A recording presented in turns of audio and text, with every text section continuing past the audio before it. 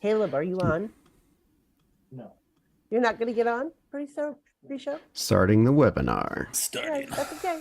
It's all good. Still trying to work. The webinar has now started. This meeting is being recorded and you consent to being recorded. Okay, that's great. So welcome everybody. So yeah, these anti-glare things are awesome for balding men and people that sweat a lot, which I am both in that, which is great. So I'm currently neither, but apparently I need some. So by the way, Mick, how the hell is it that you keep looking better as you get older? Like the beard is fantastic, my friend. Actually, it's funny because I had it down to here just yesterday and went to the barber. So yeah, you could have seen like almost like Bo Bullock style beard. And that's great. So have you found yourself a non-racist, non-sexist barber? Those are hard to come by these days. 5 seconds into pre-show banter.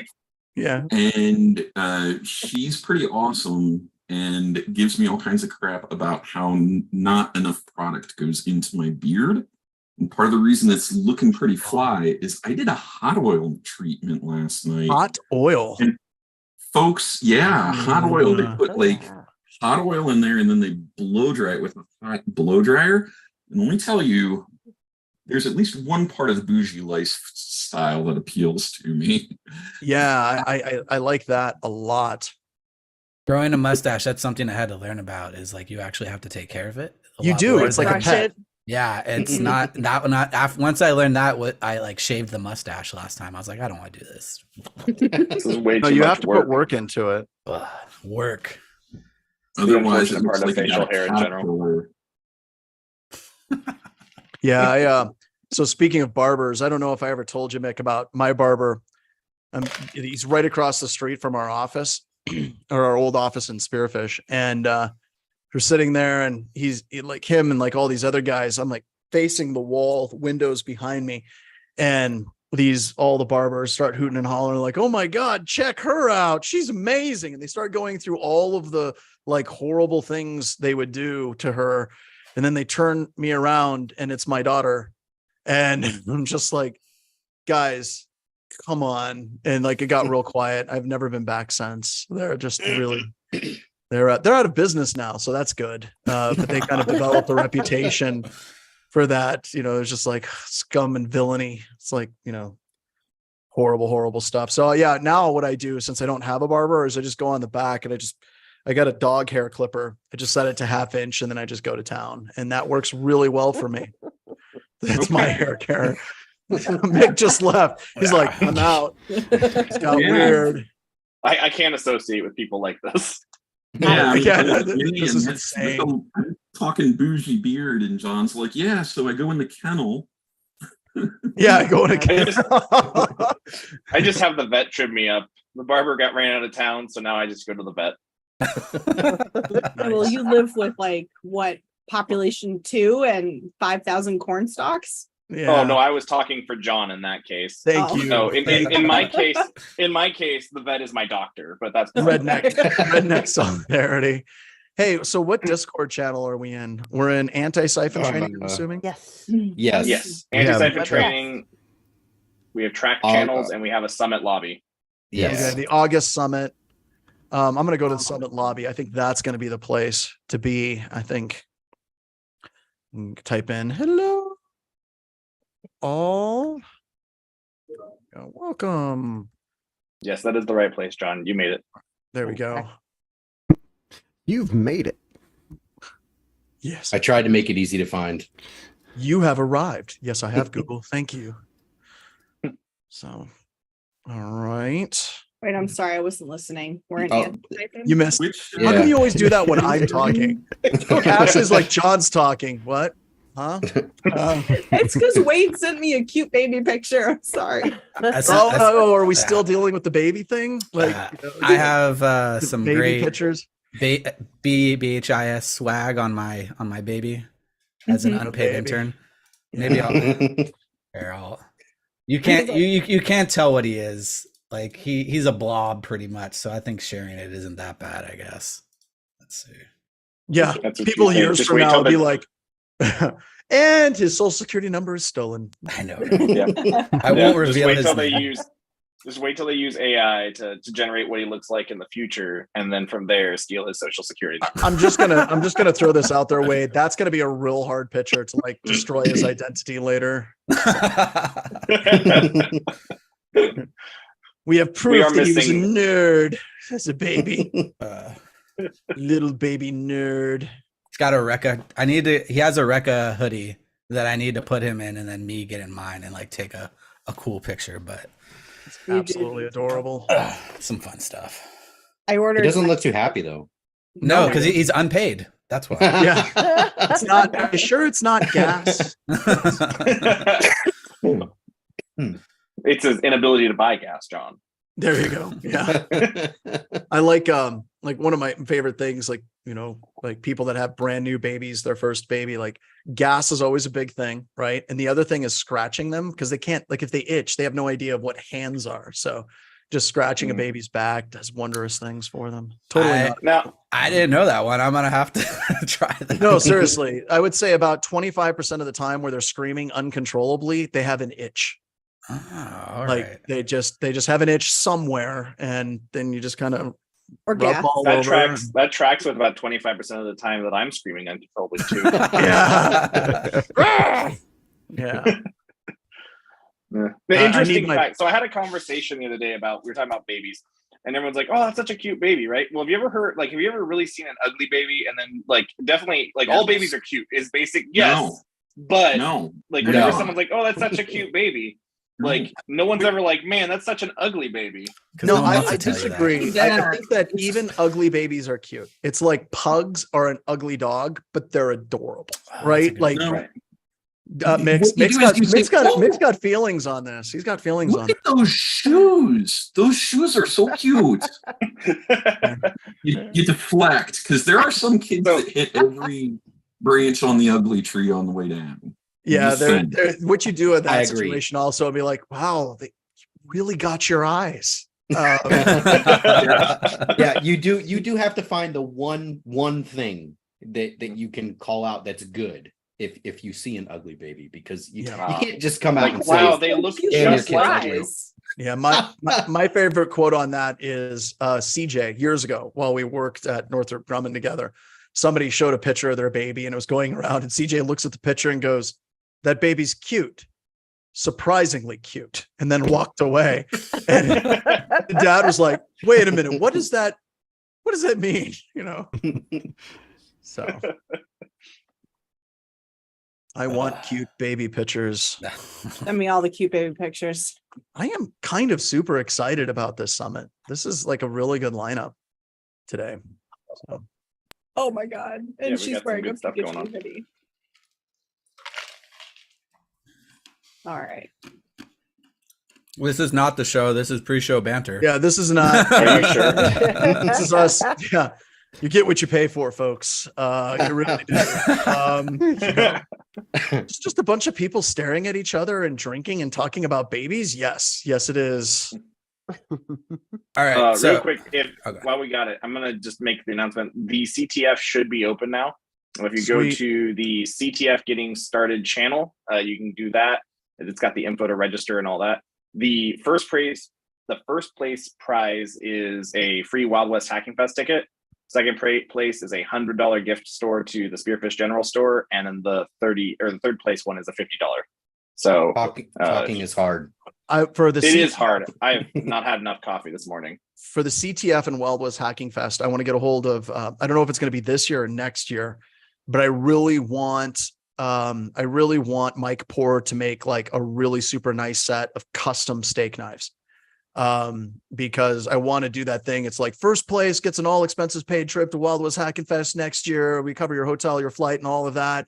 And second place gets steak knives, but the steak knives are like really awesome steak I was knives. gonna say, like, so now what you have to do is you have to be just bad enough that you can get like second place, because Yeah. I mean, I already get a free ride to Wildless Hack Fest, but I don't get steak knives. But you want those steak knives. So- I mean, No. I could really go for some good kitchen knives right now. That was, But we can't win anyway, so No, you can't. You can't. Psycho, the That's what you CTF think. has started, and we do have that in Discord. By the way, can you tell them where to get into the CTF getting started is in Discord on our Discord server? Yeah, Just to the left, drop down. It's over there. Yep. I'm Left in the side lobby. under the August 2023 summit. Yeah, we're all hanging out in the lobby. And can I just add the free ticket to Wild West Hack and Fest is in person or virtual, but it does not include your airfare. Oh. Oh. Or No, hotel. not for this one. I'm talking about No, Wild West okay. Hack and Fest, the big con. Right. I just Yeah. want to make sure everybody. Because then we have somebody that is from Antarctica. They're like a penguin that just crushes it.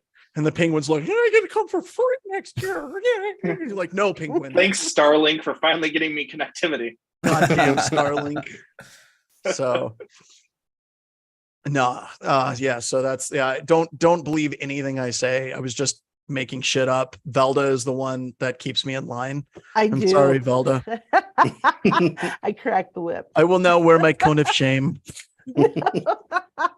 No, it's just we have people that misunderstand sometimes. Yes, they do. Well, John's the wanna make owner. sure. By the way, I wanted to tell you, Jason, it's actually time to start. I'm going to tell the story later. We're going to do this some other time. Who's kicking this off, Elda? Am I?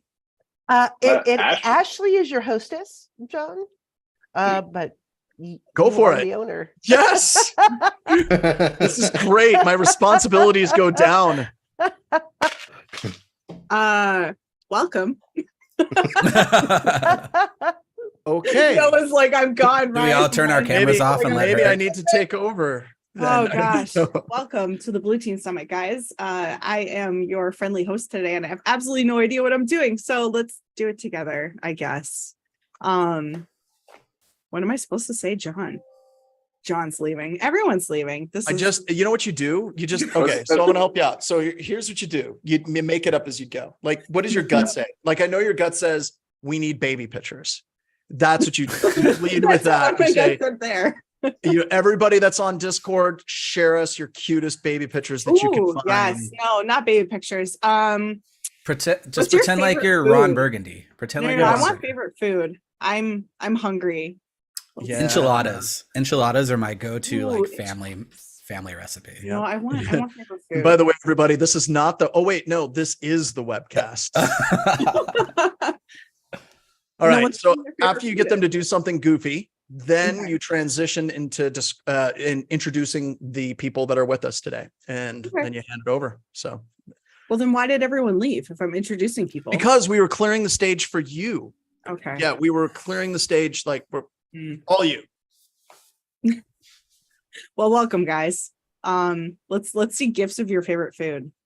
There we go. Wade needs to update his profile pic. It looks like a mugshot. I know. Yeah, we need the mustache, Wade. You know, I've had so many people tell me that on that exact pic, but it's a sans post. It's like it's a cool poster in the background. Come on, like, Yeah. all right, I'll change it. Ooh, we had the most delicious steak dinner at San Diego. Is that Way West? Yeah, that was Hack way and West Fest? Hack and Fest. Where'd Yeah. you go? And they had like the most delicious foods, and then we got to hear John close out the stage with closing time and karaoke at the end of the Yeah, night that was on this fun. aircraft carrier. That was so much fun. We It's gonna be hard rickrolled to top everybody. that. We It's gonna rickrolled be- everybody. that was rickroll great. worked great. Yeah. That worked great. So, Did you know apparently that song is about the writer's kid that was born prematurely, Coco? Mhm. I didn't know Yep. that. I had no idea. For like the longest time, I thought that it was about closing a bar, right? Nope, this But one no, won't be open until your brothers or your sisters come. Right. And so it's about like sending your kid into the world, and boom, there you Yep. go. It's great. I thought it And the was cool. drummer of that band has an excellent book called So You Want to Be a Rock Star. That is fantastic. You need to Yeah. read it if you want to. Are Super. we ready to kick this off, Ashley? I think so. All right. So today, my name's Ashley Knowles. Welcome, Black Hills Security. We are doing the Blue Team Summit today. We have John, who owns the company. You want to do a not Kind of. fun fact about you? Fun fact about me. I hate watermelon. You hate what? Hate That is- watermelon. That's Yeah, can't That's a stand it. rarity. Good job. All right, It is. I'll give It it is. to It you. is a rarity. Watermelon is my least favorite, whatever the hell it is. Melon. Yep. So there you go. That's after all the years you guys have that derailed you. Okay, great. My brain just malfunctioned there because like there's nothing better than having like an ice cold watermelon. And throwing like- it off a cliff. All right. Okay. We also have Wade. Wade's gonna be hanging out with me for a little bit so that I don't completely fudge this. Wade, do you want to intro yourself? My name's Wade. I'm the resident blue teamer, and I read logs all day, pretty much across the land.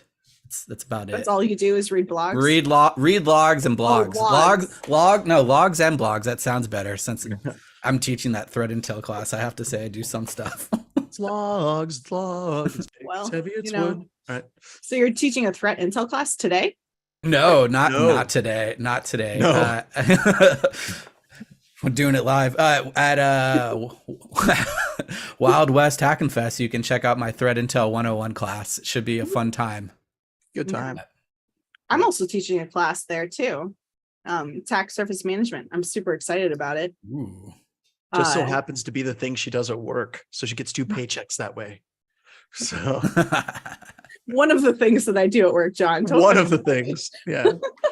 And then we have Mick Douglas, who I just learned about today, has been with us for decades and known John for decades. So Context goes a long way there, though. But John and I met, like, gosh, what, 15 years ago now? that was one of the classes that I won't forget at the Sands Institute. It was in Columbus. We went out, we listened to Squeezin' and Wheezin'. We drank ourselves stupid at a German club. And we had a very angry Hermione Granger in my class, looked exactly, and she was mean. And the FBI ran across the street and arrested somebody in a parking lot directly across the street from the class. And we watched that live go down. So Here's the thing that's actually crazy about all of this, because not only is it true, John's actually downplaying every single bit of that, like by a good amount. Like the Squeezin' and Wheezin', they were a polka cover band, and they actually played Jimi Hendrix Voodoo Chili in response to John shouting, "Play Freebird." They, in this family-friendly place, they said, "We're not your effing jukebox." And don't forget, what was it? Crazy Train. Yeah, an accordion and a tuba goes a lot further than you may think. Smoked it. It was I actually insane. tried to get them to come out to Wild West Hacking Fest, but they didn't want to get on an airplane. And I was like, even for ridiculous amounts of money, and they said no. Why couldn't they just take like a box truck, Yeah, the polka band in the back of the box truck, and drive? I don't think they wanted to be the polka band in the box truck. They were Wasn't- just what- happy with what they got. Isn't that like half the plot of Home Alone? It is. But we both bought these shirts that said "Polka till you puke," and no, good times. That was actually, I think, one of my top 10, maybe even top 5 conferences ever. It was amazing, and Mick found a lifelong friend. So, all right. Interesting. I want to hear more about that FBI story. That is Dude. wild. I mean, he literally goes, "Hey, I need to go," snaps his laptop lid shut, and then just dead sprint. And we're in this old hotel, so it's huge plate glass windows, and you just see this guy dead sprinting like after this dude Through the and then parking does a lot. flying Like Running Man? tackle yeah. Oh my God. Like, does a flying tackle, hits the dude in the base of the skull, takes him down, cuffs him, turns to see us, gives a thumbs up, and then proceeds to read him his rights. And when he's doing that, I thought, I think we're going to take a break now. Everyone's pressing their faces against the glass. They're like, there was no learning after that. There was no learning after that. So no, like your mind just goes crazy. You're like, what is this dude getting arrested for? Like, why? I don't even remember. It was irrelevant. It was so awesome. It was like, All I remembered is you don't outrun the law, at least in Columbus, Ohio. well, Special Agent White was in shape too. Like that dude, he's he was a super gazelle. cool dude. Yeah. Super cool dude. All right. And then we have Wade's mustache. Hi, Wade's mustache. Yes. Wade's mustache is its own personality. It is. I believe there is an emoji for it in the BHS Stop server. That's great. Now I got a question with a mustache like that. I've been meaning to ask on the news. When you get pulled over by the police, do they just come up to your window, look at you, and be like, "Sorry, sir, you're free to go"? Like you're one of their own. I have to go get a haircut because this is a little bit long, but when I have the hair like butt, because I do almost like a complete buzz, it works perfectly. Like everyone just thinks I'm a cop. I have That's so aviators too. It's both a gift and a curse. But Oh man, that is fantastic. Man, they pull me over and they go, "Ma'am, do you realize how fast you were going?" I'm like, "No." Yeah, could you tell me? Yes, my speedometer doesn't go that high. Okay, Yeah. just kidding.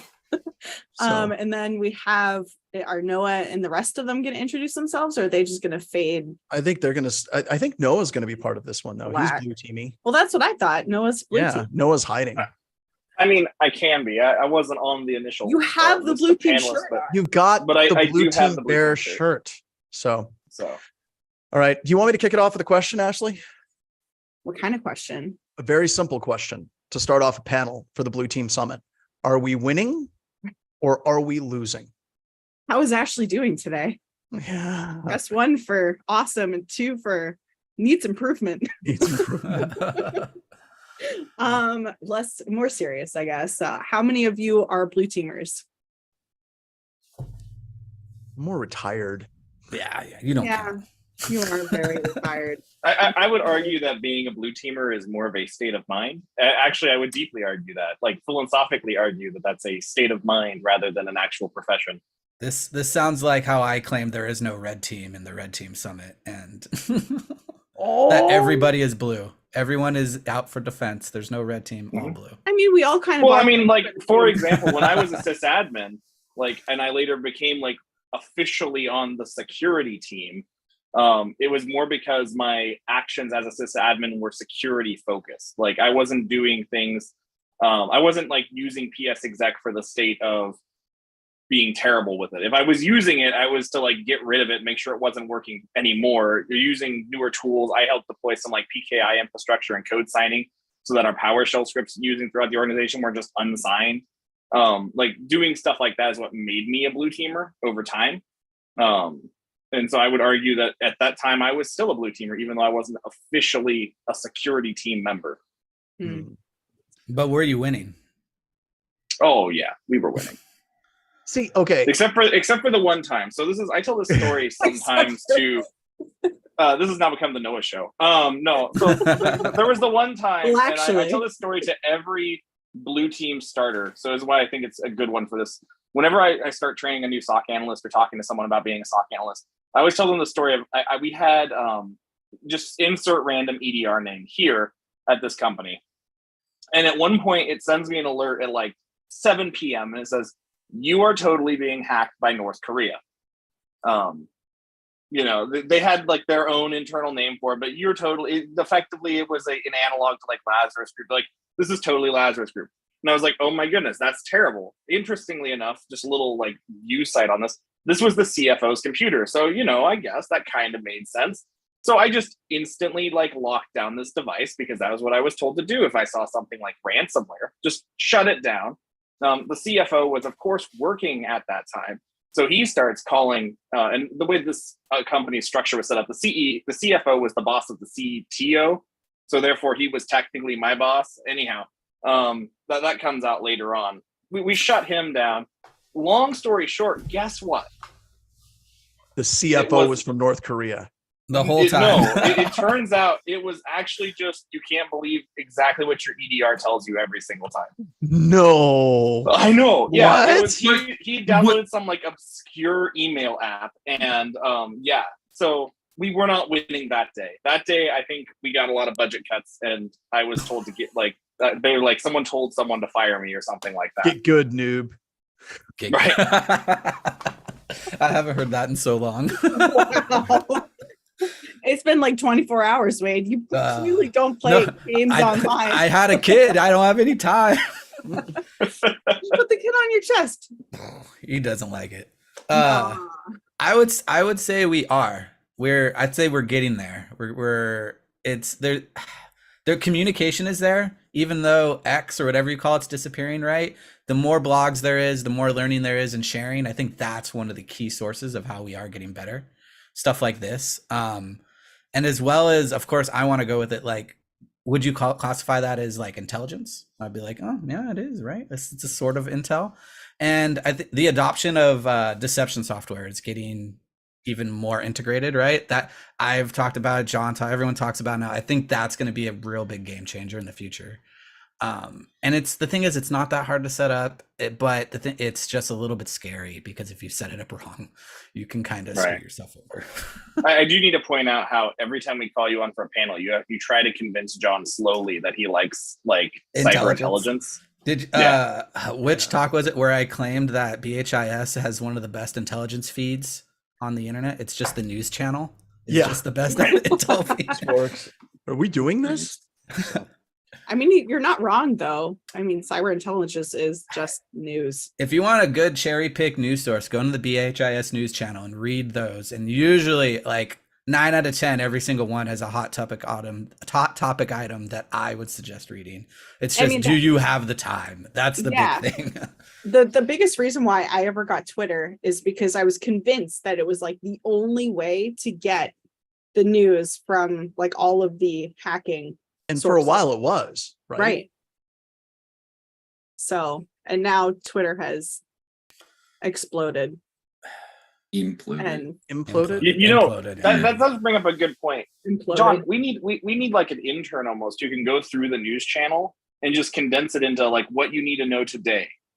Their job is to just read the news channel and then send out an email blast. That's called an intelligence analyst. Yeah, and but shut up, Wade. I'm trying to help you. We need to build it into our ASM product and share with our SOC clients. Yeah. Yeah. Well, and that's what we kind of do. I mean, that's just kind of what works. So Mick, you've been quiet. What are your thoughts on this? Because I know you have thoughts. So it's kind of like the best of times, worst of times. We're thinking about the problem a hell of a lot better. I look at stuff like, even though the attack framework from MITRE has kind of sucked all the oxygen out of the room, it is better. Like, we have a common taxonomy, and there's the defend framework from MITRE, which is amazing, and I hope that folks start adopting that. So we're thinking about the problem better, but you look at the news, there's still places getting popped for ransomware, and there's still lots of places that are getting hit with what probably they shouldn't be if they gave even an ounce of care. So it's hard to say if we're winning or losing. I feel like those who are investing in it have a much easier path than they did back in the day. Even the advancements we've had in the last, say, 4 years have been dramatic. So it's not as hard to do effective defense. But if you're staying on defaults, you're going to get crushed. And that's not going to change anytime soon. I also, I think that just like Mick, if you look at the companies that are doing it right, they're doing fantastic. And you still hear in the news all these companies that are doing it wrong. And through the years at BHIS, through pen testing, we see that disparity, right? We absolutely see that huge disparity between the companies that are doing it right and doing it wrong. So in some ways, I think that it's absolutely improving, because all the tools you need to be effective, and that doesn't mean 100% secure, but effective in your security program, are available to you. And you have a bunch of companies that look at that and say, F no. And the biggest thing that concerns me, though, we've worked with a number of different large cloud vendors. And, some people on this webcast have sat down and we've had private conversations about how bad the security is for a lot of these different SaaS vendors that are in the cloud. Like, it's literally duct tape, baling wire, and crack smoking monkeys that are doing all of the security in the background for some of these companies that literally are dealing with transactions in the billions per day. And that's something that scares the living hell out of me, is that the cloud technologies have expanded so fast, so quickly, with very little security engineering in mind. It was just get the product out, get the product out, get the product out. That the only thing that's protecting us on that angle is the fact that, attackers don't really look at it all that much. And also pen testing firms are not allowed to look at it that much. So there's some really, really terrifying things there that really have me worried for the future. One statistic that I think is important to always remember is that when blue team works, it's a normal day. No one really knows. Like, and when blue team does work, you're usually not allowed to talk about it. And I think that's one thing to always keep in mind as a blue teamer. Just because crazy stuff isn't going on doesn't mean you're not doing your job well. But there's always going to be holes. But the key thing I'm coming back to is like, it's kind of hard to get satisfaction as a blue teamer as opposed to red. That is something that I think it's harder to get the dopamine hit. Yes, as a blue teamer. Now, I disagree with the cyber deception a little bit, but like standard blue team watching logs, I would agree, because even if you're successful, you find a breach like Noah was talking about. He was doing everything right.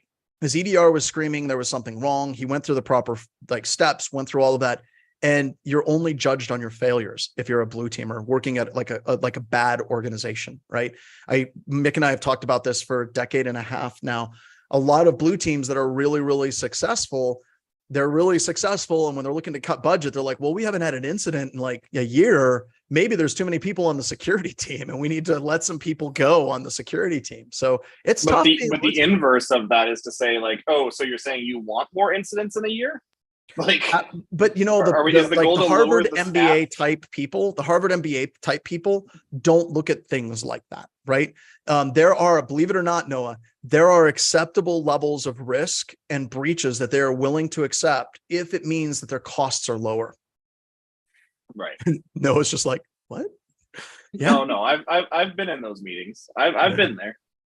Yeah. So. All right, I hate them every time, for the record. Agreed. And we also, like, whenever we work with those companies, we usually soft fire them and go to a do not bid in the future. Like the companies are like, we just want a checkbox. It's all we want. We're like, oh, okay. Our proposal is now 3 times more expensive. And they're like, you're really stupid expensive. Yeah, that sucks. Huh. Off we move. So you really want to work with people who want to do the right thing as much as you can. Mhm. Right. And that's the hard part too, is finding those people in this community. I would say the vast majority of us have good intentions, right?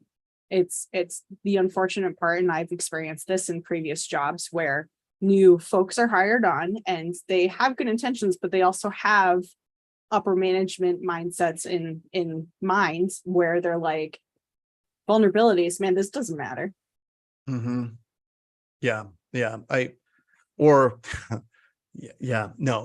why does it matter? Yeah.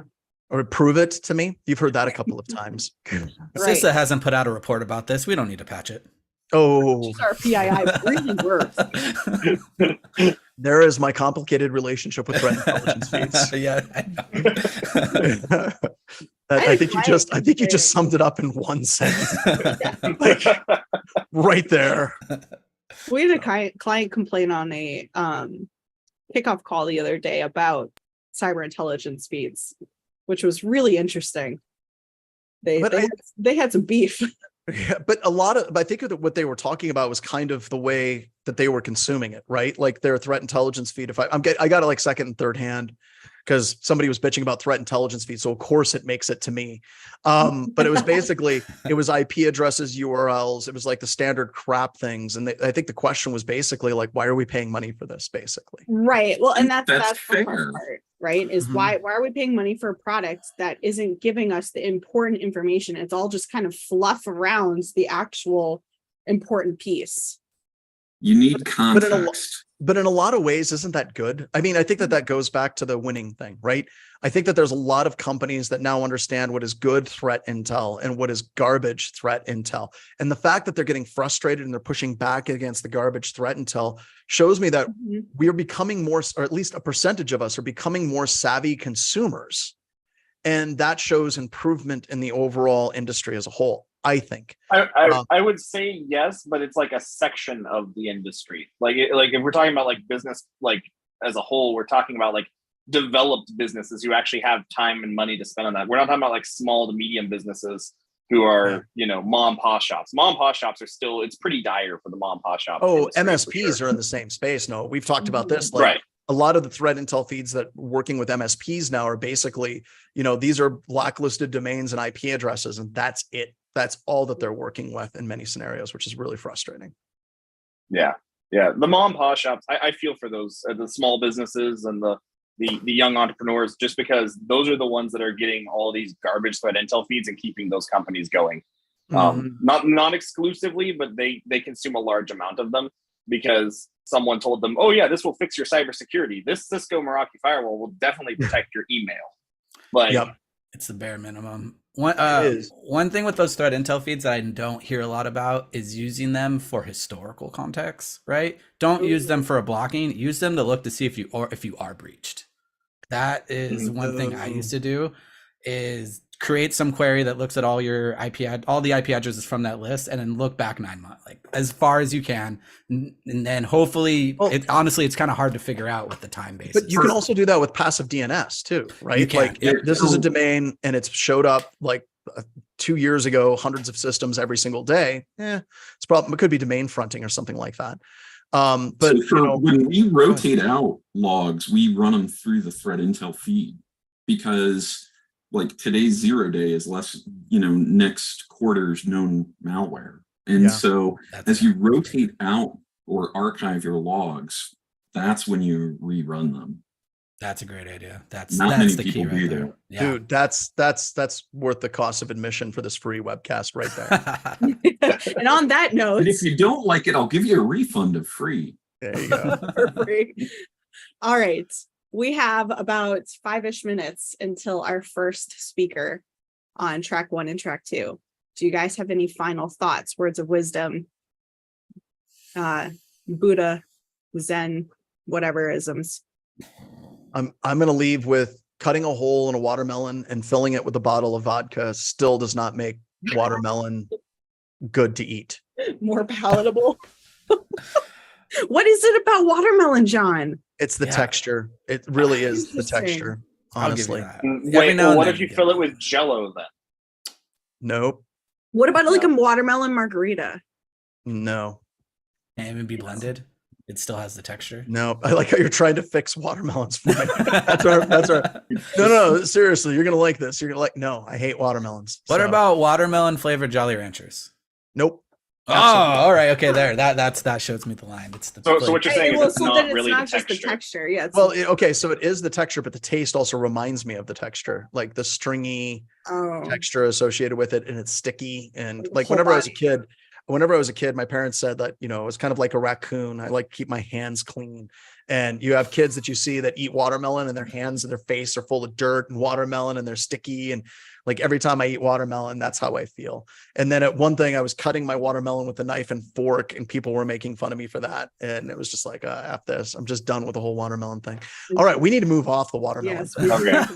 my thing is don't blindly trust your EDR when it tells you you're being hacked by Korea. Don't discount it, but don't blindly trust it.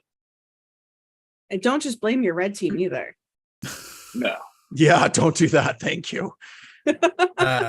My biggest thing is get in active inventory. CIS control number 1, knowing what's in your network and two are the most important things. And you can build so many great detections after you have that, right? Separate detections based on user groups, computer groups, knowing the devs are still going to do this crazy stuff, but sales should never have that. I feel like those types of alerts are very powerful and it kind of few and far between, at least that I've seen. Yeah. I think my final thoughts, and then I'll give Mika the stage for a second. And maybe this is just because this is half of my job right now, is how do you test your alerts? How do you know they're working? Are you testing which is more difficult than better? You should lab your defense. QA the entire defensive stack. Yep. There are so many times I go into an org and they're like, hey, we don't know how they got in. And I'm like, well, your network intrusion detection system was in learn mode when you ran the vuln scanner. And now, like every attack, it thinks it's, Qualys. And like there's so much that you can gain by just doing a very small non-production version of your defensive stack, fire some attack traffic through, see what sticks. I mean, there's no excuses anymore. Virtualization is a lot cheaper and easier than ever before. And for goodness sakes, even if you're not a red teamer or have pen test experience, go get Atomic Red from Red Canary, run them, treat them as defensive unit tests. You can make resilient stuff, but stop trying to secure things. That's a fool's errand. Tamper evident is where it's at. I have another good one. Don't build Go for it. detections for where you can build for preventions. Mm-hmm. A lot, if you, right, like don't detect the ISO coming in to bypass mark of the web. Just block all ISOs. Don't let anybody mount. Like, I think it's got one final thing I got to jump in on that. So whenever we sell our SOC package, we go through and do a full Active Directory review, vulnerability analysis for the customer. And we have customers that say, well, how much is your SOC if we don't do those things? And it's like the cost just went up 25, 30%. And they're like, but you're doing less. And it's like, are we? Because I do believe in that ounce of prevention. And there's so many times we go through and just simply running Ping Castle, Plumhound, some basic things against Active Directory. And it's like, this is a hot mess. And you work with them for 2-3 weeks. No one knows firsthand how difficult it is to work with the customers, but it makes all the difference in the world to get that prevention in place and get it to work. So it's hard. It's retooling. Ashley does the adversarial emulation side of BHIS, and it's built in to our SOC, and our customers are like, I don't know if we want that. And I'm like, no, you really, really do want that. All of these things have got to be part of your defensive architecture. Yep, because we catch stuff. It happens all the time. So we have and maybe I'm being silly here. Is our speaker gonna join this Zoom? Or are we gonna... I am working on that right now. Oh, okay. Cool. Shall I wait to introduce him? Or I think you should wait until you see their name pop up. Cool. But we can keep rolling, just kind of like freewheeling it. I think, by the way, Ashley, I think you did a great job. Thank you. I think I agree. What is it? Press 1 for Ashley did okay, did well, did good. Well, I think it was binary. It was a 1 or a 2, which was kind of a steep drop off. I was originally going to go through the 1 through 5 thing, and that was too many numbers. So it is too many numbers. Yeah. Yeah. And look at the reactions on the Zooms. Like everyone's guys. So it's like that's one person clicking a lot. So. Yeah, one's just yeah. I don't know. That's really scripted. And that's what matters. In fairness, is there even like a downvote button? Yeah. Somebody's written a Python script called the heart smiley waterfall script. It's just yeah. So in all fairness to this, there is no downvote, like hand down. Should be. Is there like a frowny face? Yeah, the open mouth. I would say the open mouth is the equivalent of the like. Oh, yeah, damn. So really, there it is. Yeah, you get that. So I'm not sure if they're showing you it exists or if they're downvoting really bad right now. Yeah. So I was like, they really have no other choice. No, yeah, that's it. That's the only reaction that you get. Yeah. Of course, if you do something wrong, they let you know on Discord. Trust me, they absolutely do. Yeah. Or they'll let you know because you're my boss. Yeah, no, that doesn't happen very often. Yeah, it doesn't. A lot less than you would expect. It does happen with crazy people. They reach out to me sometimes, and they're like, Deb is mean on Discord. I'm like, then you done something wrong. Yeah. If you make Deb mad, that's I have a good Deb story, actually. Oh, you should do it because we're dancing right now as Noah's trying to get our next speaker. We were He says he's here, but I'm not seeing him here. Is he in attendance? Ed, are you here? I don't see him. Ryan, he's an attendee. Yeah, I'm hitting it, Ryan too. Here, I found him. Oh, Ed, you have to come in as a non-attendee. You've got to sign. I have to say hi to Ed. What? You can promote him to a panelist. What's his name? I just did. We did. Oh, there we go.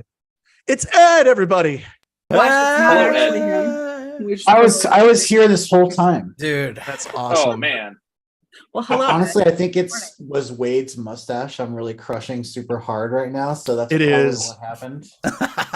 I want to get back to, I definitely want to get to normalizing it because guys don't do this very often. We need to normalize whenever a guy looks damn good, tell him. That's real. Guys love that. So, Period. that goes for anybody, actually. Yeah. To be completely honest, everybody.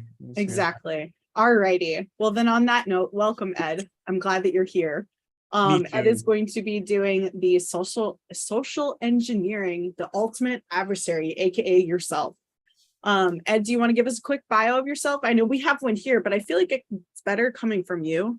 Sure. So my name is Ed Muro. I work for Arctic Wolf, and I'm a senior trainer here. I've done a lot of talks, and I'm sure people don't want to hear my whole CV, but yeah, I've met some of you already at Wild West Hackin' Fest. She'll be there in Deadwood coming up to facilitate the lockpicking village. Yeah, I love talking about social engineering, and yeah, super happy to be here. Awesome. Well, I'm going to go ahead and disappear since we're a couple minutes into your talk. I'll let you have the stage. Awesome. Thank you, everyone. I'll go ahead and get started.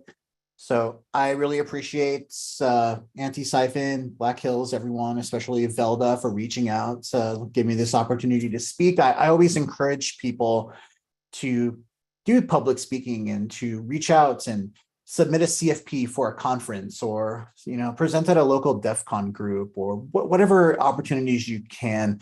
I think it's an incredible privilege to have a platform like this to make an impact and to communicate with the community. And there's a lot of responsibility that comes with that as well. But I recommend everyone takes the opportunity to do that. And I just want to express my gratitude to everyone involved for giving me this opportunity. All right.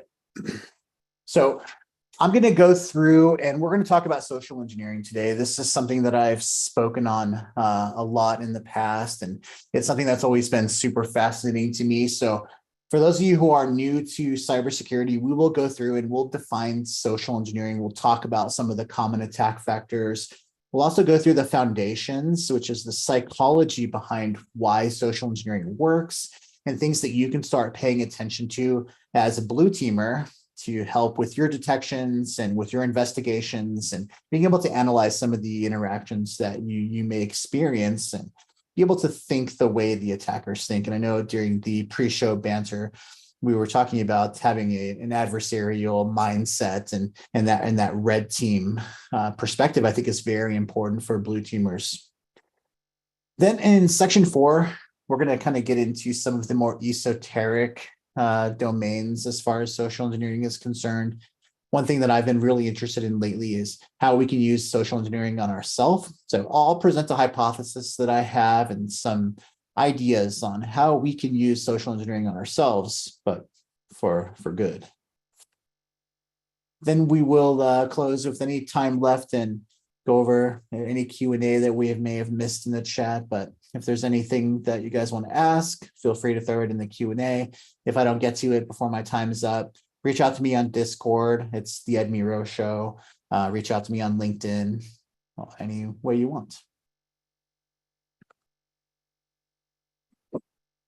Okay, so let's talk about what social engineering is. And it's always important, in my opinion, to review fundamentals and review the basics. Cybersecurity failures always, in my experience, tend to fall on to these like fundamental security basics, the things that you learn in Security Plus, these really fundamental tenets of security tend to be where we see failures. So I do see value in going through these basics again and giving you my perspective. So the way Wikipedia, which of course is the ultimate repository of all information, defines social engineering, it's the psychological manipulation of people into performing actions, right? Or divulging confidential information. I like to be a little bit simpler with my definition here, which is human brain exploitation. This is an important thing to recognize for a lot of us in the field. We think because we're cybersecurity experts, because we know all about social engineering, that this could never happen to us, which has kind of, I've been in IT and networking this field for about 20 years now. And there is definitely the conception amongst the users that, they don't want to be the person that falls for a phishing test. They don't want to be the person that falls for social engineering because that means that they're stupid. But as we know, that's just not true. If you have a human brain, then you're vulnerable to this type of exploitation. I don't care how smart you are or who you are. Some of the world's experts in social engineering, some of the people that write these books have fallen for phishing emails. My greatest fear is I'm going to roll over at night and look at my phone half asleep and click something without even thinking. So it's possible, just could be the wrong time in the wrong place, but we're all vulnerable to this. We all have human brains. We're all Homo sapiens, at least I'm assuming we are. Some of the common vectors, the way social engineering is utilized. So obviously phishing is one of the big ones, right? And that can be broken down into some sub forms that we'll talk about. Commonly, we're talking about an email that you get. Usually it's unsolicited. It wants you to take an action, such as click a link, download and run an executable, or to divulge confidential information, whether that's credentials, other information that can be used further on in the social engineering attack cycle. All very valuable. Spear phishing is when phishing is done in a more tactical manner, where it's focusing on specific people, departments, stakeholders. And then business email compromise, which we're seeing very commonly these days, usually starts with the compromised account or access, able to send phishing emails from a legit account, from legit credentials, just greatly increases the efficacy of that attack and usually used to commit fraud. Phishing, or what we call voice elicitation, is when you might receive a phone call. It's, hi, it's Bob from IT. I'm just going through and resetting some credentials here. Do you still need access to your email? Can I get your password? Whatever it may be, I need you to go to this website for me and check some access here. We're running some tests. Any type of voice call would fall under the phishing umbrella. And then smishing, which is SMS phishing or instant messaging. I know people really hate the term smishing. It's kind of an unfortunate word, but the funny thing is, when I first started teaching, when I was a community college instructor about 5 years ago, smishing was relatively uncommon, and now we're seeing the exact opposite. So the field evolves, and the adversaries, the threat actors, are taking advantage of the fact that we all have mobile devices. Some people, they spend their entire experience with the internet is done through a mobile device, so it makes sense that the attacks would follow suit.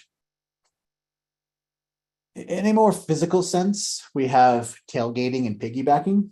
This is when I might try to gain access to the building you work in. If I'm going to utilize tailgating, maybe I'll find a group of people who are walking in and try to join the crowd. And even though employees know we're supposed to scan our badges for every person and not hold the door, we're human beings, we're empathetic, we're nice people. We always hold the door for each other. If I have to, I can elicit the help of someone to get in, and that's where tailgating becomes piggybacking, where you're gaining access, but the person that you're using to gain access, they're giving you their consent to let you in, and not always in a nefarious way.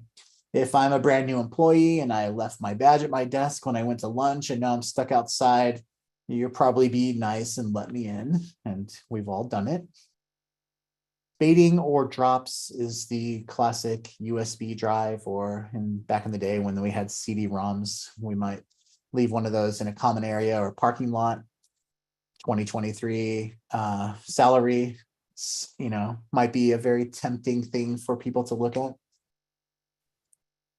Shoulder surfing. This is when I'm walking through your workspace and I'm looking over your shoulder as you're typing in credentials or confidential information. Some people are very good at this. Watering hole attack.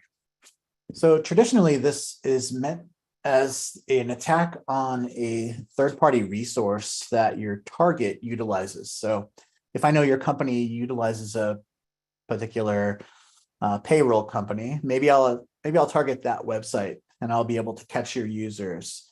I also expand watering hole out to incorporate physical aspect. So if I was hired to do a social engineering test against your company, I would find the closest coffee shop or restaurant or place that I know that a lot of your people will congregate. They'll hang out. I'll get to take pictures of their badges. I'll get to maybe swipe a badge. I will get to hear conversations. We all talk about work when we're not supposed to. So some of the concepts that are important for you to understand when it comes to social engineering. One is the pretext. So the pretext is either the character or the scenario that the social engineer is using to do their deeds. So if I'm calling you on the phone and I'm impersonating someone from IT, that's my pretext, the IT guy. If I'm doing physical surveillance and I'm walking around the outside of your company checking doors and I'm dressed like the pest control person, that's my pretext. It can also be the scenario that I'm building as a social engineer. So I do my Osent. I know that a particular supervisor happens to be out of town, and I create this scenario where this person needs me to come into the office to get something for them. I'm from a different office and they're on vacation. So this makes it easier for me to get what I need without them being tipped off. The classic dumpster diving is literally the way it sounds, digging through trash, looking for things that aren't shredded. If any of you have ever done any physical assessments or pen tests, you'll know that people do write down credentials and passwords and things they shouldn't on pieces of paper. They do stick them to their monitor and put them underneath their keyboard. I was in a bank once, and when I was a freelance IT guy, I wasn't doing a pen test, but I was sitting in an area unsupervised, waiting for the manager to come back.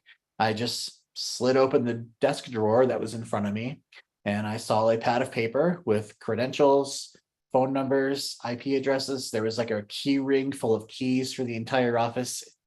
It's pretty bad. Impersonation it's something that's utilized in some of the attacks that I've already talked about. If I'm dressing up as a delivery person, then that's who I'm impersonating. If I'm using business email compromise and I'm pretending to be the CEO or an executive at your company, that's how I'm utilizing impersonation. Osent, or open source intelligence. This is the first step in any cyber kill chain. We're building our reconnaissance. We're building the information that we're going to use for our pretexts and for our other attack vectors later on. This is the most important step.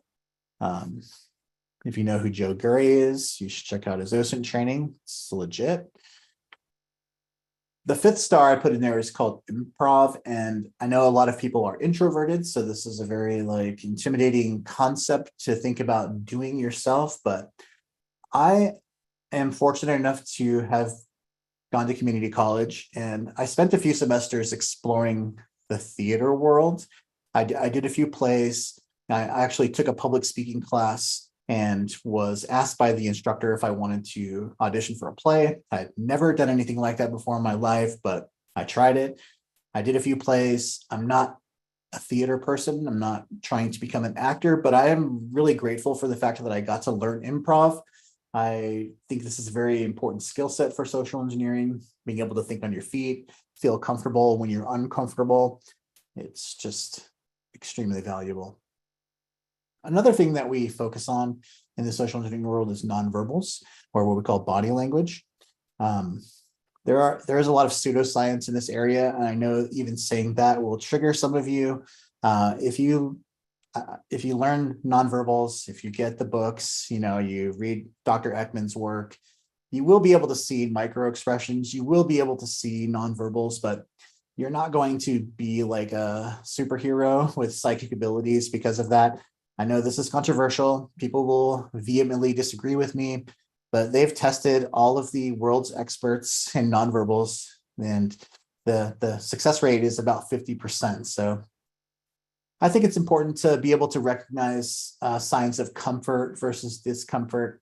And one thing I'll leave you with when it comes to nonverbals is just because you can see a micro expression doesn't mean you have any idea what elicited that response. They could be thinking about something that has nothing to do with the current situation. So I think nonverbals are cool. I think you should take them with a grain of salt, Nobody is like the guy from Lie to Me. And then sock puppets is something that I find useful to introduce people who are new to this world. Sock puppet is the accounts that we create to do our Osent. It may be an account that we create as part of our pretext. We use a site like This Person Does Not Exist to create a fake avatar that can't be reverse image searched. I know there are ways to detect that now, so it's not an exact science, but the sock puppet is the accounts and the personas that we create to do our Osint, to build our pretext. And yeah, just a few basic concepts here that I wanted everyone to be aware of before we move on. Okay, so I've told you what social engineering is. Now I'm going to kind of tell you why it works. So Robert Cialdini wrote this book back in 1984. I think they're on like a 5th edition now.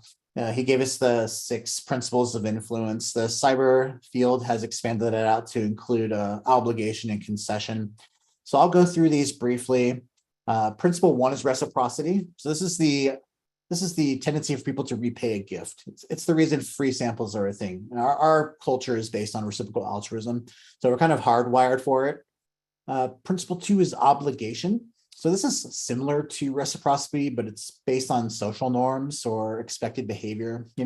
If I'm carrying if a pregnant woman's carrying a box and she's coming to the door, you'd open it and hold the door for her, right? Because you're a nice person. Principle 3 is concession. So this is asking for too much and then settling for less. But like if I ask you, hey, can you donate $500 to my charity? And you say, wow, that's a lot of money. And I say, okay, that's fair. How about $50? And you're like, okay, that seems reasonable. The trick is all I wanted in the first place was $50. Principle 4 is scarcity. So this exploits the fear of missing out. You ever seen those stores that are like going out of business for years and years and years? That's what they're doing here. Authority. So I'll let you Google the Milgram experiments. Some of those studies from back in the day that get cited a lot, I know that some of them haven't been recreated and we have different results now. So take all those with a grain of salt, just like the whole nonverbal thing. But people do, and we are conditioned from a young age, at least in this culture, to respect and obey authority. It's the reason in commercials, they'll put someone in a white lab coat, Principle 6 is consistency and commitment. So if I ask you for something small, the chances that you'll give me something bigger later is greatly increased. It's called the foot in the door technique, and because being consistent is a sign of strength and confidence. Principle 7 is liking. So people like people who are like them. They like people who like what they like, and they like people who like them, So everyone's favorite topic is themselves. Best way to social engineer someone is to be interested in them. And if you've ever read How to Win Friends and Influence People, a sincere interest is really what's important here. And then finally, social proof. It's okay or good if everyone says it is. We all want to fit into our tribe, even if we don't think we're in one. That's a tribe all in itself. All right.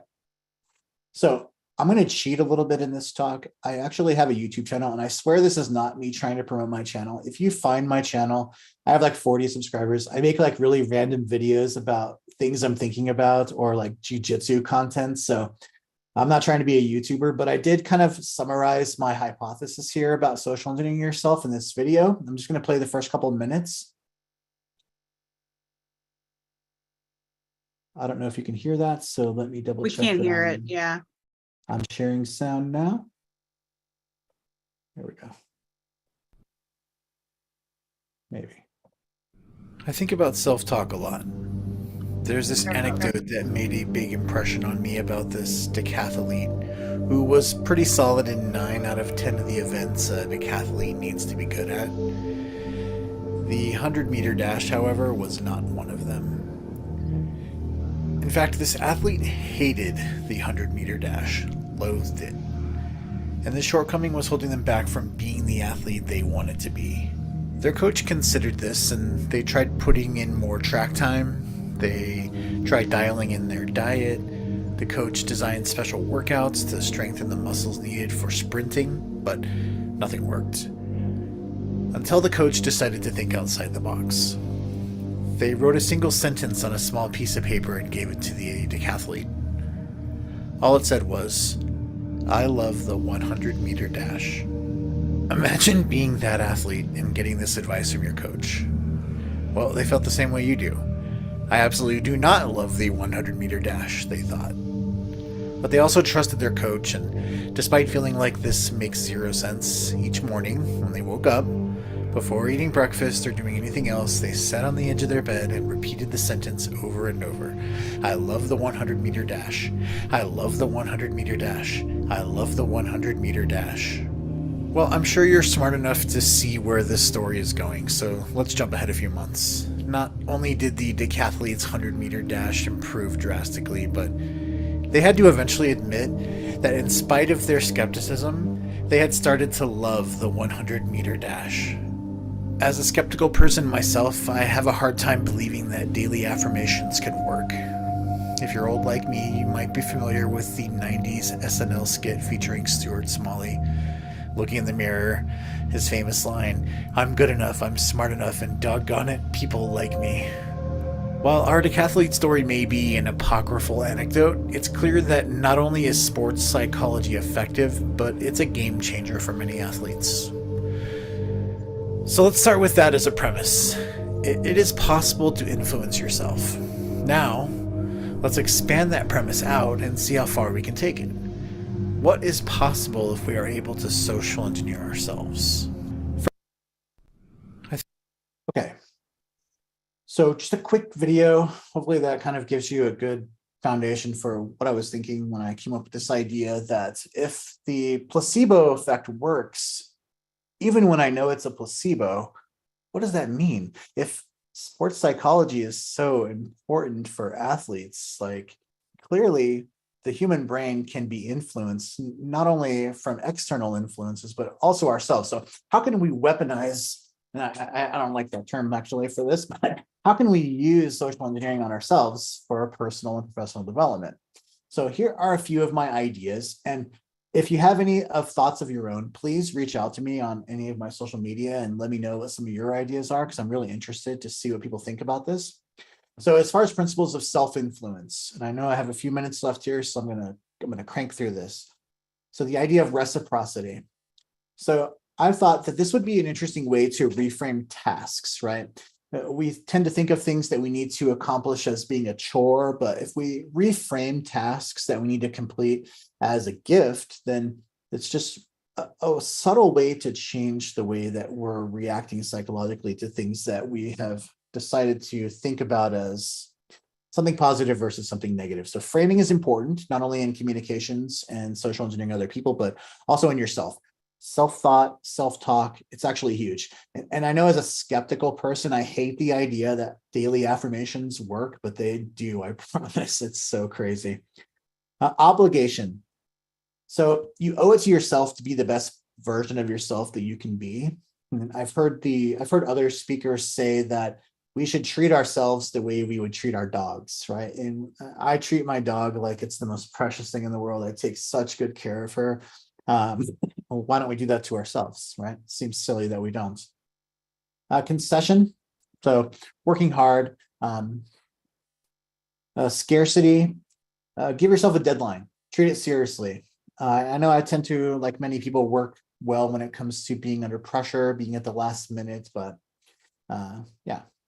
Authority, this is something that's been a game changer for me in my life, and I'm sad that it took me until I was like 40 to figure out that there are experts out there and there are mentors that you can reach out to and who will help you, and they'll use their experience to, and I know as a trainer and a former teacher, I love when people reach out for a mentorship and for advice. And I'll tell you, if you have someone out there that you're thinking about reaching out to who you want to be your mentor, I would say do it, because they probably don't get that many people asking them. They don't get as many people as you think that they do. So reach out. Consistency and commitment. So keep yourself accountable. Post your progress on social media. I'm in the middle of trying to get in shape and lose weight, so I've been posting on social media just to give myself the commitment and try to remain consistent and accountable. So liking. be your own biggest fan. Make decisions that support your happiness. Think about things from that perspective. Is this decision going to make me happy in the long run? Social proof. This is simple, and this is a cliche that we've all heard. Surrounding yourself with people that you admire, that you want to be like. You're the average of the 5 closest friends that you have. The pretext. So be intentional about the masks that you wear. We all have different masks. Right now, I'm public speaker Ed, and if I'm with my friends, I'm a different person than I am right now.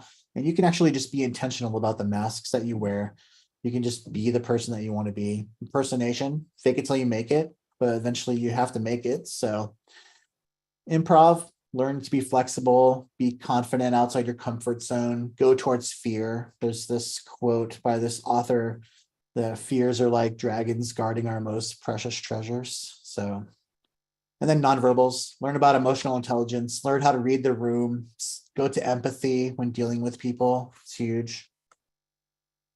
And that's it. I know we're like a minute to 10, so I kind of had to speed run it there at the end because I could talk about this stuff for hours. I love talking about psychology, social engineering. It's infinitely fascinating to me. So there's my social media. Take a screenshot because I'm going to leave the last slide here on some book recommendations. Usually this is the most common question. How do I learn more about this? These are my top 4 recommendations. How to Win Friends and Influence People, Carnegie. It's been around since like 1937. Influenced by Cialdini that we talked about, Robin Dreek's Code of Trust, and then obviously Joe's Practical Social Engineering. Joe Gray's amazing. If you don't follow him or his content, you should. And that's all I've got. Awesome. Thank you, Ed. If I could ask you to throw the slides to Ryan or someone so we can upload them to our resources channel. Also, there is a couple of questions in the Discord/Q&A of Zoom. Most of them are pretty much just what are good Osent classes you recommend, and specifically free ones. So I don't know if you can maybe throw like a quick comment into the Discord. That would be awesome. Yeah, absolutely. I'll jump on there as soon as we're done. Thank you so much. Thank you, Ed. I appreciate it. All right. All right, cool. So now we have Jonathan Rogers to be exact. He is going to pop on here, hopefully. We're gonna test out your mic really quick. Okay, can you hear me? Yes, I can hear you. Fantastic. Do you have some slides to share with us today? I do. Let me get everything brought up here. Yeah. And then if you wouldn't mind sending them over to a member of the team so they can upload them to the Track One Resources channel. Absolutely, I will do that. Is it up for you guys? I can't see anything right now. Maybe my computer's just lagging. But anyway, I'll do a quick intro for you while you're figuring that out. Jonathan Rogers, we have a screen share maybe. Jonathan Rogers is going to be here teaching us about who's been stealing all the cookies from the cookie jar, and I can definitely see your screen now. Welcome. Can you give us a quick bio about yourself? So the quickest bio I can give is I've been a nerd my whole life. I just love everything technical. I love cybersecurity. I had worked in a technology support role for a good while, and was like identified with what Noah was saying in the pre-show banner, because I was the guy who was doing a lot of cybersecurity things. And then my now boss one day said, "Hey, you want to come work for me? You're already doing cybersecurity stuff." So I just hopped on over to the cybersecurity team. And so it's been a great ride. Really enjoy just everything about it. Do a lot of cybersecurity engineering, cybersecurity awareness type work at my day job. Fantastic. Well, welcome. I'm going to go ahead and disappear and give the track to you. Good luck. Okay, awesome. Thank you so much. I appreciate it, Ashley. So as I said, my name is Jonathan Rogers. Social stuff's down at the bottom. If you think the talk sucks, hit me up, tell me it sucked. If you think the talk was great, you probably won't, but just hit me up, tell me what you think. So as we said, the title of the talk today is Who's Been Stealing All the Cookies from the Cookie Jar? I know I just lost the slide. I'll get them right back. Sorry about that. And really, where this talk came out of for me is as a defender, my boss asked me one day, what types of attacks are you worried about? What things should we really make sure that we can defend against?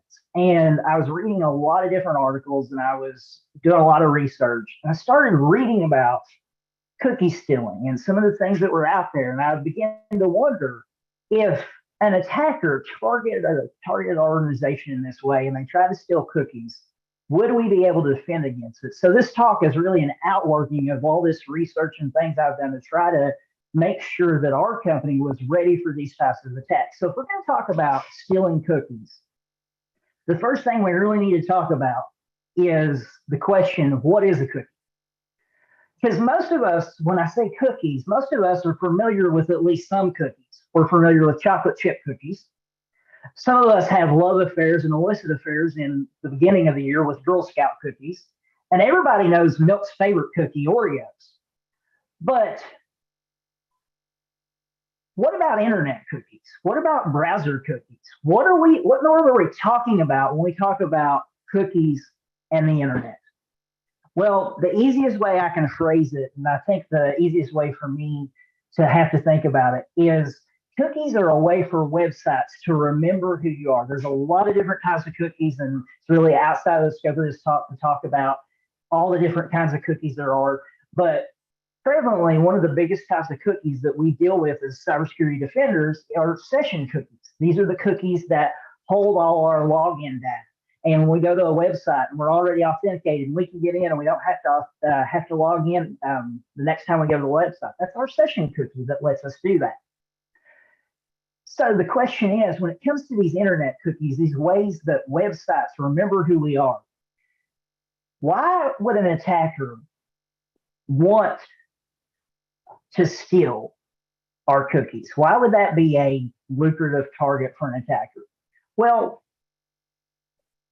I think there's a couple different reasons for that. Number one, attackers, if they're able to steal our session cookies, if they're able to get a hold of that and replay that, what can they do? Well, they can appear to be someone they're not. They can appear to be maybe our CEO of the company, maybe just, a regular user, or maybe they can, even if they're so lucky, maybe they can pretend to be you. So by stealing cookies, an attacker can pretend to be somebody they're not. They can look legitimate, and it gives this attacker this easy door to walk through and say, hey, I'm supposed to be here, don't pay attention to me. Number two, why do attackers target cookies? Well, like a lot of things, if an attacker is able to steal cookies, they can bypass security controls. Now, when it comes to defense, what security control have a lot of defenders, and maybe some of us, touted as a magic answer? It's the savior of security. This is the one control that will make everything safe, and it will make our jobs easier, and we won't have to worry about the bad guys ever again because of this control. We all know it. It's multi-factor authentication. Everybody and their brother for a lot of years have said, oh, if you enable MFA, you're good, you're golden. But if an attacker is able to get a hold of a session cookie, it has been proven, we see it all the time in the news now, an attacker can and will bypass security controls, including MFA. Now, let me just add a side note there for the people in the back. If anyone tells you that any security control, I don't care what it is, if they tell you any security control is a magic answer, is a silver bullet, and will solve all your problems, they're either A, trying to sell you something, or B, they're on LSD and they need some help. But has MFA really been hyped up as this thing that is going to save the world? Yes, it has, but I'm the kind of person, I don't like you just to take my word for something. I like to give some evidence. Let's look at an article together that Microsoft still has on their website. The article is called One Simple Action You Can Take to Prevent 99% of Attacks on Your Accounts. And this is what Microsoft says in that article. This is a screenshot from that article I took this morning. It says MFA can block over 99.9% of account compromise attacks. So Microsoft even tells us MFA is this super magic thing that's going to save the day. It's going to keep your account safe. You won't have any worries if you turn on MFA. Now, at the risk of sounding like a total nihilist, let me say, I know MFA is a great security control. It should be enabled for every account a person has. It is a fantastic security control, and it can prevent a lot of attacks. But we need to be very careful. Again, we need to be very careful about touting anything as this magic security control that is going to just alleviate every security problem we have. And it's going to keep the attackers at bay. It's going to tuck us in at night, and it's going to give us the warm fuzzies. We need to be very careful about that, because if we're not careful, we can romanticize any security control. Now, here's the thing about cookie theft and cookie stealing. Cookie stealing isn't something that's come around recently. It's something that's been around for a long time and taken a lot of different forms over the years. You can go back to the olden days when there were things like fire sheep where people would steal cookies. There's been pass the cookie attacks. There's even cross-site scripting. There's some ways to steal cookies through that. So through the years, there's been a lot of different ways people have sought and have stolen cookies and been able to hijack identities that way and bypass security controls. But now that we're in 2023, what does cookie stealing look like? How do attackers, and the real question is, do attackers still try to steal cookies in 2023? Well, of course they do, or else I wouldn't be doing this talk. But how do attackers try to steal cookies? What methods do they use to steal? What is one of the larger methods? Now, if I had more time, I would talk about some of the popular methods we see, but I really want to talk and mention one really popular way that attackers use to hijack cookies and bypass security controls. It's been in the news a lot. There's a lot of information out there about it. And this method is called adversary in the middle.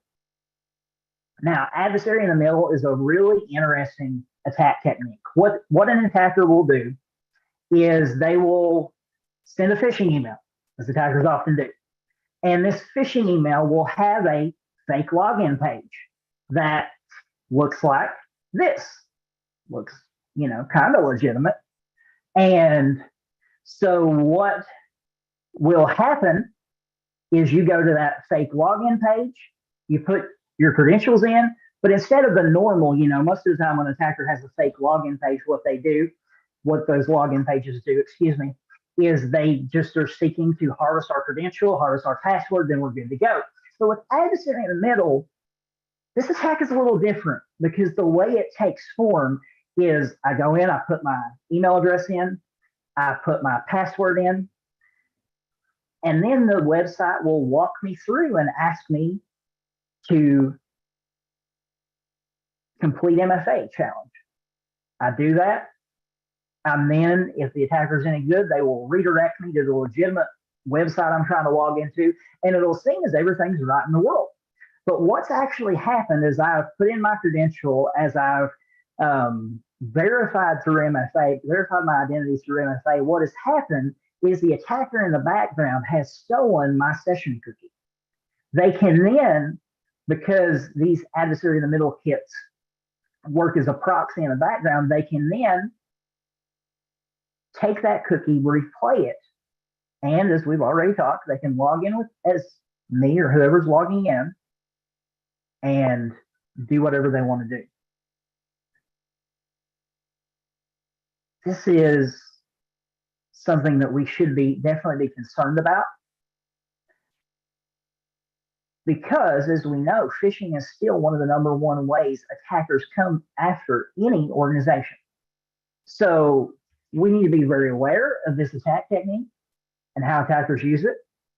We also need to be aware of the tools that attackers use to pull off these techniques. There's 3 adversary in the middle phishing kits that you can get on GitHub and look at right now. The first one's pretty popular. you've probably heard of. It's called Evil Engine X2. The second one is Marina, and the third is Malishka. I probably butchered all those names. I apologize. But all three of these Adversary in the Middle phishing kits are super popular, and they are super easy to set up and spin up in a cloud environment. And then before you know it, you have a fake landing page, a fake login page that you can direct people to. They can go there and log in, and you can steal their cookies this way and harvest their login, their credentials. Now, I've talked a lot about and kind of speed ran through what this attack looks like and how it takes form. But because all of us here today are concerned with defending our organization, one of the things I really want to talk about is how do we defend against this? How do we try to keep our organization safe? Because that's my concern as a defender, and that's your concern also, is how do we protect our organizations? How do we keep ourselves and our people safe from this kind of attack? Well, number one advice I would give you, the number one thing I try to do at my organization is alert on anomalies. Look for things that look out of the ordinary. Now, if you've been in cybersecurity and defense for more than 5 minutes, what you quickly realize is every environment is weird. Every environment has strange things going on. Every environment has just things that you shake your head and you go, okay, whatever. But as a defender, what it is our jobs to do, it is our job to learn what is weird for our organization.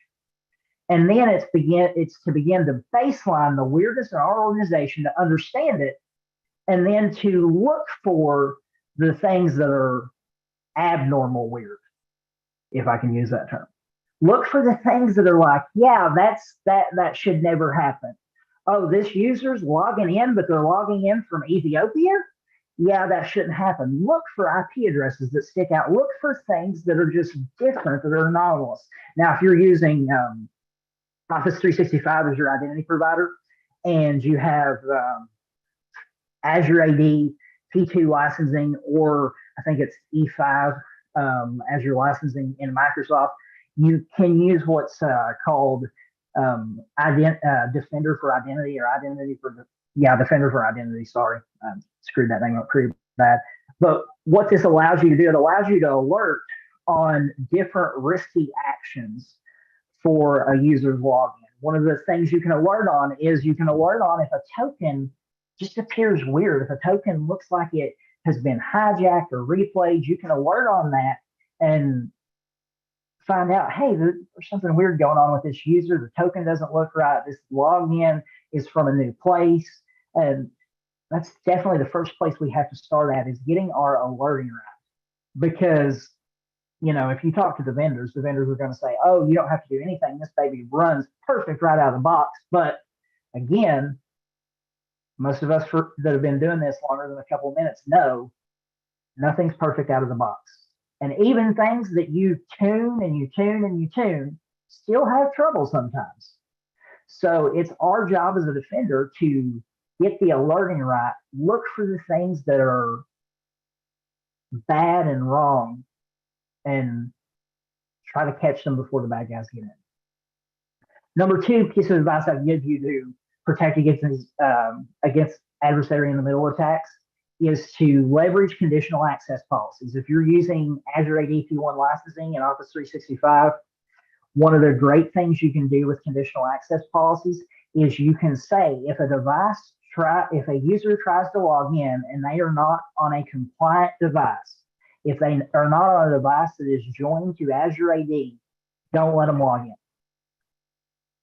That's super powerful, because in the cases we were talking about, where an attacker has stolen a cookie through an adversary in the middle, they're now going to try to replay that cookie. That's going to be on a device that is not compliant. That's going to be on a device that is not Azure AD joined to our tenant.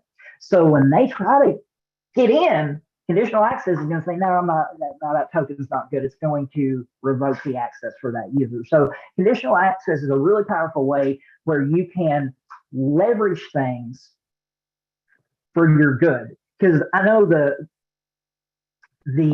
temptation a lot of the time for a lot of people, myself included, is let's turn on security defaults in Office 365. Let's let that run. Let's not worry about conditional access, because again, you have to tune it and you have to get it right, or you're going to have gaps and things are going to get a little screwy. But if we use conditional access policies in Office 365 as a tool like it is, we can do some powerful things that may, again, they won't be a magic answer. They won't be a silver bullet, but they're going to give us an advantage. They're going to help us and protect us in ways that we weren't initially protected.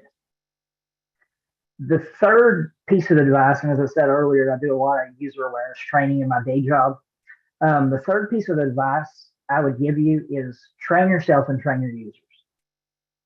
One of the things, even as a defender, that I spend a good amount of time doing is I try to spin up Adversary in the middle phishing kits. I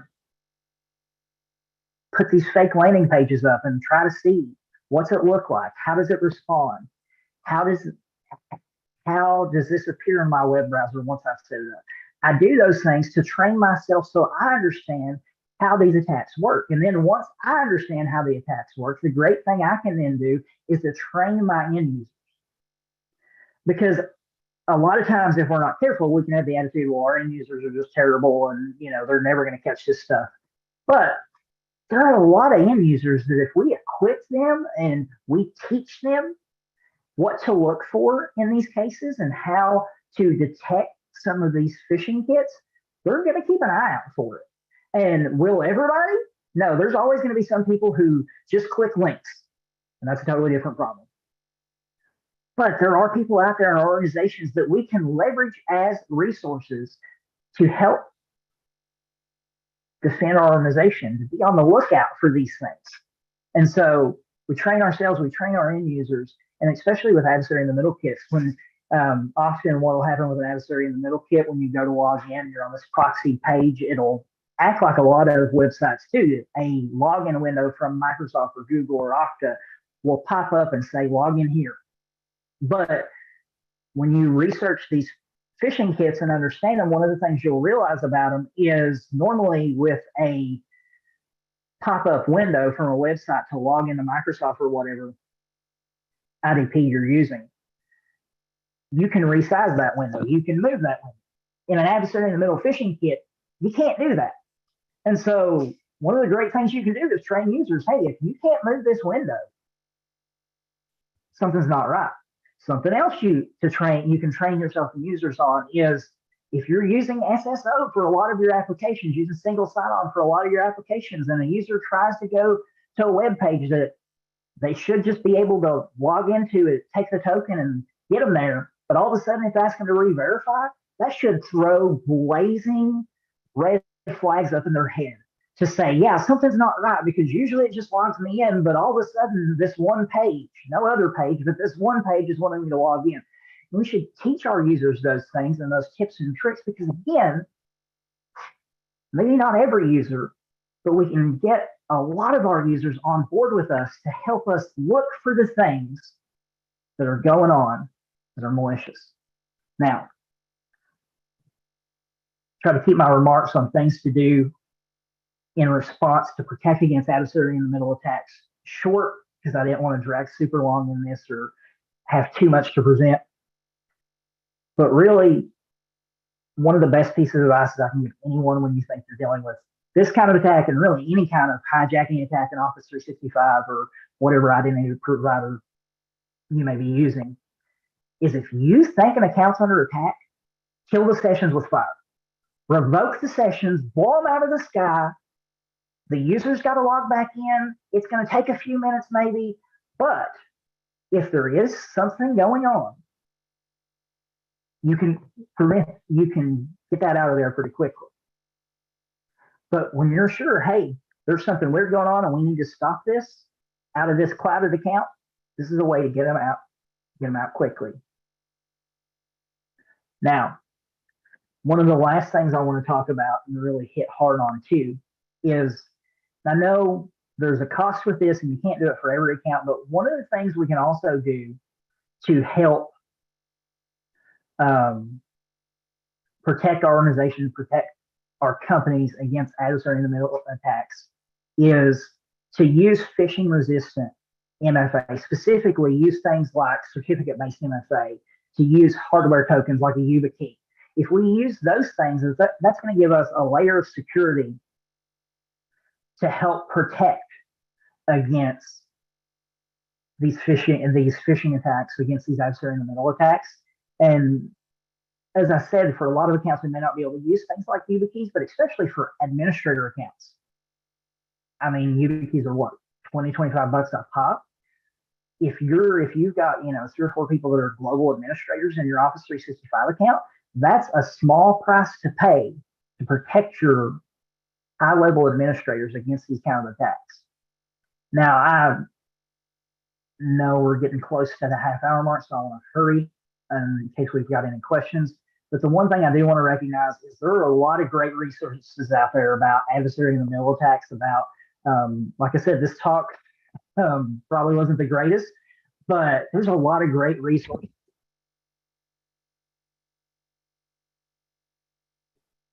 I do want to recognize some of those. 3, and I try to limit it because there are so many, but there are 3 specifically that are just fantastic. The first one is Teardown from Microsoft on a adversary in the middle campaign. This is a really good walkthrough on what an adversary in the middle campaign looks like and how they detected it, how they mitigated it. Read that article. That's really great. The slides will go up in Discord, and that once I send it to the email, that link will be there.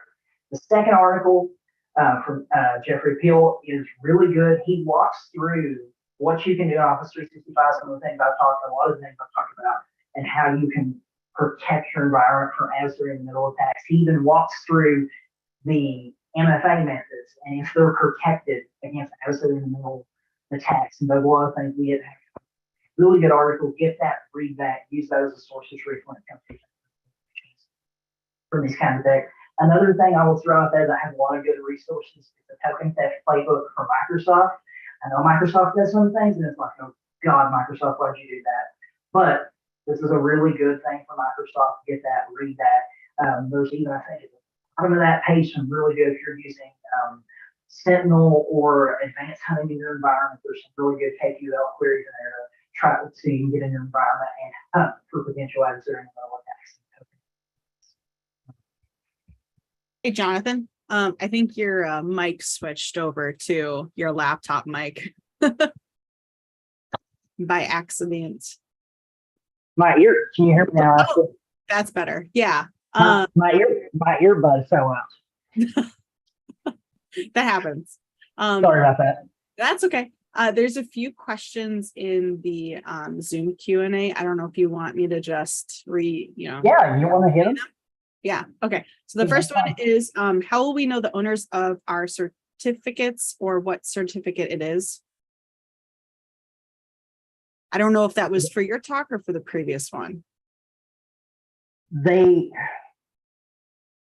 don't know if that was, they may be talking about, because I did mention certificate-based MFA, so I don't know if they're talking about that or what I need some clarification on that. Okay. I'll type up a quick answer for it then, thinking, what I think it might be. So the second one is, in the scenario where session cookies can be leveraged, are they leveraged for bypassing MFA? Oh yeah. If you in adversary in the middle attacks and other pass the cookie attacks where cookies are stolen, we've definitely seen throughout the industry, and this is reported by Paul Otto, Microsoft's threat response team, Google's threat response team, that we have seen adversaries be able to bypass MFA, get into environments by replaying the session cookie. Okay. Let's see. Answer that one. Why did it go away? Is there an alternative to cookies that helps address privacy concerns?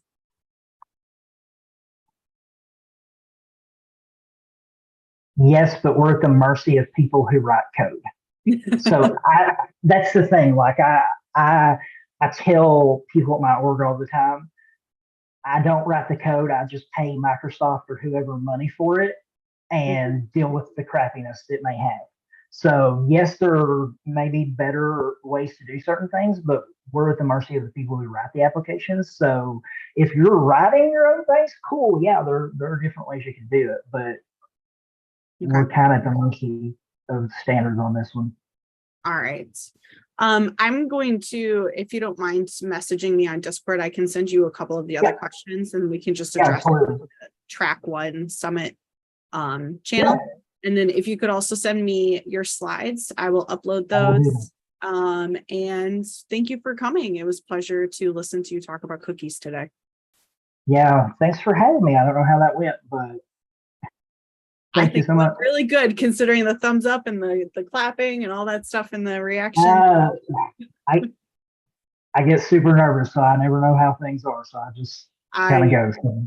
I get it, 100%. Thank you guys so much, and thank you guys for doing this. This is awesome. Awesome. Well, it was a pleasure having you, and have a great day. Thank you. You too. Bye. Bye. All right, Sean, you want to turn on your mic and maybe camera if you can? I can. Hello, hello. Hello, hello. I can see and hear you. Fantastic. You want to throw your slides up? Yeah. Awesome. And then if you wouldn't mind sending your slides over, my Discord name is Bionic Lady, and I can go ahead and post them for you. They should be in the staff email box, but I'll message them over as well. Awesome. Actually, you know what? Yes, you're right. I already have them. Short-term memory loss there. All right. Well, for everyone that's on the channel, this is Sean Goodwin. Sean, we're happy to have you here today. You're going to talk about 7 ways to frustrate attackers. That's go right. ahead and do a quick bio of yourself, and then you can go ahead and get started. Yeah, awesome. So I will give an intro in just a second, but just to kind of set the stage for everyone, 7 ways to frustrate attackers. Obviously, we're in the Blue Team Summit here, so we really want to focus on defense. And a little bit behind, where I was coming from with this talk is, first, I think overall, there's a lot of doom and gloom in this space, but I do think we as defenders are winning and really wanted to focus on building off of the momentum that we have. So I started working on this talk a little while ago. And what I wanted to do is be able to pull from some of the real world attack techniques that we're seeing and that we're seeing over and over again, these things that continue to work in the real world, and figure out, how do we actually defend against these? More often than not, we're seeing a lot of, misuse or abuse of legitimate tools, legitimate processes. And, from a defender perspective, that's frustrating because now you're constantly looking to find the needle in the haystack of, is that a legitimate action or has that user been compromised, right? So what I wanted to do is figure out, well, let's build something around what we're seeing from a real world attack scenario, and then work on building out defensive measures. So with that, I've spent the last decade or so in a cybersecurity consulting background. So kind of listed out a quick path there. Really what I do now is run an offensive security consulting team. And I think that gives me an interesting perspective where we're in a lot of different environments. We're seeing a lot of issues from an attacker perspective, but we're also seeing a lot of unique approaches to some of the things out there and some interesting solutions. So again, with that in mind, I'm seeing a lot of different attack issues out there. And then really, we're seeing these headlines. And it's frustrating to see because cybersecurity issues and breaches continue to get a lot of attention, as a lot of these rightly should. But it's also sensational to only highlight these issues versus being able to focus on the progress being made. And really what was the jumping off point for me this winter was this tweet from colleague Andy. He heads up the threat intelligence team at IBM X-Force. They put out their report. And what was really interesting here was that the top action on objectives that they saw through their incidents was a deployment of a backdoor. And that's actually really exciting. For the point he calls out here is, yeah, that's bad if you're picking up, hey, there's a backdoor installed in your network, right? Initial reaction, oh geez, we got to respond to this. But when you stop to think and see that in the past, the top action was ransomware, we're actually shifting left here. And this is good news. Again, I know it's restricted to the breaches and the actions that they're seeing. But it's actually really exciting that, hey, folks are actually starting to detect issues earlier. And this is a lot of what I'm going to talk about today, is really aiming to get folks thinking about how do we detect these things, right? Preventing a lot of the steps throughout the different attack chains is always the goal. But if we can also build in detections there, we can start responding quicker, we can start triaging, and can really keep moving the organization forward. All right, so with that, great. It's easy to talk about all sorts of theoretical attacks, right? And we can talk about that until we're blue in the face. I wanted to be able to pull from real world scenarios and continue to run up against the issue of various NDA requirements. And then luckily, what came to our view at the end of February was CISA put out this red team report. And so it's interesting, and really the first big takeaway for folks today is, if any of this seems interesting from a concept perspective, go take a look at this report. The slides will be posted, has all the links throughout everything we're going to talk about today for you in the notes section.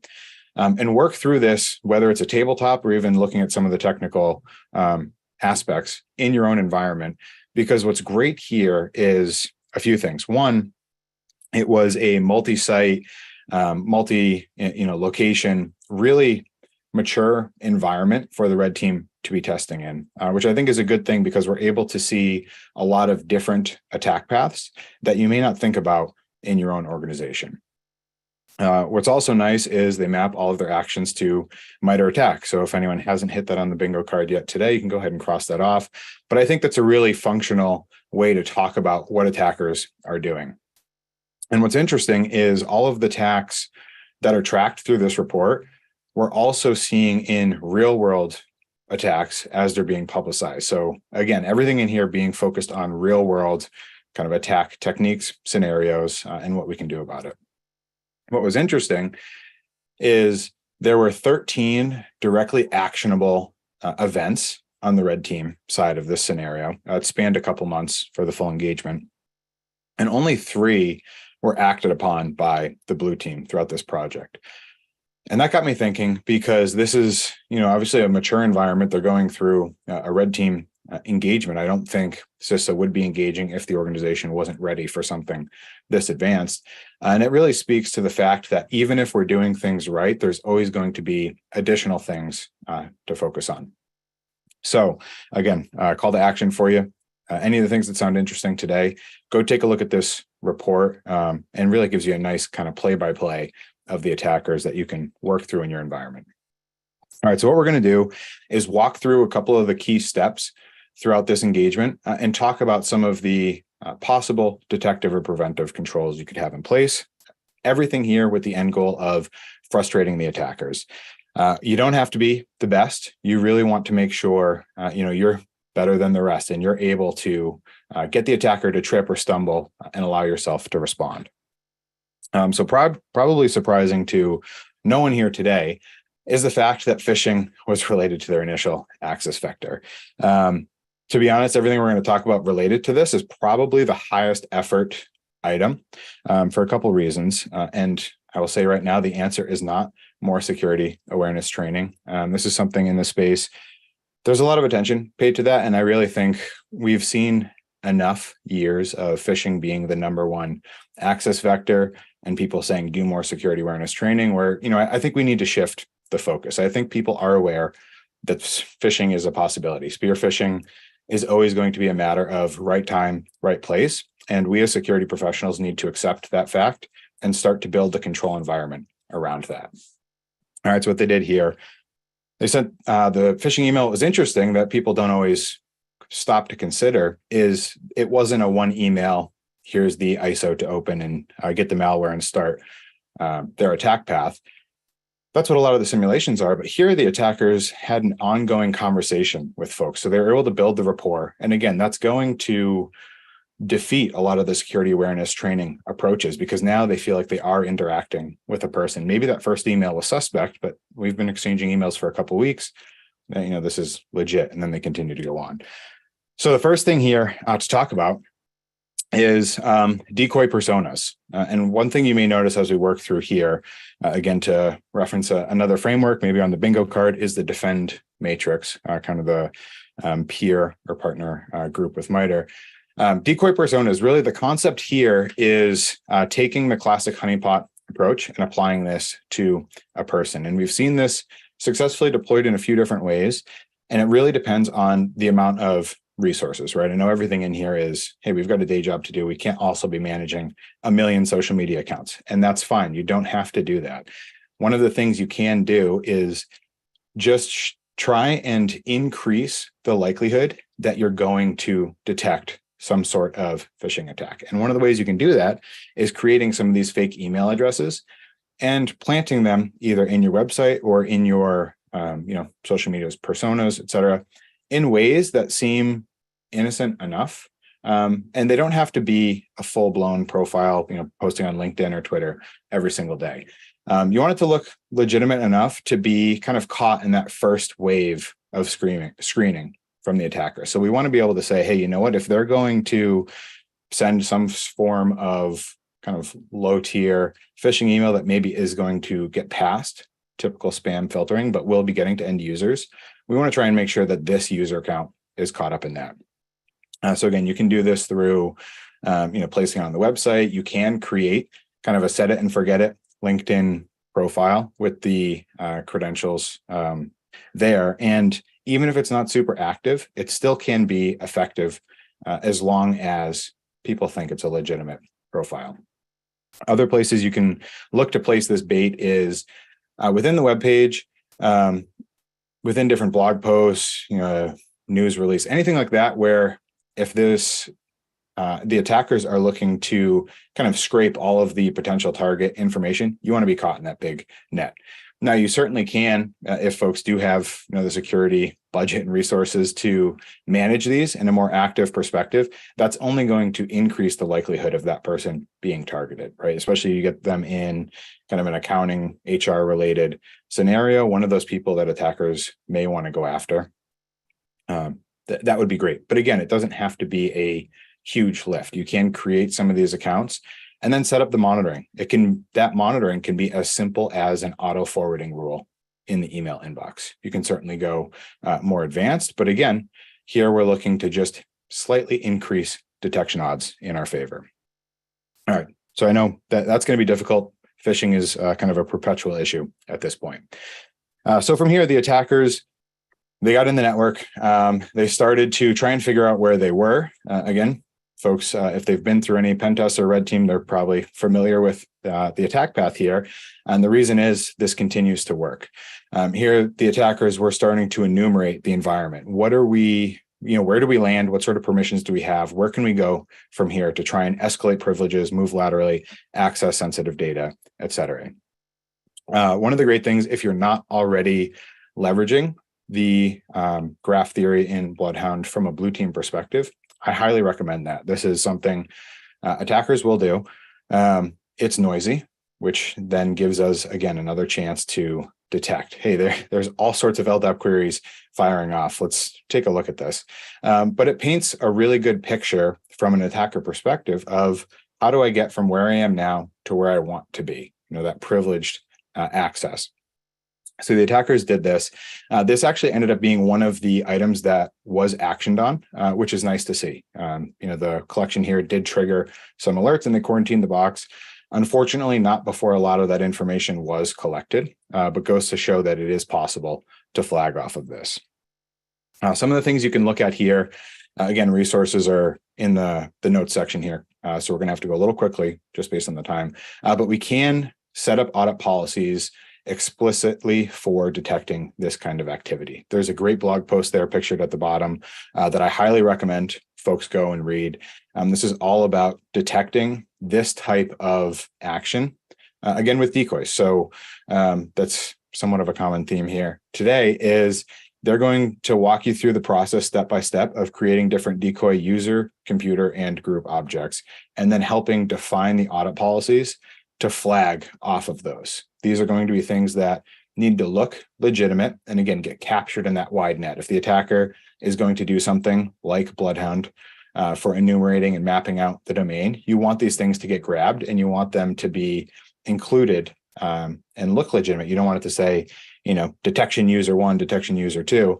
You want those to be caught in. And then as soon as those audit logs are firing that event ID, you're tailoring that to those specific objects.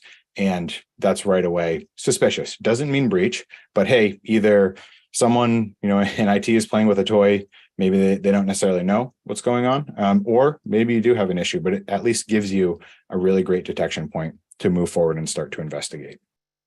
All right, so the attackers, unfortunately, were able to gather enough information here to continue moving throughout the environment. At this point, they did find and exploit some unconstrained delegation configurations and able to eventually go for a TGT attack. So, at this point, this can be upsetting from a defender standpoint. This is kind of everything, right? The attackers have compromised a domain controller. They've compromised the KRB TGT account. They're able to issue tickets for themselves. Golden ticket attack is an issue. So a few things we can do here. This is one where actually prevention is going to be best case scenario for you. There's some really great blog posts linked here as far as how do we get ahead of this sort of attack, because once everything's gone, you're really fighting an uphill battle at that point. With prevention, the biggest thing to keep in mind as far as resetting that KRB TGT account password is that has to be done twice for it to actually take effect. It doesn't matter what you set it to because that's going to be managed by Active Directory in the background, but it does need to be changed twice for the change to take effect. That being said, we can't always prevent everything. So there are detection possibilities for you in a few different ways. One of them is specific event IDs on the domain controllers that can be noisy. Some of the ticket options listed here will help reduce the noise. But again, this isn't something that's going to be automatic issue. That's interesting. We need to go and look at this and figure out what's going on. What's another great opportunity for detecting this is script block logging in PowerShell. Again, not going to be automatic, but is going to be a pretty good indication of something interesting is going on that we need to look into. And again, some specific filtering on event IDs is available here.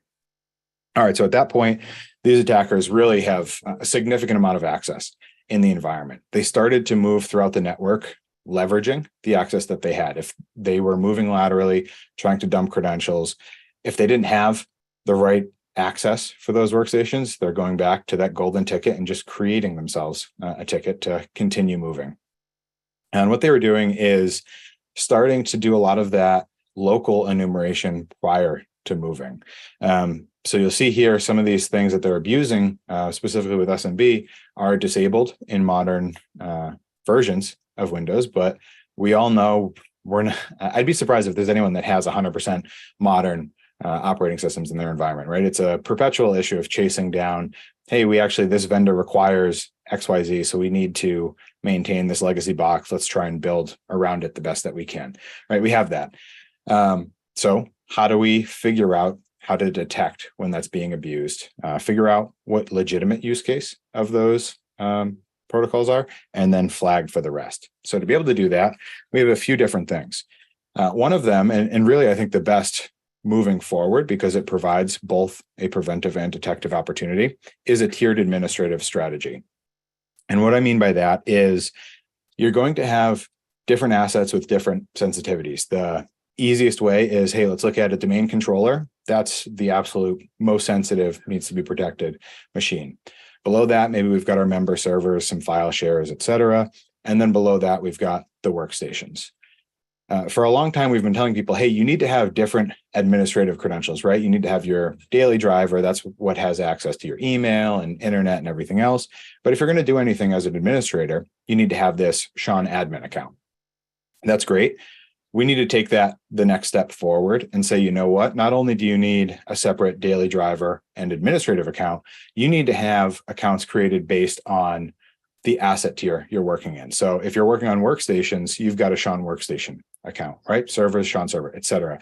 And doing that, which gives you a few different opportunities. The first one is, say you happen to be logged in, working, supporting an end user. The attacker's already in your network and they've got the local admin access. If they're going to dump credentials, that's not going to move them up the chain in your environment. Sure, they may now have an additional set of local administrative credentials that they didn't have before, but you're keeping them moving laterally and not vertically. That's the preventive, right? They won't be able to use those credentials against a server or a DC.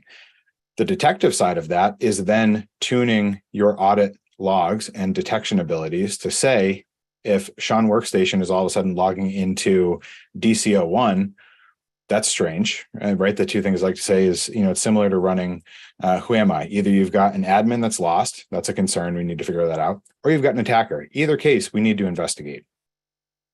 And in addition to this is looking at something like LAPS or other local credential management tools.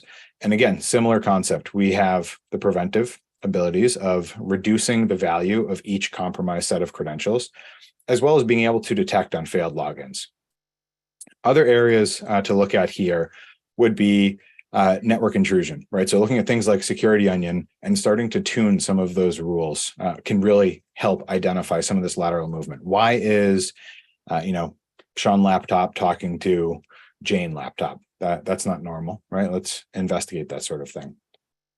And again, looking to harden the network, making sure any of these remote access tools being used are coming from trusted hosts or trusted network segments, either being able to block that at the local firewall level or detect off of anomalies. As these attackers are moving throughout the network, again, surprising to no one, a bunch of users had credentials stored in insecure ways. And this is, done through a few different ones. Bash history file with, some typos, but then maybe their command, was one line off and they put their password in by accident and didn't think about clearing that bash history. We've seen text files here, Excel files. This is one of the ones you probably have this in your environment. Folks are, just humans in general are not meant for storing all these different passwords. And if you're not providing them with an easy and usable, secure solution, they're going to find another way around this. So what do we do here? Back to deception yet again. We want to plant some of these credentials around and make them appear legitimate. One way to do this is using, valid credentials as far as a username with intentionally wrong passphrases. And that gives you a failed login attempt detection event. That's something to investigate. Again, if you're rotating these on any sort of frequency, you do need to make sure you're managing that and looking out for some of those false positives. But being able to plant some of these really helps provide with a specific failed login attempt that should be investigated, maybe at a higher priority than normal. If it's Monday morning at 9 a.m. local time, we're probably expecting to see a bunch of these because people are just getting in from the weekend and kind of rushing and anything else. Maybe that's normal, but if all of a sudden there's failed logins on some of these targeted accounts, that's something to investigate.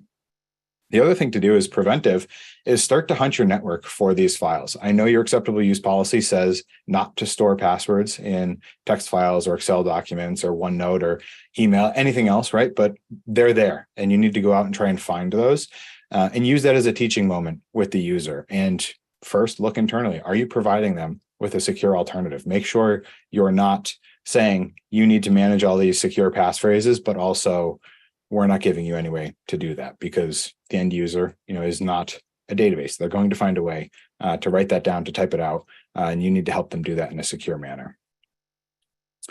All right. Command and control. So throughout this whole attack, they're using Cobalt Strike and Merlin primarily for their command and control activity. What we're seeing here is, again, abusing tools that everyone's aware of, and they're doing it in a way that they try and blend in. And really what you want to do here is two things. we're looking at the network traffic specifically, and two tools to consider looking at here is either Rita or Security Onion. And these are great. There's a nice white paper that's linked here as far as using these tools specifically for detecting C2 traffic. This is something that you may not necessarily catch, the best of the best here, but if any attacker is, kind of being sloppy, or maybe they're going after multiple targets at once, they may not be paying too much attention to how they're setting up their C2, especially if they're just using some of this off-the-shelf software. You can start to catch some of those beacons because, hey, you know what? Sean's workstation is reaching out every 5 minutes. That's not normal. That's an anomaly. Let's go investigate that. Or, hey, Sean's workstation's been connected to the server for 7 hours straight. That's, again, not normal for an end user, and gives us another detection capability there. As we're wrapping up, just before we take some questions, the last thing here is just to reiterate, there were 13 observable events.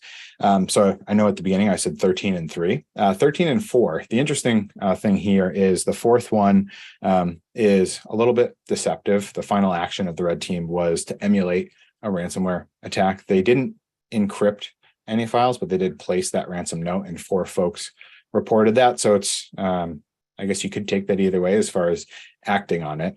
But the big takeaway from this piece is reevaluating what you are capturing from an audit log perspective. If you go back and take a look at that CISO report, there's an excellent table from which actions they took and what they would expect from a detection capability, whether it's local audit logs, security tools, EDR, XDR, network traffic, any of that, that's all called out. If you're looking for a place to start, as far as, okay, we need to start capturing audit logs, we don't know where to start from an audit policy, we don't want to capture everything and just be buried in noise or go bankrupt from our SIM bill at the end of the first month. Malware archaeology is the place I generally like to point people to. They've got all these cheat sheets set up. Again, and, we're talking about mapping different attacker techniques to the attack framework here. They've got a cheat sheet that will help identify specific event IDs to those tactic and technique IDs. Really great place to get started. And just a quick visual, it's a lot of text, but the intent here is these are all the observable actions the red team took throughout this engagement. And you can see every single one of them had multiple ways of being able to detect that action. A, if it was being collected from an audit log perspective. B, if it's being monitored in any sort of central repository. It's not going to help logging on endpoints and then it's going nowhere. That may help in the investigation. We're trying to get ahead of that. And then B, making sure that you're setting up the rules to alert where possible. All right, so with that, I know that's a lot. It's a quick session, a lot in there. Hopefully something for you folks to go back and start to look at in your environment. I think there's a lot of good insight as far as what a real world attack can look like that you can then take a look, kind of go step by step, look back at your environment and try and figure out how would this play out with us. And with that, saved a couple minutes here for questions if there are any. Yeah, we've got a couple, and thank you, Sean, for that. Okay. There's about unfortunately like 8 or 9 sitting in the Zoom Q&A. I don't know if you can see them. Sure, let me open. I did not have it open while I was going. No. But let's see. It looks like there's some from the others. Yeah. I don't know, Ashley, if you want to read some off, if you've been watching them, for what would no be best problem. for the last few minutes here. So the first one is, how do we steer attackers to send a phishing email to the fake account instead of, other email accounts that are listed on a site? Yeah, so we may not be able to get it instead of, which is part of the concern, right? This target account, if it's getting the message, there's a pretty good chance other folks are as well. But this gives you the opportunity to go and hunt your environment and say, you know what, we need to look at the rest of our end user emails. Who else got a message that's matching some of the attributes here, right? It may not be from the same sender, which can complicate things. The whole intent is it gives you kind of that tickler of, hey, something might be going on in the environment that we need to investigate. Right. And that was kind of my guess, is that it's not probably instead of, but in addition to. Right. Awesome. And then what tools really force users to acknowledge outbound connections, like net limiter and acknowledge mode on Windows and little snitch on Macs, if you know? what about tools that, yeah, I mean, that can be great. I think that's going to be difficult to manage in an enterprise environment. But that can be great. And that's, I mean, the easiest way I like to talk about that is, with iPhone app permissions. I think that's a great kind of teaching moment with non-technical people. When I talk about, hey, we need to pay attention to what we're doing on our workstations, is now you get those prompts of all the different permissions of what is the app trying to do and why. And that is now helping people kind of stop to think and say, you know what, is this something I really want to be doing? So those tools can be great. To be honest, I haven't seen that effectively deployed at an enterprise level though. Mm-hmm. Cool, thank you. I'll do a couple more and then we can call it. Sure. How can you detect LSAS dumping on an endpoint? Yeah, so a few things there. At that point, they've got administrative access. There are event logs, and let me put this back up. I thought I had this created in here. If not, what I can do is, if that person wants to send me the message in Discord, I'll hang around for a bit and send a specific link for you there. Cool. And then another question, does your presentation apply to a fully Azure and remote end users environment as well? Yes. So the only issue is you start to run into some different complications as far as it's not going to be a direct one-to-one match. What you're going to want to do is look at the underlying kind of goals of each action and start to think of how that's going to apply in your environment. One example being lateral movement is going to look different in a traditional network versus your fully Azure AD setup. You still can look at how that's moving, but that's going to shift a lot of your focus around protecting identities and looking at what sort of access and access attempts are taking place there. Awesome. And question from a new person. They said, is there monitoring methods that can be applied to detect anomalies at every level described in the OSI model? And can alerts be developed for each of these?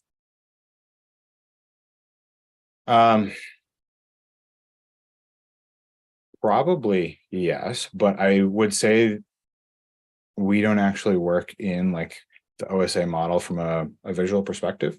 Right. In my opinion, we're looking at a lot of these specific actions itself. The OSA model is really useful for thinking about how the network is functioning, but doesn't necessarily map one-to-one with actions being taken in the environment.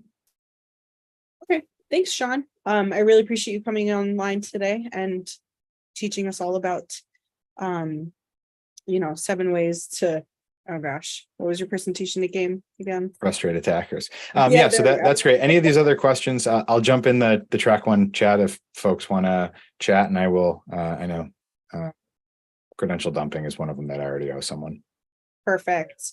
There are a couple more. While you're answering questions, I will probably just tag your Discord name. Perfect. A few remaining that we have. So yeah, that sounds good. Sean. Appreciate it. Have a great day. You too. All right. Next up, we have Dr. Catherine Ullman. Go ahead and check your mic. I cannot hear you. Are you double muted by chance?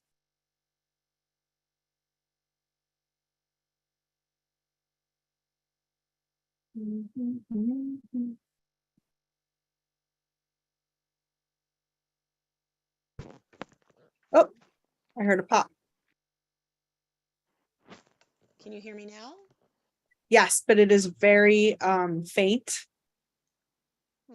You sound pretty far away. How is that? Is that better? That is a little bit better, yes. Is that even better? Yeah, sometimes shoving the mic in your mouth is the only way to make it work. When I've had it up this high, usually it's too loud. So that's why I usually have it down a little ways. But this is fine. If this is better and folks can hear me this way, then fantastic. I'll do it this way. It could just be me too, with the roar of my air conditioner and everything else. Fair enough. But anyway, thank you for coming here today. My pleasure. Yeah, we're excited to have you. You're going to be talking about defending beyond defense, which Yes, feels indeed. like the title of a movie, honestly. But yeah, thank you for coming up. You got your slides up. I can see them. So I'm just going to hand it over to you if you want to do a quick bio and take it away. I'm just making sure I'm not. There we go. Okay. I just needed to make sure that I had my own notes in front of me. My name is Kathy Ullman. I've been with the University of Buffalo for a number of years. I'm actually going to talk about that just a teeny bit in my agenda. So I'll jump into it if that's okay, Ashley. Sounds great. Great. All right, so this is what we'll cover quickly. I'll talk about a little bit about me. I'll talk about how I got to the point where I came up with this idea for the talk. We'll talk about some assumptions defenders make that are problematic, and then how we can kind of change our perspective in a way that is useful, and then I'll wrap it up. So this is a little bit about me. As I said, I've been with the university for about 23 and a half years at this point. I'm on staff for a bunch of conferences. I do a lot of volunteering. I do a bunch of speaking. And what I think is most important, I love sloths. As you can see, my adoptive little boy Flash up there from the Buffalo Zoo. All right. So how did I get here? And I don't mean here as in sitting in my office, which is where I am currently. I mean, how did I get to this particular mindset and the direction that I'm going with this presentation? And the short answer is that the university started a course a number of years ago called NetDef. And NetDef is a class club independent study that was built for folks to begin to dapple in security, and in particular, something called CCDC and later CPTC, which are collegiate defense competitions and collegiate pen testing competitions. And when I wound up in that space, I ultimately got to know some other folks in this industry.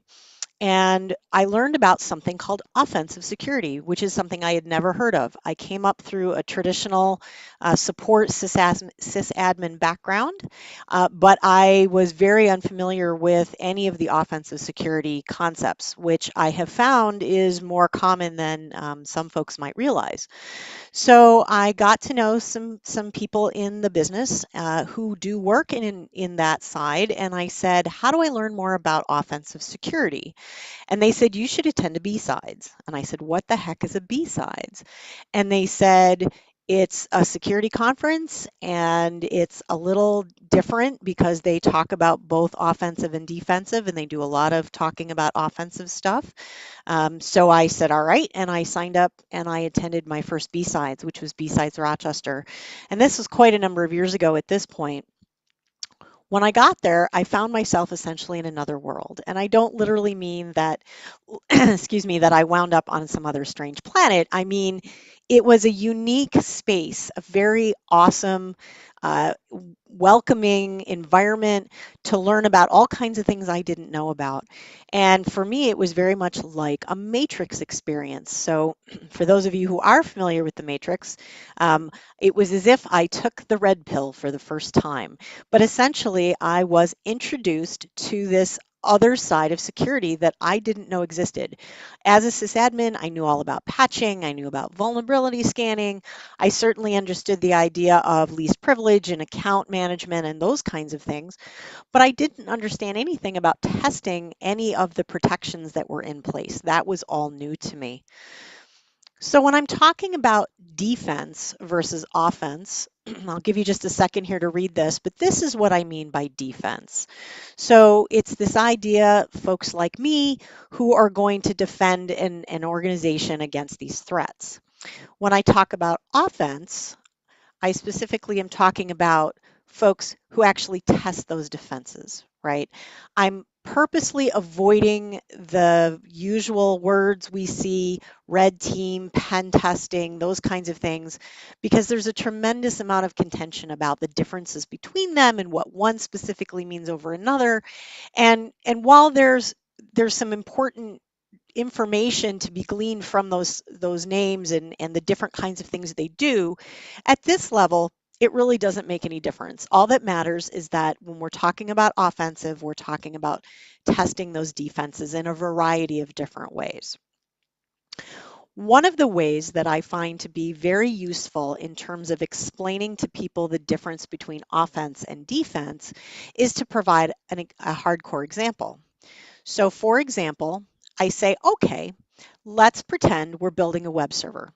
And from a defender's point of view, this is what the defender sees, right? They install the operating system, they fully patch it, they update the firmware, all the best practices you can possibly think of. They do their configurations, they make sure a host-based firewall is in place and it's blocking all the things it should. You do a vulnerability scan to make sure you haven't left any unintentional holes open, document everything. And just imagine if I've left anything out that this includes every best practice you can possibly think of. I know as a sysadmin, when I finished building something like this and I finished all my documentation, until I was alerted to the fact that there was, say, a vulnerability in a piece of software or hardware, I was done and I didn't really think much about it. The difference here is that your offensive security folks take a look at that same box. And instead of seeing all the protections you have in place, they see, port 80 and 443 are both open. What can I do with that? Or maybe you only have one or the other. But the point is there's a port open because otherwise it wouldn't be much of a web server. And they start to wonder what they can do with what is available to them. So they're looking at input fields and what you can do with those input fields, any hidden fields that are there, any ways that site interacts with the machine itself. Can you traverse a directory? And perhaps the most important thing is the relationship it has to other systems in your environment. So maybe they can only get access initially to this particular system, but it's sort of curious as to where else they could go from here. Defenders often don't think about those relationships. So I find this particular quote from John Lambert to be particularly useful for that purpose. Defenders think in lists, attackers think in graphs. As long as this is true, attackers win. So what does he mean by this? Well, he doesn't literally mean that attackers have to think in graphs. What he's talking about here are relationships. And one of the tools that I think is very handy for recognizing these relationships is a tool, if you're not familiar with it, it's called Bloodhound. And it is developed by an organization called Spectre Ops. And this is a screenshot by one of their employees, Andy Robbins, whose handle is Waldo, who I had the privilege of meeting this past year at DEF CON, which was fantastic. But this illustrates some relationships between initial accounts and what groups they're members of, and ultimately how you can get from a user perhaps with nothing, no special permissions at all, and get all the way to domain admin. Defenders don't think about these relationships. They're very busy thinking most of the time about making sure that operational things are working correctly, that basic checks are done, but that's it, and that's problematic. So we're going to talk briefly about some assumptions. I'm purposely keeping these brief. I often get a lot of questions about these assumptions, and I will be happy to answer anything that I can for you when I get to Discord later. But here we go.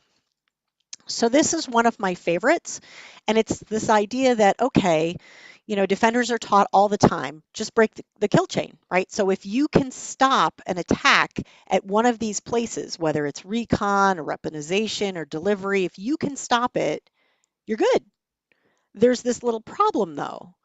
The problem is a good attacker is going to go, all right, you stopped me here. Now, how can I get in another way? So just because you are successful at breaking that kill chain once does not mean you're good to go. It means you probably should start looking for other avenues that they're going to take.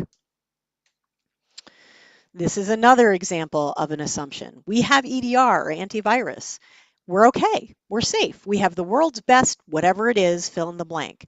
And I know some of you out there are shaking your heads because every time I hear this, I shake my head, but I hear this. I hear this and it bothers me. just because you have these tools in place does not mean you're safe. They can be bypassed and disabled. There's actively folks who do research against every single type of security product that's out there. There are groups that specialize in, say, a defender for endpoint, for example, and that's what they do. They do research to find out how to get around it. And I'm not talking about the folks who are doing this necessarily in offensive security, although they also do it, but attackers will create entire groups to do this sort of thing. It doesn't matter whether you have tamper protection or heuristics in place, all of that is irrelevant. Now, that's not to say you shouldn't have these tools. These tools can be very beneficial, but you need to recognize their limitations. There are things that EDR and AV won't even see. For example, the things I have listed here, and in particular, something like lol bins. And for those of you who are not familiar with lol bins, they are living off the land binaries. They are part of the operating system and the built-in files that are used by the operating system, and they're being used in ways that perhaps they weren't intended to be used, but they have this additional functionality. And the cool part is, if you're an attacker, the tools are readily available for you. So all you need to do is get on a system and voila, now you have some neat ways to do things that defenders can't see. Active Directory abuse is another one where attackers go after AD all the time. And just because you have AV and or EDR installed doesn't matter, because they're going to get around that. And more as we move to the cloud, that becomes more problematic. So here's another example. Don't worry about it. We have a detection for that. Well, what's really important here to understand is the fact that while if you're not familiar with the TTP pyramid, which is the thing in the lower right, the TTP pyramid breaks down the difference between tactics, techniques, and procedures. What's important about this is that these come from MITRE ATT&CK, which I'm sure you've heard of before. If you haven't, spend a minute and just read up on it. But it's just a guide for classifying and describing these attacks and intrusions. What's important to understand is that tactics are just the goal, right? We're going to steal credentials. Techniques are how we're going to achieve that goal. So for example, dumping LSAS memory, and I know the last talk mentioned LSAS involved there too. But what techniques don't tell you is how you're going to do them. So the specific technique, how that technique is carried out. So to dump LSAS memory, for example, you can use something like proc dump, you can use task manager, there are DLLs you can use. Comm services DLL is one of them. What's important to understand about detections is that most tools detect at the technique level, and that's fine if you understand that's a limitation. So the thing on the left-hand side shows a heat map, an MITRE ATT&CK heat map. And what this is supposed to illustrate is where you have your detections in place and maybe, what areas you need additional detections for. The problem is, what does green really mean here? Because we're talking about just techniques, and there's a bunch of different ways we can do a technique, as I just illustrated, right? The technique is dumping LSAS memory, but I've mentioned 3 different ways to do that. If I can detect one of those, fabulous, but what about the other 2? So these heat maps, while they seem really useful, relying on them can be problematic. So again, it's not that we don't want detections in place. It's not that having, things that recognize a particular technique is being used is bad. It's that there are limitations and we need to recognize them. So here's another example. It's this assumption that our tools work as designed. We buy these tools, we install them, we implement them, and we often think, great, we're getting all this information. This tells me when something bad is happening. I've configured it all. Fabulous. The problem is many of these tools don't work the way even the vendors claim they do. Sometimes the vendors don't even either know or acknowledge the fact that these tools do not work as designed. One of the researchers who's done a bunch of work on this is Will Dorman, and he in particular spends a lot of time looking at dangerous drivers. And for a long time, Microsoft's block list for drivers wasn't even enabled. It has since been enabled, but it's still very limited. How it gets updated is still questionable.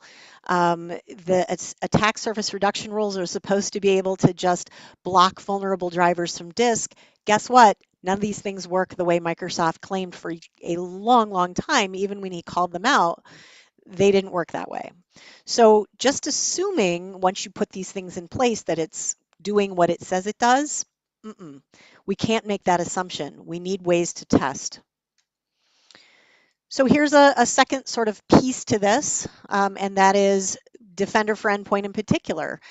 Olaf Hartung, who again I had the privilege of meeting this summer, which was fabulous, has done some amazing research. And one of the things that he discovered in looking at MDE was the fact that, and this is true for pretty much any sort of tool that's going to do EDR, it relies on telemetry. It relies on obtaining information about your systems and perhaps your network in order to trigger whatever behavior is supposed to happen.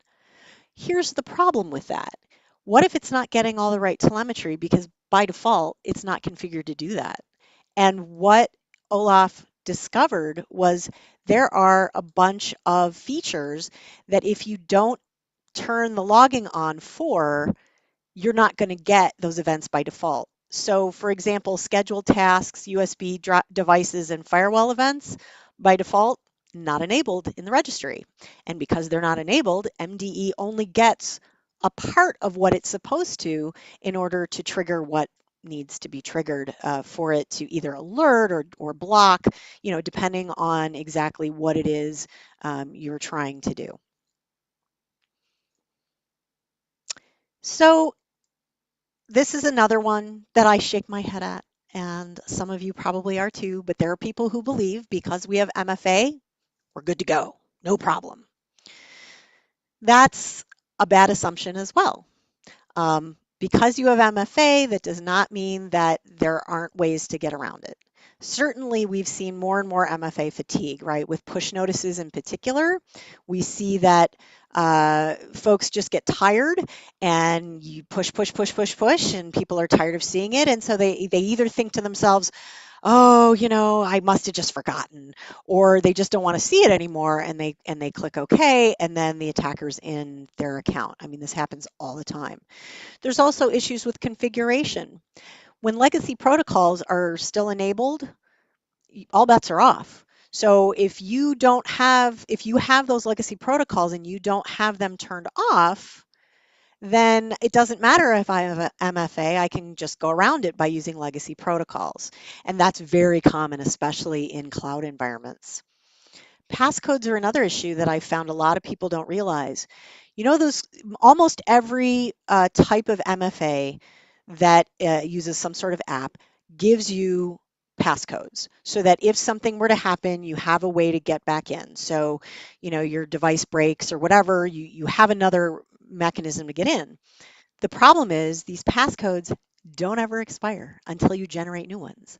So if someone leaves them laying around, or you left them, let's say you save them as a document on your system and your system gets compromised, those passcodes are good till you generate a new set. All bets are off. And there's also direct, straight attacks against MFA. AITM attacker in the middle, right? There's some great attacks that do that, passing the cookie, and of course, good old-fashioned social engineering. There's nothing in the whole world like just, asking people for information and they're trying to be helpful, and voila, there you go. Because folks in defense tend to make assumptions and they tend to look at the world in this, more list related way, I have argued that really a new perspective is needed. You don't need to be a sloth and you don't need to be upside down per se, but that is basically the idea there. And what I propose is an immersion in offensive security, because here's the cool bit. Offensive security people, they know how attackers work because that's what they do. So for those of you who are not familiar with offensive security at all, I've provided this slide to just kind of walk you through what that looks like. They target, they look for initial access, they're going to try to find some kind of persistence.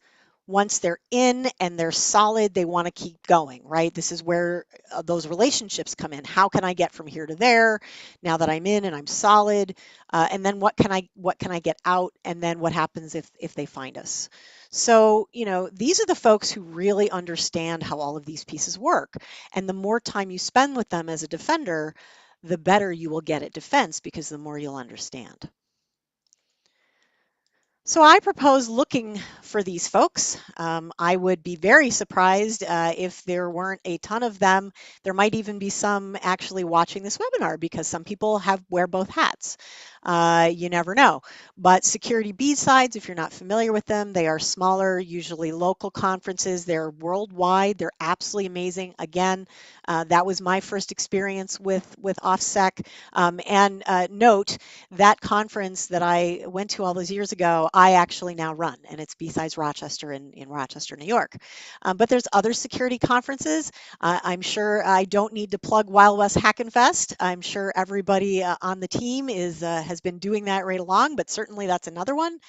But you can also find them at, security meetups and makerspaces and all these other things, DEF CON groups, even online communities as Antisyphon and Black Hills has and many other organizations, and even within traditional security communities. Don't think that just because, oh, gee, I'm only a member of a traditional InfoSec ISSA chapter that there might not be OffSec folks there, because it's important to sort of understand and get around in all of these different areas.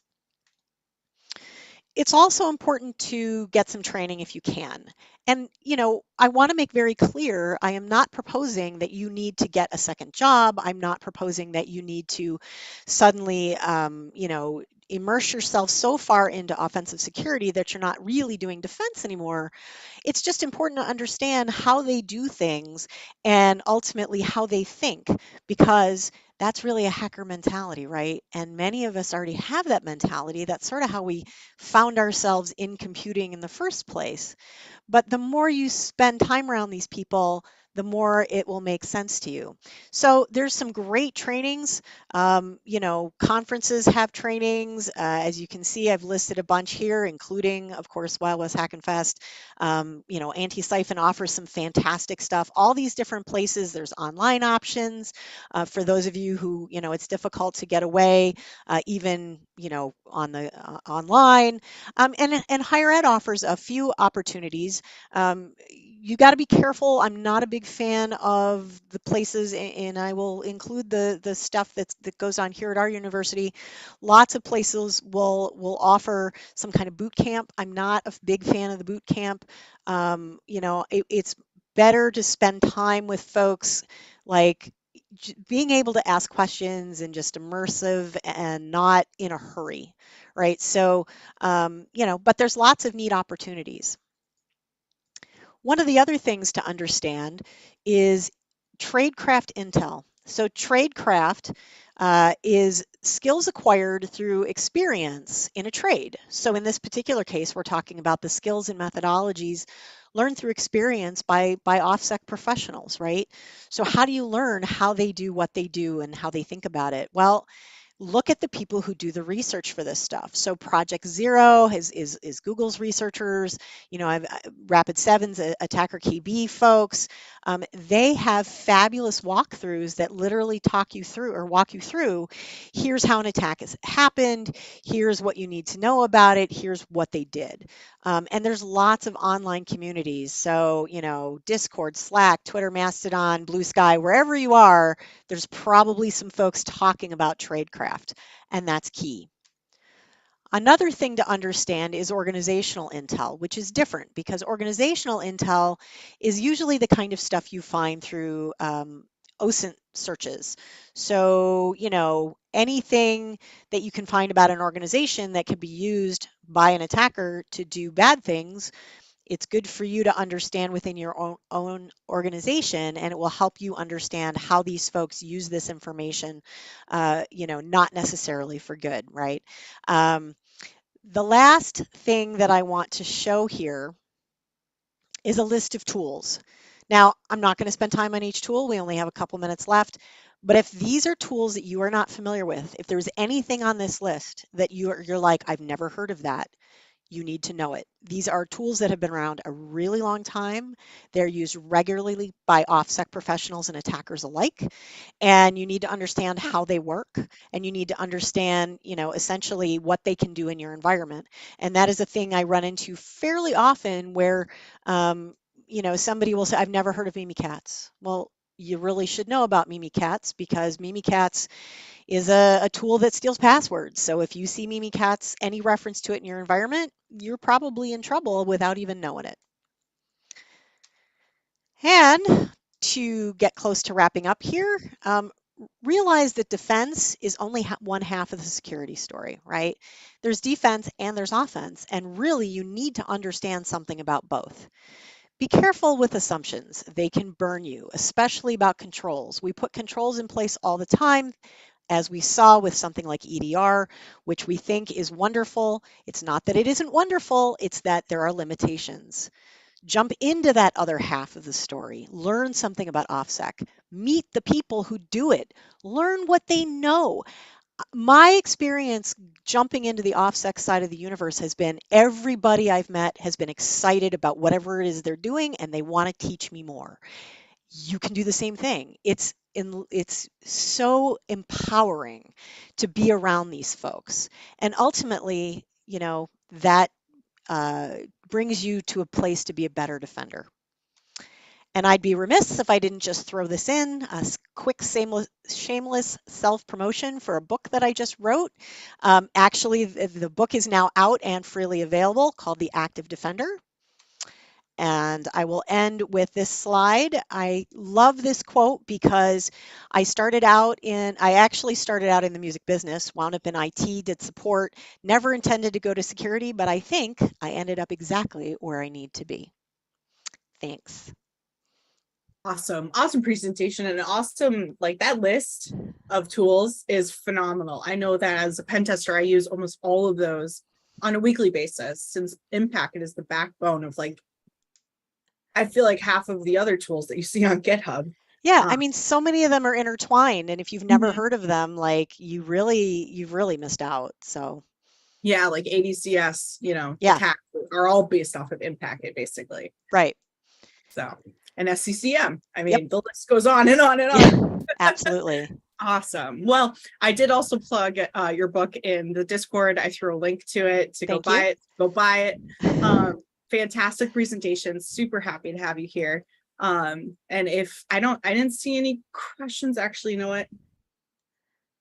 There is a couple of questions. Most of them are about the slides, actually. Okay. So you wouldn't mind sending your slides? That would be awesome. I will make the slides available. Not a problem at all. I know there are links and things that people tend to want. And I will go jump in the Discord and be there for other questions. Awesome. Yeah, because everyone really wants to see that list again, which No is problem. Awesome. So okay. Great time. Thanks for being here. My pleasure. I'm honored to be able to present. Awesome. Well, have a great day, and we'll see you later. Thanks. Bye-bye. Bye. All right. So now we have Kelly. Kelly is newly joined BHIS too. So I want to plug that. And hi, Ashley. Good morning. Hello. Good afternoon. Good evening, depending on where our people are today. good day. That's what I like to Good say. day. Yeah. So welcome. How are you today? Well, I am doing great today. I am so excited to be at this Blue Team Summit. I feel like I am part of the team, and I can't wait to hear what folks are going to be saying in the chat. Not that I can speak and read the chat at the same time, but I'll do my very best. And I know you guys will help me as well. You would be superhuman if you could do that. If I read things at the same time that I'm talking, my talking would go off the rails. So anyway, all right. I won't talk too much more. We have Kelly. She's going to be talking about why your company needs an AI policy right now, which I think is so incredibly important in this day and age where AI feels like it's taking over. So anyway, yeah, if you want to throw your slides up, make sure we can see those bad boys, and then I will let you take it away. All righty. Am I going to share my screen? I would assume so, yes. Can you see my screen? I can. We can see the PowerPoint there. Perfect. Awesome. Excellent. Well, let's kick this off. Okay, so I really love the theme of this summit. We're getting the band back together. I loved Ian Meyer's videos from the Blues Brothers movies. That one was close to home for me. So I decided to keep with the band. And I saw in our previous chat that we've got quite a number of music majors, former music majors in InfoSec, and that makes me happy. Today, we're going to talk about information security policies that talk about artificial intelligence. And the talk today is going to be guardrails are good. Why you need an artificial intelligence policy right now. You all know who I am. If you don't, you can look it up. I don't like those slides that tell you all about myself. I prefer a little bit of mystery here. Let's dig in and let's talk about artificial intelligence. Artificial intelligence doesn't just scale solutions, it also scales risks. We've already been seeing articles in the news about credit card bias. We've been seeing articles about people using ChatGPT perhaps inappropriately, not following an acceptable use policy because, my goodness, there wasn't one. So what we're going to do today in this short talk is I'm going to give you 4 big reasons why your company needs an artificial intelligence policy. Okay, here's our agenda. We're going to talk about risk management, not introducing business risks from untested algorithms.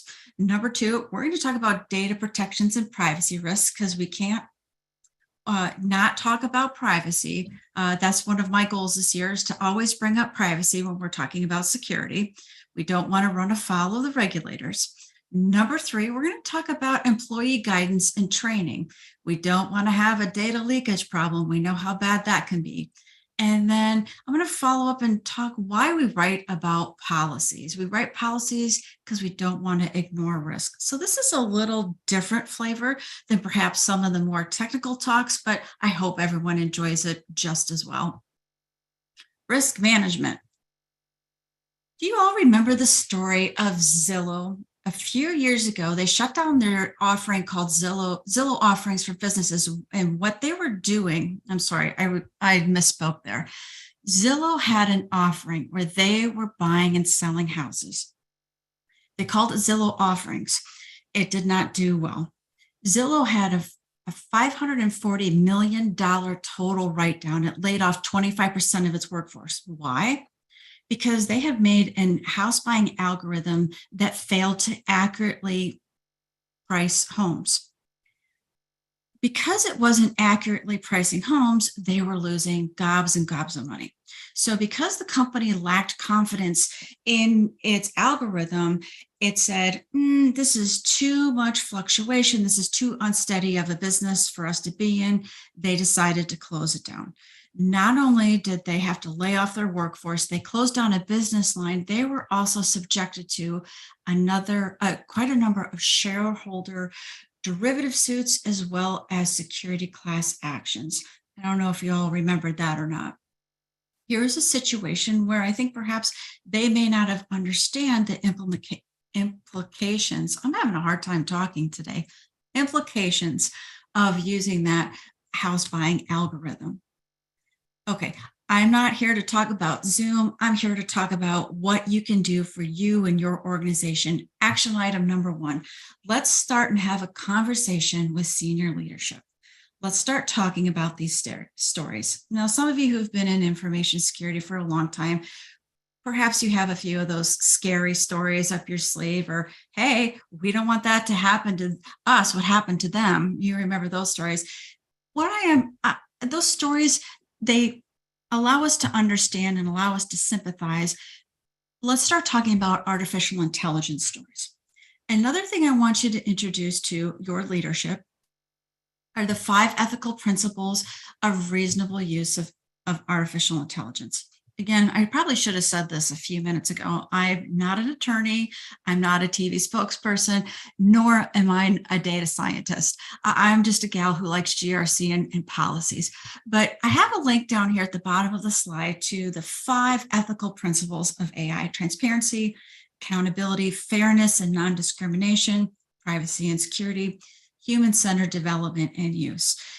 These are 5 principles. You could take one, bring them up in perhaps a leadership meeting, bring it up in perhaps a roundtable discussion, or just bring it up with your boss at some point. The second area we're going to talk about is data protections and privacy risks. The regulatory landscape is rapidly evolving. Those of you who love to read all of the updates on privacy and regulations and standards, and I know there's a few of you out there just like me, this landscape is changing almost weekly, if not daily. Many nations have already established artificial intelligence guidelines, laws, regulations. The EU has already established fines of up to 20 million euro. We also have potential fines from China, and we also have potential fines. I put US dollars up there. The United States is still working on an AI Act and some frameworks, which we'll talk about a little later. But I haven't seen any cases of actual fines against organizations for artificial intelligence yet. But they're building their scaffolding. They're building their laws and regulations. So those are a potential risk to your business. Action item number 2, dust off your security charter and add appropriate artificial intelligence regulations. Now, I know maybe some of you are saying, a security charter, what's that? A security charter is your game plan, your playbook for your information security program. In there, it highlights the good things you're going to do, the regulations and standards that your organization has to abide by. It also tells you who's part of senior leadership, who's accountable, and it may also include some things like how often the committee meets, what the topics of discussion are, if there's going to be rotating people on that committee, all those sorts of things. So if you haven't dusted off your security charter in a while, now's a great time. We want to be continually aware of geographic regulatory issues, limitations. Your charter needs to include these artificial intelligence regulations and standards. And also, now's the time to form an AI committee or add AI as an agenda to your topics when you are meeting with leadership. Action item number 3, conduct an AI inventory. Now, this doesn't have to be something complex, big, requiring multiple people. This can be an informal interview, but what we want to do is we want to start looking at what sorts of AI systems or tools we're already using. If you're using EDR, you're using artificial intelligence. Perhaps you have some folks using ChatGPT already. But let's take a look at let's build an inventory, even if these are small systems or even something as simple as ChatGPT. What are the goals and objectives of these systems? Or how are people using them today? What are the expected outputs of these systems? Identify data sources that are going into these AI calculations, for lack of a better word. And also, we want to assess the accuracy of data, because remember, if we put bad data in, we're going to get bad garbage out, or we're going to get bias, or we're going to get the situation like we saw with Zillow, where it actually costs the company time, money, and good people. Our next area is going to be employee guidance and training. One of the examples I have here is in the insurance industry. The insurance industry, if you're not familiar with it, the National Association of Insurance Commissioners provides guidance or standards for those working in the insurance space, and they've already come out with an artificial intelligence guideline. The reason why is we've already seen potential data breaches. There is a situation where employees of a particular insurance company were using ChatGPT to help understand a particular situation. And it configured that the questions they were asking was disclosing sensitive information about that particular insurance company. And it ended up in the ChatGPT data universe. And now all of a sudden, their competitors, future users can see that information that they inadvertently typed into that GPT chat. And remember, the data was stored for 30 days and then deleted.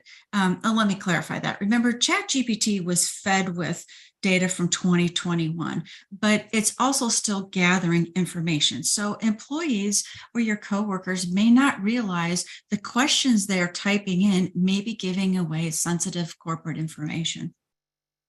Action item number 4, add artificial intelligence to security awareness training.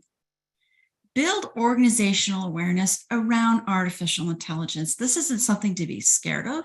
This isn't something to say, no, bad, don't use it. This is something that will enable us to do better things at work and do things more efficiently or faster. Another thing to consider as you're adding artificial intelligence to your security awareness training, think about ways to incentivize, either formally or informally, employees to begin talking about AI ethical risks. Remember earlier in our presentation, we talked about transparency, understanding how it impacts humans. When you start talking about these principles that your organization has, that were written in your security charter, we can start building awareness for folks to come to us and say, here's a situation where we've got this tool that may or may not have AI in it. I have some concerns that there may be a bias against minority groups, or it may be creating biases towards decision making. And honestly, we have individuals who know their business units better than we do, if they're in marketing, if they're in accounting. But if they say, hey, I got a question, that's the best thing that can happen for us in information security, is having people come to us and say, I want to talk to you about this. Okay, now the really juicy stuff, writing policies. Ooh, I know you're excited. You've been waiting for this. This can be exciting, trust me. Okay, writing policies. Are you all familiar with the Goldman Sachs Apple credit card situation that happened back in 2019? This was a situation where a married couple out in California had applied for the Apple credit cards. They were a married couple, joint tax returns. They were basically the same socioeconomic level because they were married. They were both issued an Apple credit card, and the wife had a credit limit that was substantially lower than her husband's. They went to Apple. Apple said, well, we're underwritten by Goldman Sachs. Let's go and let's look into it. And what they found was that there was a situation where the husband's credit line was 20 times higher than the wife's credit line, even though they had the same economic posture. So Goldman Sachs had to go in, and they actually, after they did a bit of investigation, issued a statement about how their algorithms for assigning credit cards and credit limits was determined. So why do I bring up this example? Or action item number 5. Update your policies, please. Why? Policies, again, we write policies to capture management's intent. Management's intent meaning we're going to do good things. This is our security posture. These are the control frameworks or standards we're applying. And also remember, we write policies to address risk. Now, I know maybe the more cynical folks in the audience are saying policies don't do anything for risk. You may have a point, but policies at least say risk is something we're aware of, we're going to address with policies or with cyber insurance, with hiring more professionals like you guys who can actually implement fixes and find vulnerabilities in our systems. And also, here's one that might get you if you're more on the compliance side of the house. if we have a policy that addresses artificial intelligence, it could potentially save time while you're responding to those vendor assessment requests. You know how long those things take. Every week I hear stories about people saying, oh my goodness, I just spent more time than I had filling out a vendor assessment request. So if you've already been proactive and you've put artificial intelligence language in your policies, that will just make your vendor assessment responses that much easier to fill out. Okay, let me highlight here or remind you what our action items are. Number one, start a conversation with leadership. It can be a gentle conversation. Talk to them about those AI principles. Number two, dust off your security and privacy charter and add those AI regulations and standards. Number three, conduct an AI interview. How are we using AI here at the organization? Do we have some shadow IT? Let's go and talk with people. Let's see what they're using. Number four, let's add artificial intelligence to our security awareness training. Number five, update your policies. And number six, I snuck in there, give your governance peeps some love. We love blue teamers too, you know. Guardrails are good. We're seeing more and more regulations. We're starting to put guardrails in place when it comes to artificial intelligence and information security policies. Please consider updating your policies to include artificial intelligence. I have a quote for you. By far, the greatest danger of artificial intelligence is that people conclude too early that they understand it. Boy, that rings true for me. Every day I learn something new about it. Here are a couple additional resources for you all. NIST, if you're not familiar, actually has released an artificial intelligence risk framework. And I've put the link here. Another resource for you is the International Association of Privacy Professionals, IAPP, has released a AI governance center. And that's a place for resources, policies, discussions. It is in their members only section, but membership IAPP is relatively inexpensive and it by far pays for itself. Thanks. I appreciate everybody who showed up here, and let's open the floor for some questions. We actually do have a few. Oh my gosh. I was like, it's right in front of me. I just can't read it. Do you have any templates to write AI policies, or do you have any that you can recommend? I don't have a template yet, but we are working on one right now. If you send a note over to consulting@blackhillsinfosec.com, blackhillsinfosec.com, that email will find its way to me and I can certainly help you. And Black Hills it's a mouthful. Thank you, Ashley. It is. Too. I think it's also today, like there's a giant heat wave like everywhere and the heat just kills your brain. It's all gone. So the other question is, what are pros and cons for bringing AI to cybersecurity? Oh, that's a great question. The pros and the cons. Well, the pros, and I'm speaking a little out of my depth here, but we've been using AI and machine learning for years. It started with more sophisticated interpretations of antivirus as we moved away from signature-based antivirus, moving into malware, moving into ERD systems. We've been using artificial intelligence for a long time. So what are the advantages for us? Well, it helps interpret and automate alerts and logging and providing some speculation on what those alerts and logs lead to or what it can potentially lead to. So I think artificial intelligence is like another team member that helps us interpret all that information we have to look through day in and day out. Some of the cons to using artificial intelligence in cybersecurity is we don't know what's under the hood. And we need the data scientists and the statisticians and the people who are really good at math to look at those algorithms and let us know what's under the hood and help us identify what what biases are in there. Good question and good answer. I think that helps open up, a really good conversation too about AI, with everything that is being implemented now and how people are using it in ChatGPT.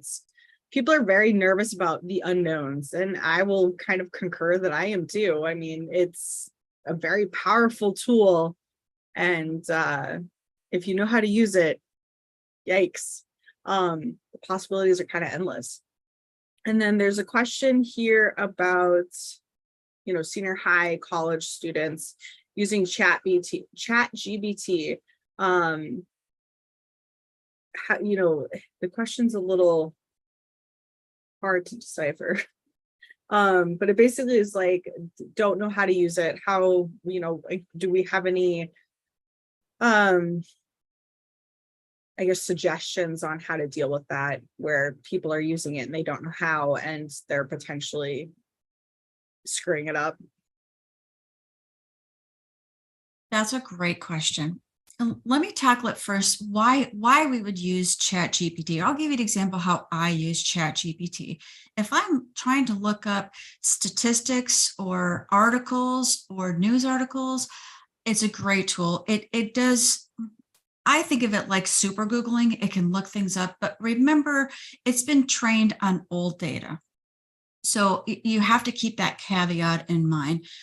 Second of all, if I like it as a way to brainstorm. If I'm writing some marketing material and I just don't have the right feel for it, or I'm not quite sure what I'm doing, I'll use it as a tool for brainstorming.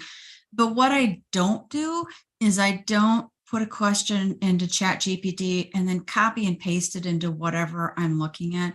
I use it as a stepping stone to kind of trigger some of my creative processes. I think sometimes some organizations and people have run into trouble where they've tried to write term papers, responses using ChatGPT, and your professors and mentors are using it as well. They're gonna sniff out something that doesn't smell right. And honestly, your mentors and teachers want to hear from you. They want to hear your thoughts. And if you rely on GPT to think for you, you're kind of just selling yourself short, unfortunately. Yeah, and I have to agree with you there. I've seen circumstances where I've used ChatGPT to answer a question for myself and it hasn't been right. And so, there's your first problem, right? If it's giving you an answer, it's answering your answer and it's not correct information, you're gonna really kind of screw yourself over there. So the next one is, what questions would you ask vendors in assessments about AI use? So that's a great question. Thank you for asking that. What questions would I ask vendors? I depending on how much I love or have troubles with a particular vendor, I'll drop the bomb and say, are you using AI? And see if they squirm or not. And not to be mean or anything, but if they say, well, we might be, how would that impact our relationship? And if they're willing to have a conversation about it, then that's a vendor that I'm going to continue to have conversations with. But if they give me a very pat answer like, oh, no, we don't use it at all, I would disagree highly with them because we don't know what we don't know. Kind of going back to the quote I had earlier in the presentation. I think it's a good conversation to have with your legal team, with your compliance group, because we know everybody's got an opinion on it. And like I said, I'm not an attorney, but I know there's attorneys out there who specialize in artificial intelligence and intellectual property and all that kind of good stuff. And I have no doubt in my mind that they have opinions about that. Did I answer that question? I think so. Okay, good. It was kind of open-ended too.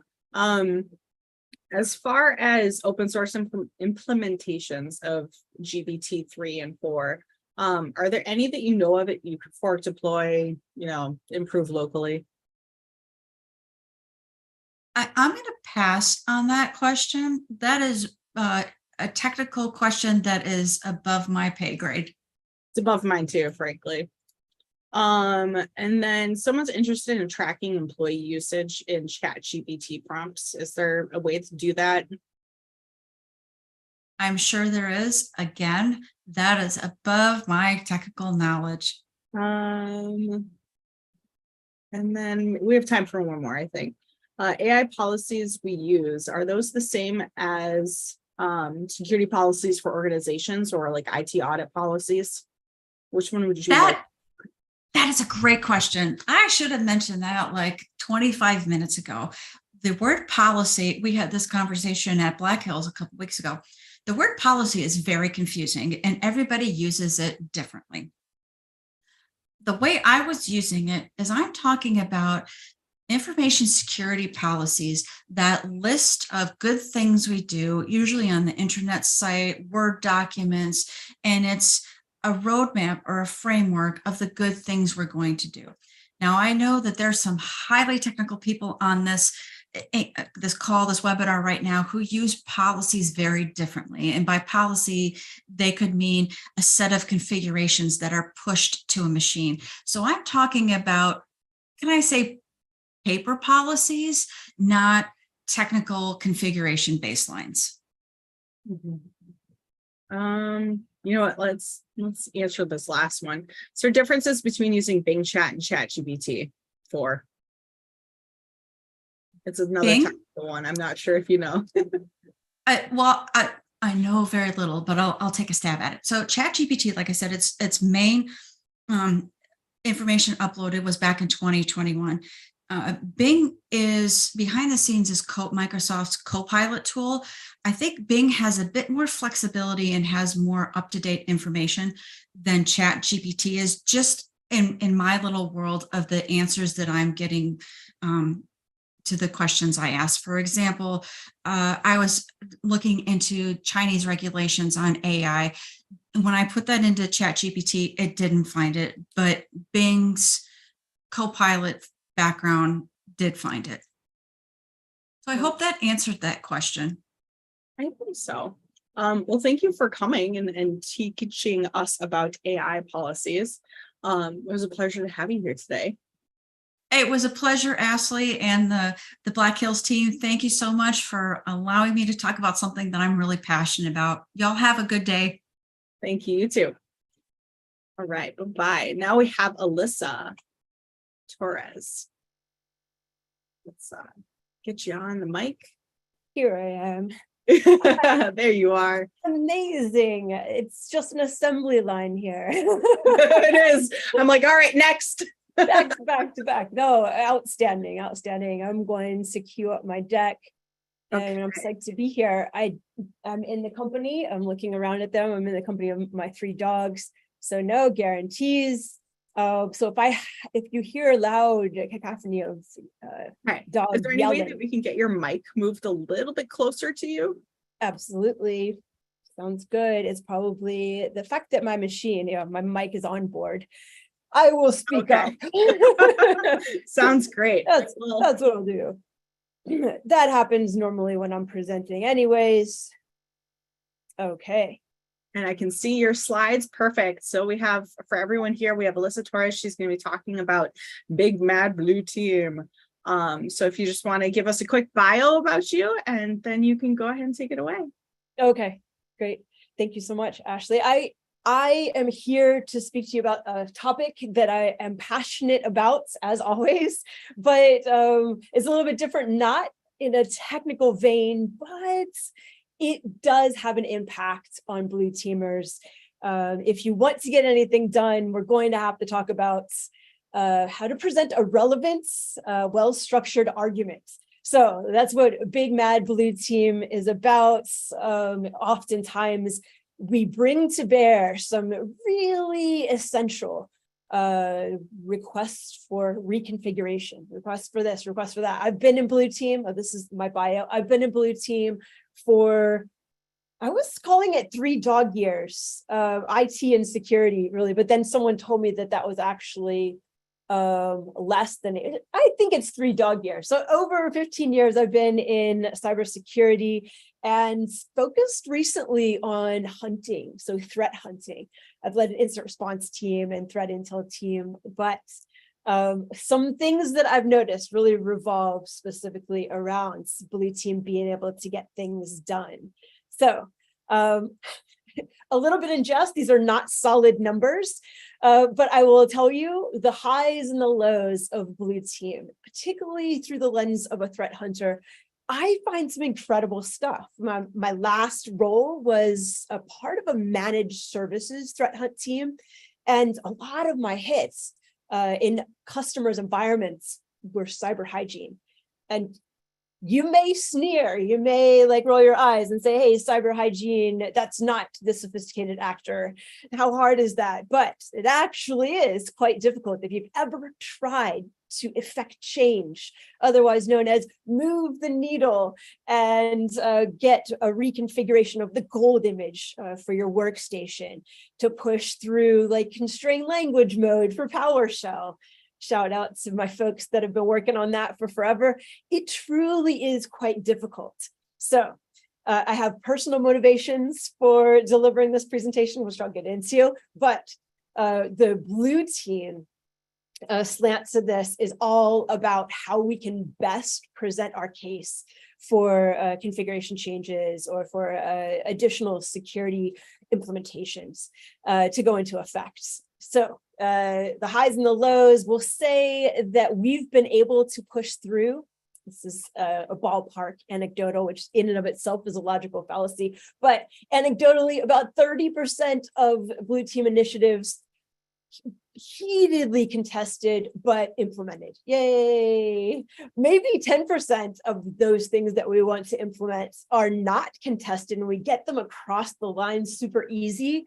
But then there's the other category. And it's that other category of initiative that we're really going to be focusing on, how you can hone the message, how you can sidestep something called logical fallacies.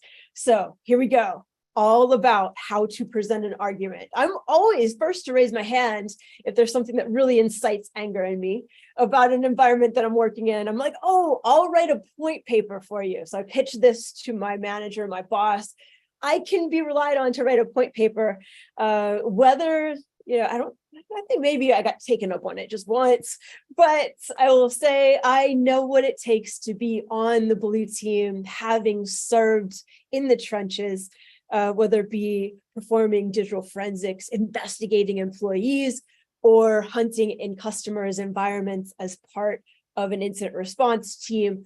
You need to be able to bring those debate skills. Like I know Brian Krebs has a couple of blog posts on the most essential skills for Blue Teamers actually to break into cybersecurity. He points to, you got to know how computers talk to each other, how devices connect.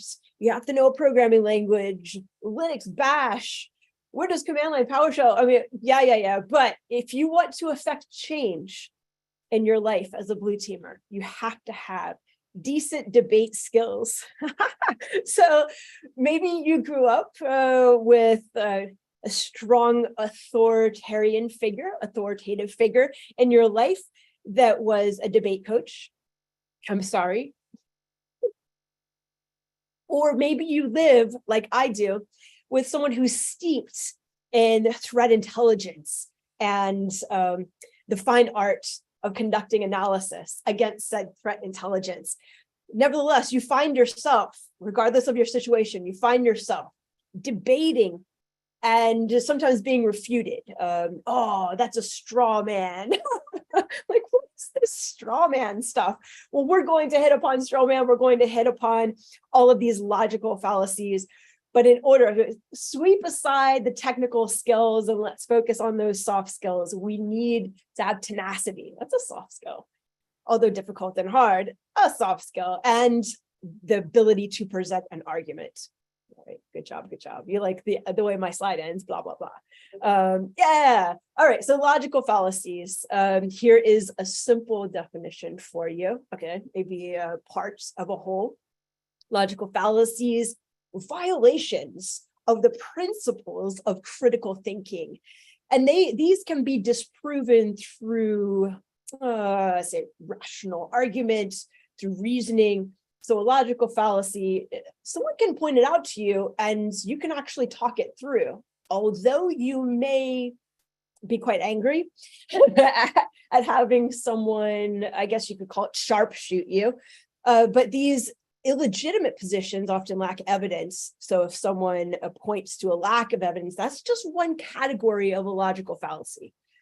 So when we're proposing some, say, fantastic initiative that's supported by our findings, we always want to bring forth those findings, and we'll talk more about that. So once you construct sound arguments for our blue team initiatives, and I think, makes for a more powerful conversation, a persuasive conversation, perhaps because no one can say, you're villainizing me because of how I feel. And but a lot of folks confuse cognitive biases with logical fallacies. And so that's what this slide is truly trying to drive home. A cognitive bias is rooted in a way of thinking. It's persistent, widespread. It's difficult to identify, very difficult to identify how it's swaying perception. So, as an investigator, as a forensics examiner, I have a lot of insight into how cognitive bias may sway my investigation. Although hard to avoid and hard to identify, it really takes some study focus. But as we pivot over to logical fallacies, well, this is something that others will definitely help you with, because they may be listening to your argument and spotting those inconsistencies, the lack of evidence, say, appeal to emotion. These are violations of principles, critical thinking, and it doesn't have to necessarily be an argument. It can be the manner in which you ask a question. If you ask a question in a way that assumes something that is not supported by evidence, you're definitely, I guess they could say that's asking a leading question.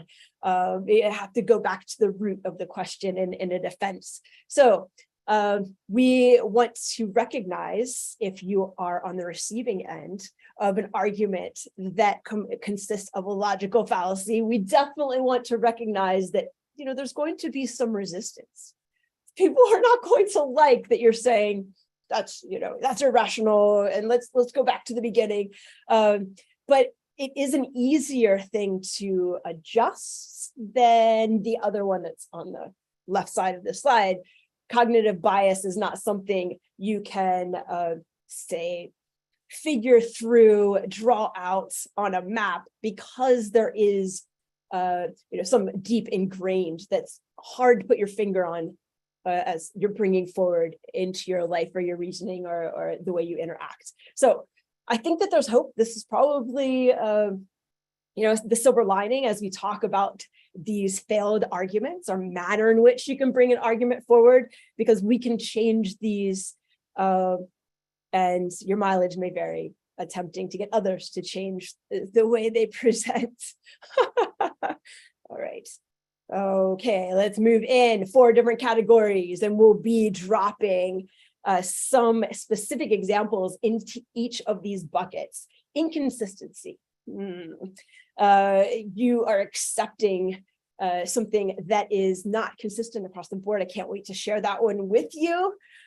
Inappropriate presumption. So it's an unreasonable assumption, and you're going in with an argument that is obviously doesn't have legs to stand on. The relevance. The argument has nothing to do with the thing that you've just brought forward. This one is classic manner of arguing. When you're really mad at someone, they may bring something to you, some constructive criticism, and you just explode and look at this way, look that way. This is everything I'm mad about. The relevance is totally off. Logical fallacy in that regard. Insufficiency. And we talked about the lack of evidence. It's not going to be helpful if you throw something out, try to elicit or gather buy-in, but your argument is not backed by evidence or findings. So the first one, who's ready? Who's ready? The no true Scotsman fallacy. I have 4 different examples for you, but first I'll define it. This is a dismissal of a counter example to an argument by simply changing the definition of the category or the group. So here's my first one. Who can relate to this? Sam, a Linux admin, is caught modifying, is supposed to say modifying, text files with Vim. His boss excludes him as a member of the team, stating no true Linux admin would use Vim as a text editor. Ooh, burn. All right, this one you can totally relate to. This happened just this week. Alyssa incorrectly attributed the Eye of Sauron to Star Wars during a team meeting. So her teammates excluded her as a member of their team, stating no real cybersecurity professional would mistake the origin of the Eye of Sauron. Can you relate to that? Hopefully. Yeah, where does Eye of Sauron come from? Too bad I don't have my Discord up in front of me, but I'm sure there's some people that are chiming in like, yeah, I was there when it happened. It was terrible. All right. But the next 2 are more real world. And I've absolutely seen this. Perhaps you have as well. It's more of a culture, kind of culture there. Not one of us. So an analyst misses an alert. As a result, there's epic ownage. I have to fill in the rest of it. Our SOC doesn't make mistakes though. So therefore, that analyst is not a real SOC analyst. Yes. All right. So that whole exclusion, that's no true Scotsman fallacy. What should happen in this case if an analyst misses an alert or marks an alert as a false positive? We always want to go in, right? And think about process, procedure. How have we failed the analyst? So no, seriously, it's probably process. What percentage of your alerts are false positives? Is there a proclivity to mark everything as a false positive? So it's a bit of a gut check. This certainly is an easier stance to take. Exclude the one that made a mistake because we don't make mistakes. And the one on the right is also a bit of a debate right now.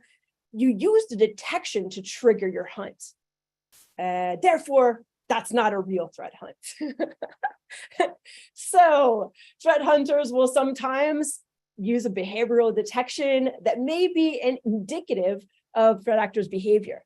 I can hear, what are you saying? You used the signature. What are you doing? That's not a real threat hunt. A real threat hunt starts with a hypothesis. Yeah, the hypothesis was earlier when we created the signature that was going to detect said behavior in the environment. Very interesting stuff. But I love this one. It just makes sense, right? No true Scotsman. And I will pull up the Discord now, just in case there's haters strolling. I want to give them their proper respect. I would say gatekeeping is a good word.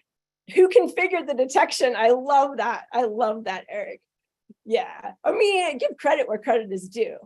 Okay, next one, slippery slope fallacy. So this is like, dude, if I let you take leave during the holidays, then I have to let everyone take leave during the holidays. It's a slippery slope. So good definition of this, a logical fallacy in which a small first step leads to a chain of related events culminating in some significant effect.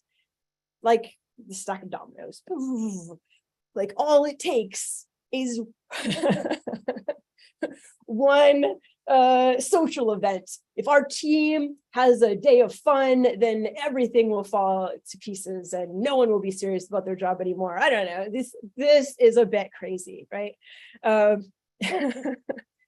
was just talking about gatekeeping in the workplace. All right, so here's some examples. And I can't say that the vendors, like, a few years ago now, there was a vendor that paid folks to do fake marching in the streets, pretending to be SOC analysts because of automation, right?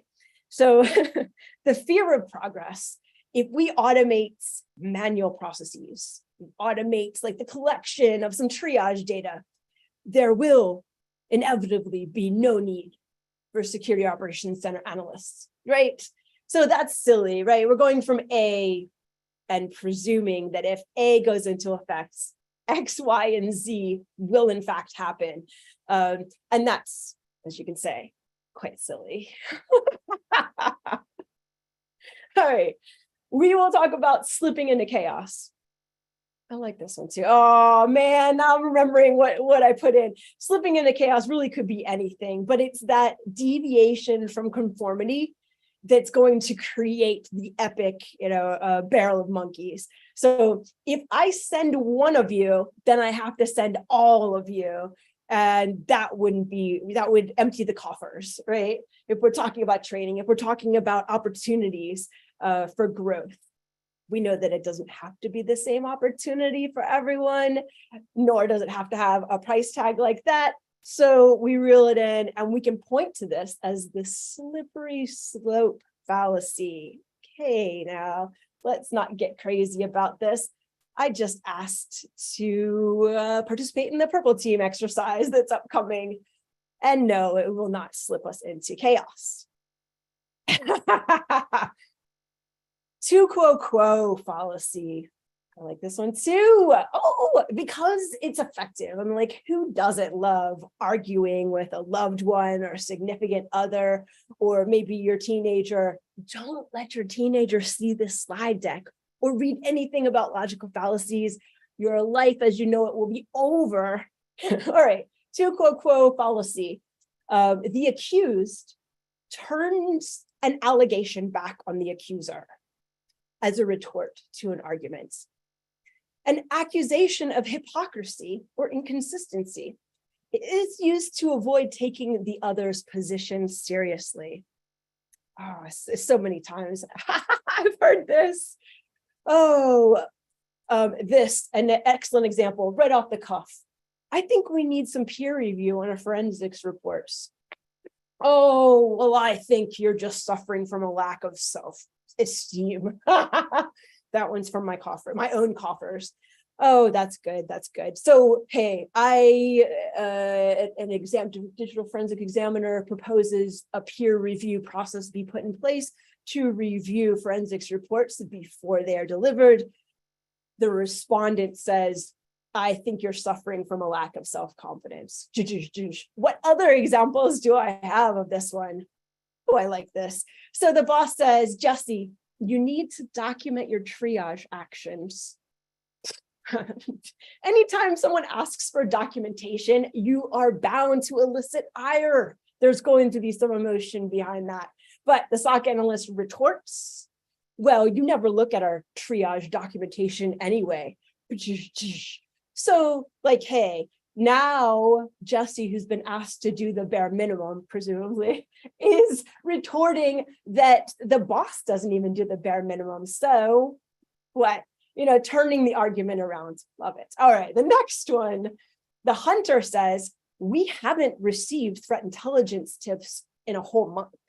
And the intel analyst says, well, your team doesn't know how to use threat intel anyway. So yes, we have a bit of an issue, right? The lack of deliverable is not something that you can turn around and beat back by saying, well, it's not utilized. Maybe you can. That's the cool thing about fallacies is it's kind of arguable.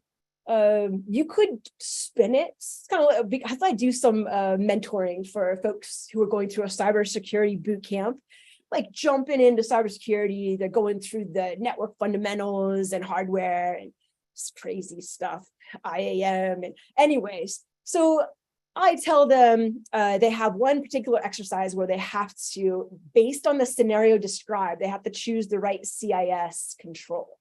Like, is it asset? Is it software inventory? Is it configuration? You know what? They are quite creative for whatever CIS control they bring to bear. They somehow make it fit.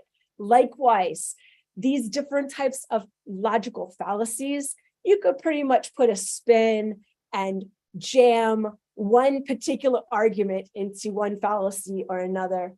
Don't tell the debate coach that I said that. Yeah.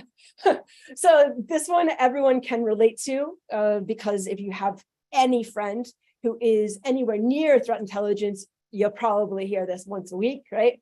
Correlation does not equal causation. In fact, that is in and of itself a fallacy. So event A happens, then event B happens. So therefore, event A is the cause of event B. And this is such a crappy example, but it is all me, focused on all me. I missed the same SSL question in all 3 of my FANG interviews. There's like, and then I was turned down for all 3 of the FANG jobs. So I'm thinking like, if I miss an SSL question again, the result will be wah, wah, wah. But then I started thinking, this right here is an example of how you could take this construct, this argument, and plop it into another fallacy. Some may think that, well, you need to know SSL because that's all they do in those FANG jobs. Well, we know that's not true. So we push this aside and we just look at the next correlation equals causation fallacy. Oh, this one's cool. I sent Joe to training and Joe left for another job. That is, of course, after the training, right? You're getting interviews. Chicken BBQ. I'm sorry. We should talk later. All right. So the boss says, I sent Joe to training and then he left to take another job. Therefore, if I send my other analysts to training, they too will leave for other jobs. Wah, wah, wah. But there's got to be more to it, right? There's got to be more to it. But there's a whole bunch of things, as we know, that leads to someone jetting from one company or jetting from a job to another job, opportunities for growth. It wasn't just that I pinned on these certs and then became $50,000 more valuable. That would be per year. It's not that at all. It's opportunities for growth. But no, seriously.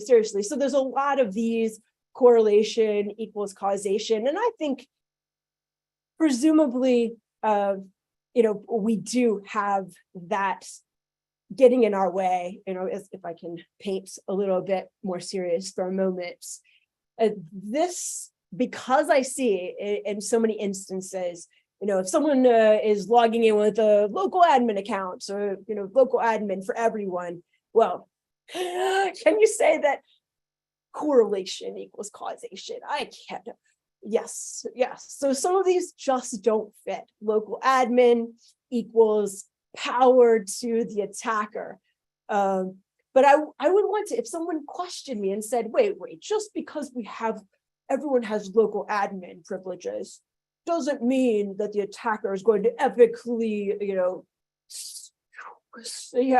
whip through our environment, moving laterally from machine to machine. And you'd say, I understand that you're trying to present this as a correlation doesn't equal causation fallacy, but actually, here are the numbers. Remember, because we're always going to come with findings and supportive evidence.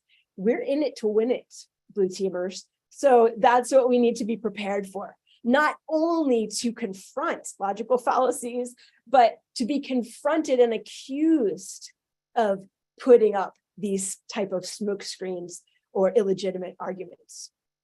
Liking it. Yeah, man. All right. How do we do? You can see the little mystery screenshot down there at the bottom. It is in fact an Excel spreadsheet, and it's like an incident response, supposed to be a spreadsheet of doom. I have to point that out. Some of you might not get it. So appeal to tradition fallacy. And am I watching time? Yeah, I don't have much more, but appeal to tradition fallacy says we've always done it this way. And that's the way it should always be. It's kind of like if it's working and it's not broken, then don't go in and try to fix it, which has, I'd say it has some legs, but the argument is based solely on the fact that it's your tradition, not on, any substance or evidence that it's the best way forward. And that's where this falls apart, right?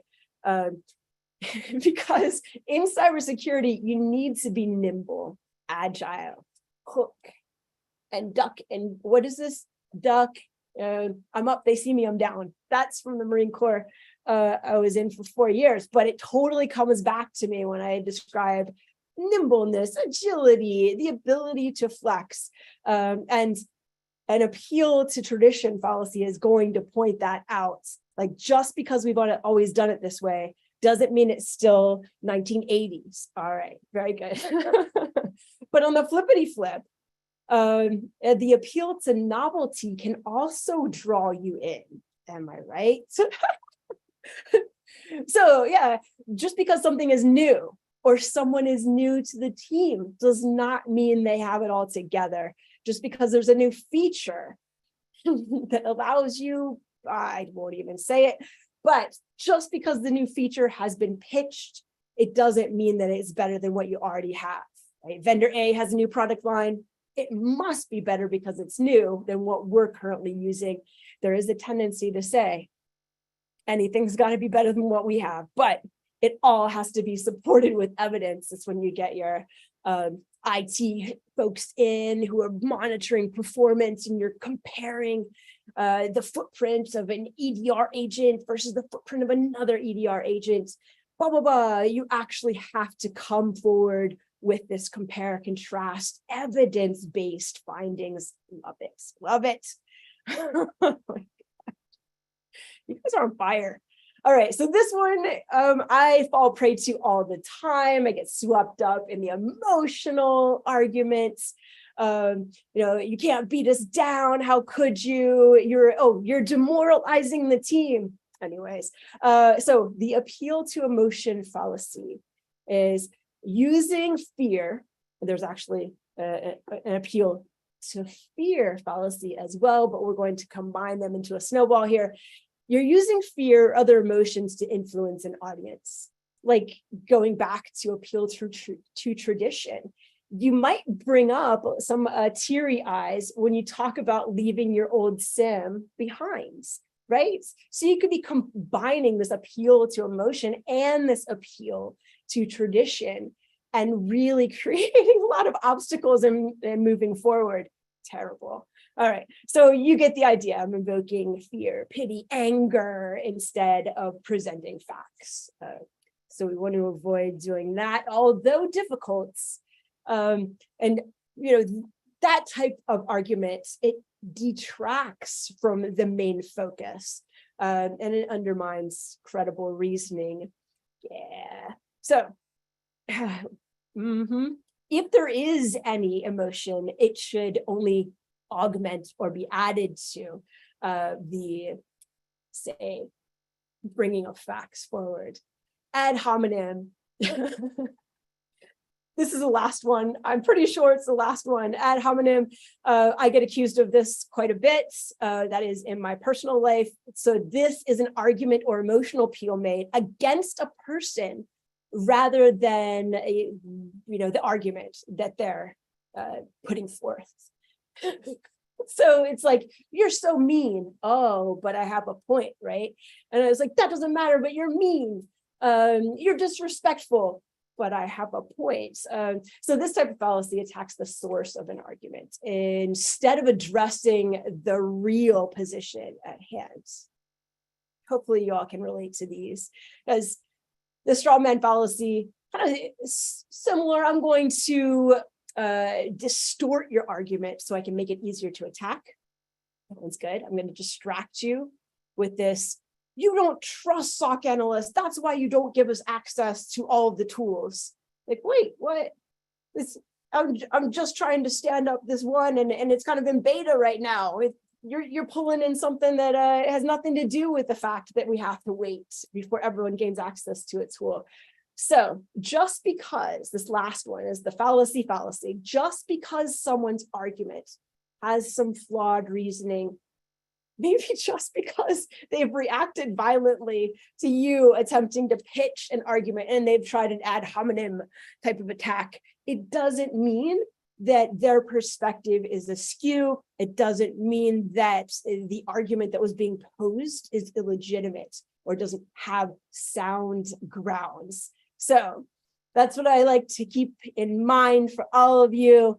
Hopefully with some study, you can sidestep any of the refutes or additional arguments they may get as you're trying to put forth your blue team initiatives. I wish that for you. So I appreciate everyone's time. Plausible deniability. Woo! And that's all I have. Ashley. Yes, thank you, Alyssa. You've certainly taken the whole day away. Your presentation was awesome. Your energy is awesome. Super, super, super thank you for coming on today and hanging out with us. Welcome. But yeah, if I had the little like clippers or whatever they're called, you know, those little, I would totally be doing that. Anyway. Oh, all right. I'm out of here. I know you got someone up next. Yes, So, if you could hang out in Discord, there are a few questions, but we're over. So I'm just I'll throw them in Discord for you. And if you have time, definitely please answer those. And then if you could send me your slides, there was a couple of people asking for them. So sounds good. Have a great rest of your day, Ashley. thank Bye, you all. too. Bye. All right. So James, can we get you on camera and mic? Sure can. Hello, I can hear you. You look wonderful. Fantastic. Can you put the slides up, please? Absolutely. I feel like Alyssa's energy kind of rubbed off on me a little bit. Oh, yeah. I ran back for more espresso. Yeah, get a couple more shots in. Exactly. All right, perfect. I can see your slides. I am going to just let you take it away. We have James here. He is going to be talking about managing the unmanageable and defending SMB. So feel free, go ahead. All right, thanks. And thank you, Wade, for that little bit of pep talk there. So we're going to talk about defending the SMB. So when we talk about SMBs, there's a lot of different metrics on how we can talk about them. Their size, their industry, the revenue that they pull in. It all kind of is different depending on your industry. So what we're going to talk about, though, is the smaller of the small, or in some cases, the smallest of the small. So, and of course, what do you call it, has failed me. Okay, so the clicker.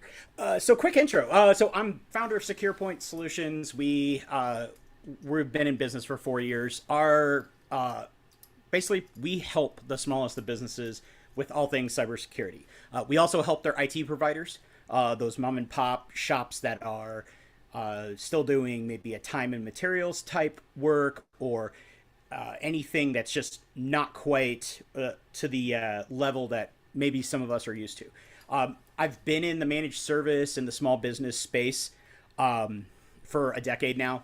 I was with an MSP for a while, transitioning more from infrastructure into security, because at that time I watched ransomware find its way to small businesses. We had 3 to 5 clients impacted every week, and no way really to stop them. Before all that, I was assistant administrator to enterprise environments, Hewlett Packard, Microsoft, DuPont Pioneer. And then way even before I got into IT, I was in the Navy doing operations intelligence, cool stuff. So all of that to say, I've supported environments down from 1 computer all the way up to 30-some thousand devices. All right, so why does this talk matter? Well, we're already talking to these small businesses. We are guiding them, but we can't be everywhere. We're based in Iowa. We are a national company, but we still can't be everywhere. So 90% of the businesses in the United States have 9 or less employees. So when we think about all these FANG companies, we think about all these other really big industries, those only represent 0.1% of the businesses overall. So that 90%, that is 13 million. 13 million businesses with 9 or less people. I guarantee almost none of them are going to have an IT person, definitely not having a security person. And we'll kind of get into that a little bit more. But these are the places that you go to. This is your kid's dentist. This is your chiropractor. This is the awesome coffee shop that you and your spouse get away from everybody every Saturday and that you go and hang out at. Okay? We all know, or we should all know, that businesses make their money by taking risks. The coffee shop owner is taking a risk in buying a new espresso machine, in making a new drink. Your chiropractor took a risk opening a practice when maybe there's 4 others in the area. So taking risks is what businesses have to do. And then a lot of them cannot operate without their computers. And I don't mean that like they're incapable. I just simply mean that if you took their computers away today and told them to go back to pen and paper, it'd be a massive struggle. And obviously the threat actors out there know that as well. And in some cases, these challenges even include just themselves. So they need your help. They need people that are just, IT or security practitioners. Yes, very SMB. Actually, one of my best clients is a sales manager for Mary Kay. She has one computer, and she wanted every bell and whistle that we could offer her. And we just simply said, you don't have a need for some of these things. You don't have that. So some of the obstacles we're going to talk about: leadership, resources, and vendors. Leadership. Okay, so sometimes leadership is the ownership. Sometimes the ownership is leadership. And what I mean by that is that there are some businesses, even as small as 9 people, that they get to the point where the owner can step back and say, yep, I hired a general manager and they're the one that's running things. So buy-in for small business tech is hard. As I said before, I was with an MSP, and it was somewhat easy to tell a person, hey, this server is 10 years old. The hard drives are grinding. It's out of, it's completely out of whack. You got to get rid of it. A computer that you tell them, hey, it's running Windows 7. Windows 7 is no longer supported. You need to get rid of it. They would kind of understand that. Cybersecurity, that is where they can't see it and they don't understand it. So very, very difficult to explain cybersecurity threats versus just, hey, your IT's old and crusty. So some ownership, leadership, they don't care. This Michigan practice was forced to close. We could probably get the link in there, but it will be linked in the slides. They got hit with ransomware. The ransom was $6,500, and they chose not to pay the ransom, partly because they said, well, we don't have a guarantee that we'll get our money back or get our data back. So the attackers deleted it. This caused a massive ripple effect. You had people that were due to go on, have follow-up appointments. Now they've got to go find find a different place and have have to kind of redo their medical history. If you've ever had to switch doctors, that is a major pain in the butt. Having to switch doctors after you've had some sort of major surgery, that sounds like that would freaking suck. All right, so then myths. There's 3 myths that I hear way too much. Again, we're talking about in that small business area. We're too small to be hacked. Nothing that the proper villains want. I also want to give just a quick shout out to John Hammond. He had called bad guys proper villains, and I think I'm really going to start using that as much as possible. So nothing the proper villains want. And then I bought cyber insurance. Well, it'll never happen to us. We all know these are wrong, and we can overcome each one of those very quickly. I'm too small to be hacked. Hey, let me show you something called Shodan. And do you know your IP? Let's figure it out. Look, your webcam is exposed to the internet. Or there's other businesses that stuff is exposed. Taking somebody on a Shodan safari like that in their own neighborhood is really beneficial. Nothing they want. Well, we all know attackers want, first off, they want your data that they can sell it. If they can't, after they've sold it, or if it's not worth selling, they're going to encrypt it and hold it for ransom. And then finally, they may just use your network as a pivot point. Nothing worse than getting a cold call from the FBI to say, hey, we need to look at your computers because they were used in an attack. So then The next part, no in-house voice. I have seen companies of this size where their office manager is the de facto IT person because they minored in computer science 30 years ago. Or in a company that maybe has the young generation, they have a Gen Xer there who actually knows how to Google things and run updates. They become the de facto IT person in addition to their marketing role or whatever else they're having to do. Lack of resources. All right, so I'm gonna bang on providers a little bit. So if you're if you're an IT provider of some sort, I'm gonna call you out a little bit here.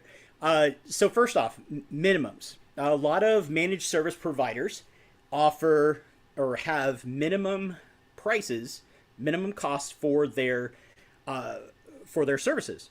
Now, those services would be, everything's included, but simply those numbers typically stack up to where it might be $800 a month, and that's kind of talking in my area. It'd be $800 a month, and if you crunch the math, depending on unit price, so per computer or per user, that's 14 to 20 users, depending on if they're charging you $40, $50, $60 a month for each device. So that company with 5 computers, they can't afford this. They're not going to pay $800. It'd be a struggle enough to get them to pay $300, $400. But that's what the MSPs do. And there's a lot of different reasons for it, and I won't go into all of them, but there is some administrative cost every time you onboard a customer, and that is part of it. Lack of experience. Most IT providers are locked into providing IT. They're dealing with break fix. They're dealing with copiers. They're setting up user accounts in 365. They're installing servers, installing computers. They don't have the time or the abilities to handle security issues. A lot of times, they will put their reliance on certain vendors. So a vendor will come in and say, well, our tool is white glove and you don't ever have to touch it. It's 24/7, blah, blah, blah. Well, now you've shifted the security responsibility to a vendor. Hopefully the paperwork, protects you if the vendor messes up. Time. So business owners, business leaders, they're still working in the business versus on the business. And that includes me. I still take out the trash. I still occasionally shred papers. I'm still doing tech stuff. But it's such a difficult part when you're focusing on the business or in the business to then step back and say, oh, those are the other things that I need to work on. All right, money. Money's always, whether you're big, little, whatever, money budgets are always difficult. Interesting thing though, most small businesses are lucky if they hit 10% of a profit margin. Okay, we're not going to get into the margins of education and financial industries. They're somewhat disgusting, but that's a talk for a different day and probably a different conference. Vendor obstacles. Again, we're going to, kind of pick on these minimums. A lot of vendors will want you to work through a partner. So you're having to go back to the provider, back to the IT provider to say, hey, I need to get the thing, and the vendor won't work with me. So that becomes an issue. And then a lot of these vendors want 50 or 100 licenses to start with, or you're going to pay 50 or 100 licenses whether you have that many. When we got our start, August of 2019, and slowly ramped up, we had to either decide if we're going to eat the cost, or are we going to do what we can to help our clients until we can get to the point where we can slide them into a solution that we want them to be in. So it almost has to become like a co-op. Like, hey, I need 100 people that are interested in helping us or working with us so that we can get you going. Some of the minimums. I did a little research. CrowdStrike. It's a 5-user minimum, $9 per month per user. But at the same time, what company of 9 people that doesn't do IT is really going to be able to handle using CrowdStrike? Carbon Black looks like at one point 100 devices, or was their minimum. Kaspersky, our favorite Russian backdoored antivirus, $405 a year for minimum 10 devices. It's a pretty good deal. But again, if you're 9, 8, 3 computers, you're not going to get any kind of managed solution in any way.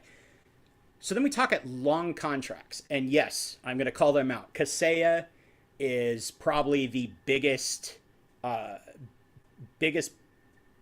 misuser of the long contracts. 36 months for any and all products. And in some cases, if you tell them, hey, we want a new product, they might just go ahead and slip a whole new renewal and all your stuff is reset. So moving on here. So what can we do?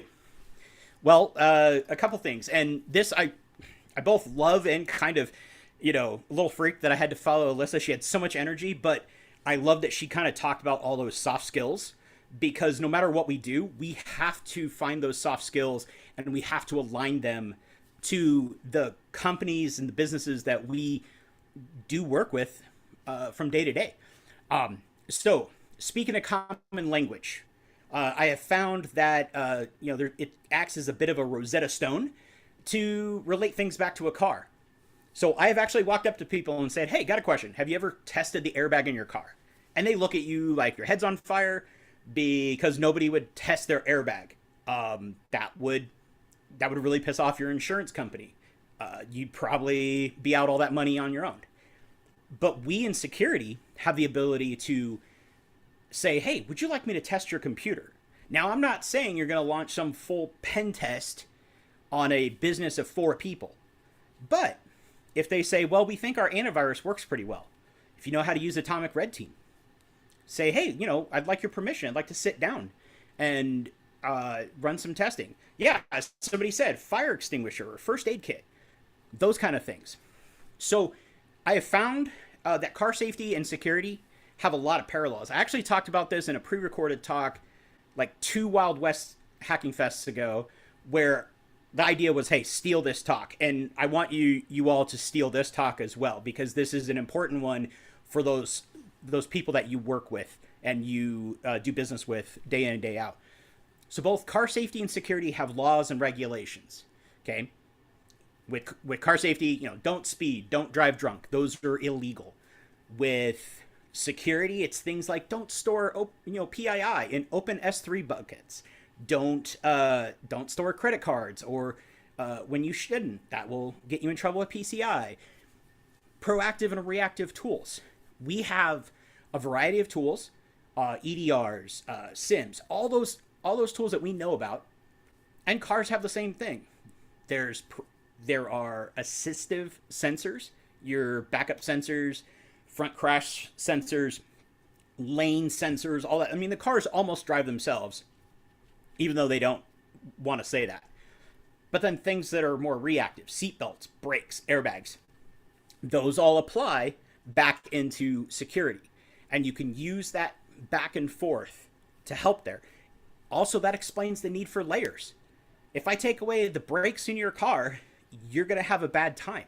If I take away your brakes and your airbag, you're going to have an even worse time. So trying to provide, yes, it's defense in depth. Because a lot of times with an insurance company, they'll ask, well, do you have this? And they'll say, yep. But they don't have any other tools on the endpoints. And we've all seen enough examples of how to bypass this EDR, how to bypass this AV. So also try to speak in their own words. If you're trying to work with a small clinic, like, hey, I would like, your network has a problem. And the best way I can describe it is, like, I think your network has like a clot, and like a blood clot, but for the network, and we need to clear that clot. So trying to use some of their words without being disingenuous, without coming off like you're just trying to make a pitch, is always a great idea as well. Yeah, and somebody said, like back in my day, seatbelts were optional. Absolutely. But that wonderful thing called survivor bias, kind of throws that off. Like, well, nothing happened to me. Cool. What about all the people that it did happen to that chose not to use a seatbelt or didn't have a seatbelt? We have to always remember that. Okay. So let's do stuff. These are simple to us. Everyone's going to look at these things like, hey, that's no big deal. But not every business is using the ultra mega Splunk thingy, the new hot EDR that's powered by AI. None of that. These are businesses that they still probably buy all their computers at Best Buy. They buy Linksys routers. They get, residential level type things like antivirus. So the simple stuff, patches, updates. Go in there and say, hey, do you know how to set up these for automatic updates? Do you know how to do that stuff? Local admin is so bad in most SMBs. Trying to encourage least privilege. Like, hey, have an admin account for the one person that does know something about computers. MFA, all the things. Now, obviously there are strong opinions about things like SMS, or everyone's like, oh, if you don't use a YubiKey, it's nothing. SMS, MFA, if used properly, is just as good as any of the others, especially when you're looking at a small business. Your barista is not going to have to really worry about being a huge target for SIM swapping, unless it turns out that they're like massively into crypto or something like that. So MFA, all the things. Microsoft has said that 99% of the attacks they have observed could have been stopped just with MFA. That is ridiculous to think that, oh, just a quick code is all I need. Password management. So some password managers are a little harder to set up. Others are easier. But pick one. Pick one that works with what you need. Yes, even the one that's been compromised 3-4 times. Or hell, get them a password book from CVS. People make jokes online all the time about those things, but I can give you examples both in small business and in enterprise where a password book could be a lifesaver. For those of you that work in an AD environment, do you guys know where your DSRM password is? Because you might need it if you ever have a disaster and you need to recover the AD. Asset management. We all know we cannot protect what we don't know about. Now, you might think a company of 5 people shouldn't be hard to have have an idea of where those computers are at. But if there's still a Windows 7 computer that's in a conference room that nobody really thinks about, then that computer could be the one that's compromised. All right. Whoops. All right. So let's do some more cool stuff. Now these are things that are a little more cool, interesting, exciting. Okay, cyber deception. I could go on and on and on about cyber deception, but hey, a Raspberry Pi and a couple of Dockers spun up, that could make some trouble for an attacker. Throwing honey tokens, a couple of Excel files, a couple of Word files that are in different spots that have interesting names, where somebody says, oh, hey, it's password list, I'm going to go grab it. Wade said in the Discord, password.txt. I see those on desktops way too often. So, hey, make a couple of those. Make one that's a docx. An attacker pulls it over, and boom, now we've got some information on the attacker. Give them a bunch of options to make mistakes. Defender. So Defender used to get a lot of jokes, when it was still Microsoft Essentials. Defender is pretty badass nowadays. Additionally, if you're paying for Defender through like Business Premium, which is $20 a month for a device, and you basically get everything that Microsoft throws into like those E5 licensing, and it's definitely in that good enough to great for small businesses. You get a paid version of Defender, you get Intune, which then gives you access to those attack surface reduction rules. For the red teamers in there in the Discord, I bet some of you can kind of agree that with ASR rules and Defender, it's kind of a tough time to get where you want. And then even if you take a little bit of time, throw in a little bit extra money using Power Automate, you can actually have those computers auto isolate. So if something happens at 2 a.m. for whatever reason, that machine is going to get locked down. The company comes in the next morning and says, oh, hey, this computer doesn't work. Oh, it's because it got compromised. Okay. The last one here, Sysmon and Elk. So this just kind of came to me as a, I don't know, shower thought, something. Why not why not build black boxes for these really small businesses? It runs, everything runs Sysmon. It feeds to an Elk stack or just even to Elasticsearch, whatever. And it records. And it just records. If they have enough storage, records 45 days, 60 days, even 20 days. But then if there's an incident and they have cyber insurance, that insurance company has probably already, worked with an IR company on a retainer. And that IR company is going to show up and say, all right, what happened? They're like, well, we don't really know, but we have this black box that got set up and it probably has all the information we need. Okay. So it's just like an airplane. Airplane crashes. You don't know how the heck it happened. They find the black box. They can start putting things together. Yes, an attacker could have already been on the network for, 2 months, 3 months, but you'll at least see some of what has happened leading up to boom. Okay. All right, smart stuff. Security awareness, people are probably like, what's so smart about security awareness? Well, let's talk more security relationships. Stop phishing and just sending videos to the people that fail. Something that we do with our small businesses, we'll work with them. We'll say, hey, we want to run one phishing test, and then we're going to hold a little get together. And in that case, what we do is we run a test, we collect the data, find out which ones failed, and then if there's users that actually spotted it, reported it, hit the report button, we reach out to all of them and say, hey, want to buy you coffee, want to buy you a drink. We're going to have a little workshop at your office or a workshop somewhere, somewhere else. And we're going to sit down and talk about the phishing email that got sent. And we're going to ask, hey, what made you think this was legit? And what did this person who called it out, what made you think this was was a fish, was not legit? They get together. It's not confrontational. And even the business owner or leader doesn't know who actually failed or not. So don't just fish and send vids. Create real conversations in these small businesses and create what I call tier 1 responders. Bob, who gets the email that looks funny, he's going to call Sharon over because Sharon is really good at spotting those. And Sharon's going to walk over and go, yeah, that's not right. Okay. All right. Okay. So we're getting close to landing this plane here. So we can help you help them. What I'd like you to do, if you're comfortable with it, and you want to have a chat with me, helping a business that you care about, help them with messaging about security. If you think they need more help than you're able to provide. My time is free when it comes to helping people, through a Zoom call or anything like that. So scan that. You can book time with me.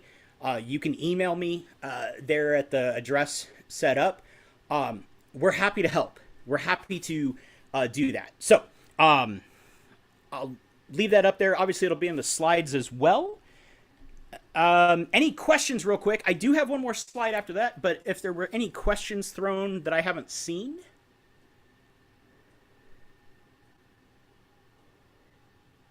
Waiting for my video to load back up.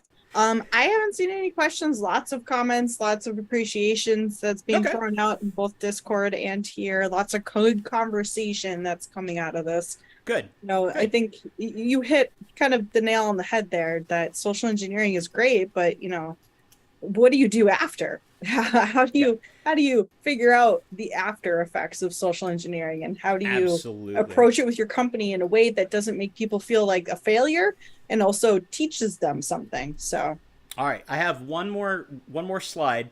I see people also asking about the slides. The slides will be posted, and no, the QR code is not a test. It's going to take you to a HubSpot scheduling thing, all that. But I do have one more slide, and then you will be able to see the slide. So I have one more problem I'm asking people to help us solve, okay? And that is simply the foster care gap. This picture here of my family, the three smaller ones, my wife and I, we adopted them from foster care. They were with us for 15 months before we were actually able to adopt them. they had been in and out of foster care most of their lives, 6-7 times in many cases. Here in America, in 2021, there were 391,000 kids in foster care, but there was only 214,000 foster parents in that same year. And not every household or foster situation can support multiple children like us. We've been blessed. So your living situation, your marital status, your income status, none of that matters. Providing a safe place for a kid, whether it's one day or it's forever, like you can help out in impactful ways. The link there goes to the national kind of foster parents system here in the United States. You can look up there. It'll give you information. There's a place that you can go and start looking state to state. But please, if you take a couple of things away from this, one, your small businesses need security help, whether they realize it or not. And there's a lot of kids out there that need some help as well. So I thank you all. I hope you're enjoying the summit, and that's it. Awesome. Thanks, James. We appreciate you being here and talking to us about all stuff social engineering and small businesses. So good stuff. Absolutely. All right. Now we have Joe. Joe Gray. Could you start up your video and your mic, please?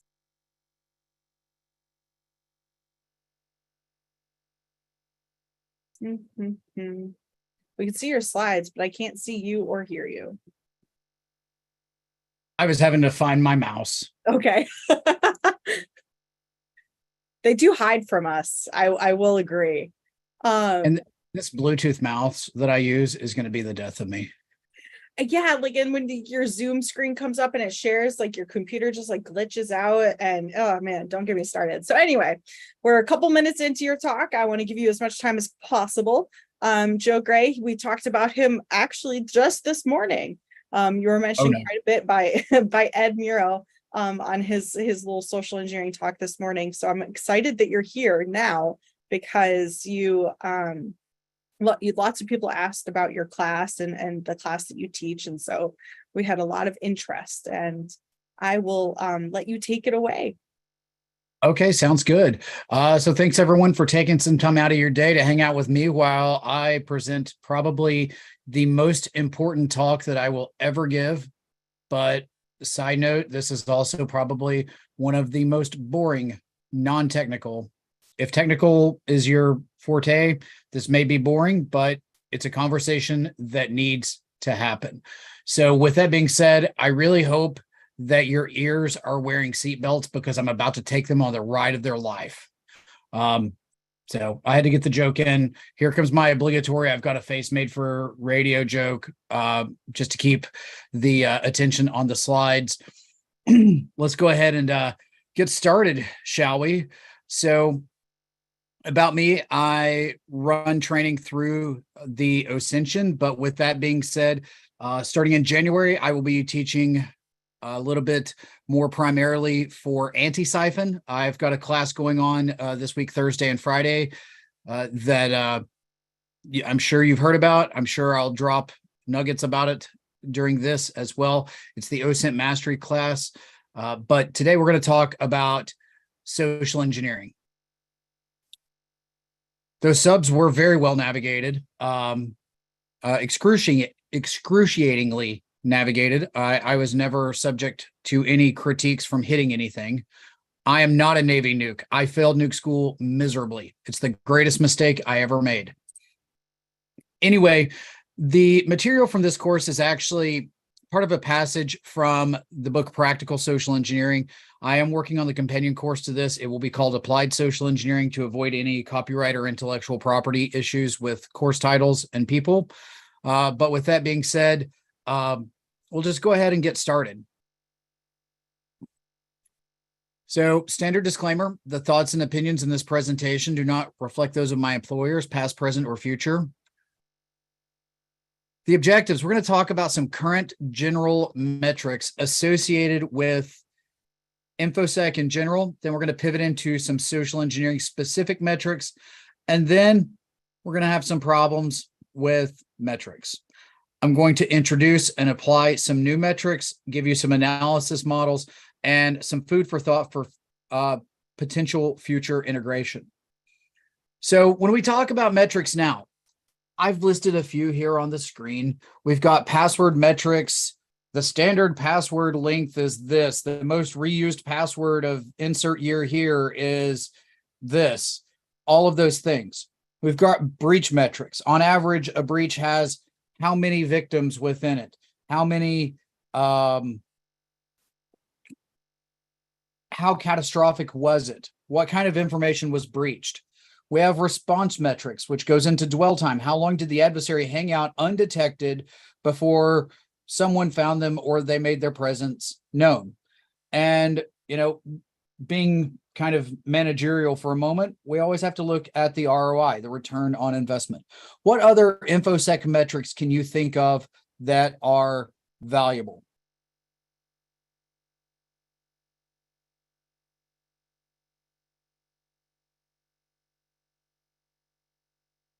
Seeing some typing going on in Discord here. They're talking about E2s and P3s. Phishing fails, yes. Closed tickets, failed password attempts. Honestly, that metric shouldn't be over 2 or 3, to be entirely honest. IPs blocked, yeah. These are all metrics that some manager somewhere thinks that it's a good idea to actually look at. And in some cases, there's value to it, but with anything intelligence related, and I do operate very heavily in the Osent and the social engineering worlds, which Osent itself, the acronym includes the word intelligence. Social engineering realistically is nothing more than human intelligence. And let's just be honest here. All of InfoSec, whether you're offensive or defensive or whatever, you're doing some form of intelligence. And as we look at the conversation going from data to information to intelligence, if you don't provide the due context around it, every metric that we could possibly provide is useless, right? Failed logon attempts, okay, that's absolutely useless unless we say, okay, well, we're seeing them from this IP address at this time of day, coming from this ASN or this domain or this or that. That's providing something with some context around it so that someone can actually go and act upon it, to keeping with the lingo of intelligence, to assist with decision making to do this. Successful logon after failed logon, absolutely. So when we talk about password metrics, that could be length, complexity, or age, right? That's nothing too far out of the blue. In this breach, the average length was 9 characters. The complexity had 2 typefaces on average. There's all sorts of things that we can do with this, but honestly, that's kind of worthless. With breach metrics, we're talking about the number of assets in the breach. How often did we experience password reuse? The number of breaches, the ratio of users in breaches. When you're talking about an organization, if I'm doing an engagement for an organization and I go and I roll up to have I been pwned, or have I been pwned is not going to give me a whole lot, but looking at something like dehashed, for example, okay, well, you say that you have 500 users, you have 330 of them in this data breach, 30 of them no longer work there. So 300 people are in data breaches that work for your company. That is an actionable metric, because that gives you something to work with to say, these are the people we need to watch. We need to nullify these passwords in general. Response metrics, yeah, you're getting into the mean time to respond, the number of incidents. That's going to get into tickets closed, time to escalation, all of that fun stuff as well. The dwell time, we talked about that before being detected, whether that be voluntarily or involuntarily. The ROI, that's the ratio of your expenditures versus your forecasted or perceived losses. So when we talk about social engineering, and I apologize, I didn't catch the earlier talks. I had some stuff I was working on earlier, but with that being said, oftentimes we get wrapped up on how many people open the email, how many people click it, how many credentials were stolen. And we might do averages or a ratio of opens, clicks, and stolen credentials. But, realistically, that leads us to a problem. What is the problem that I'm getting at? Does anyone have any ideas of the problem that I'm leading into with this?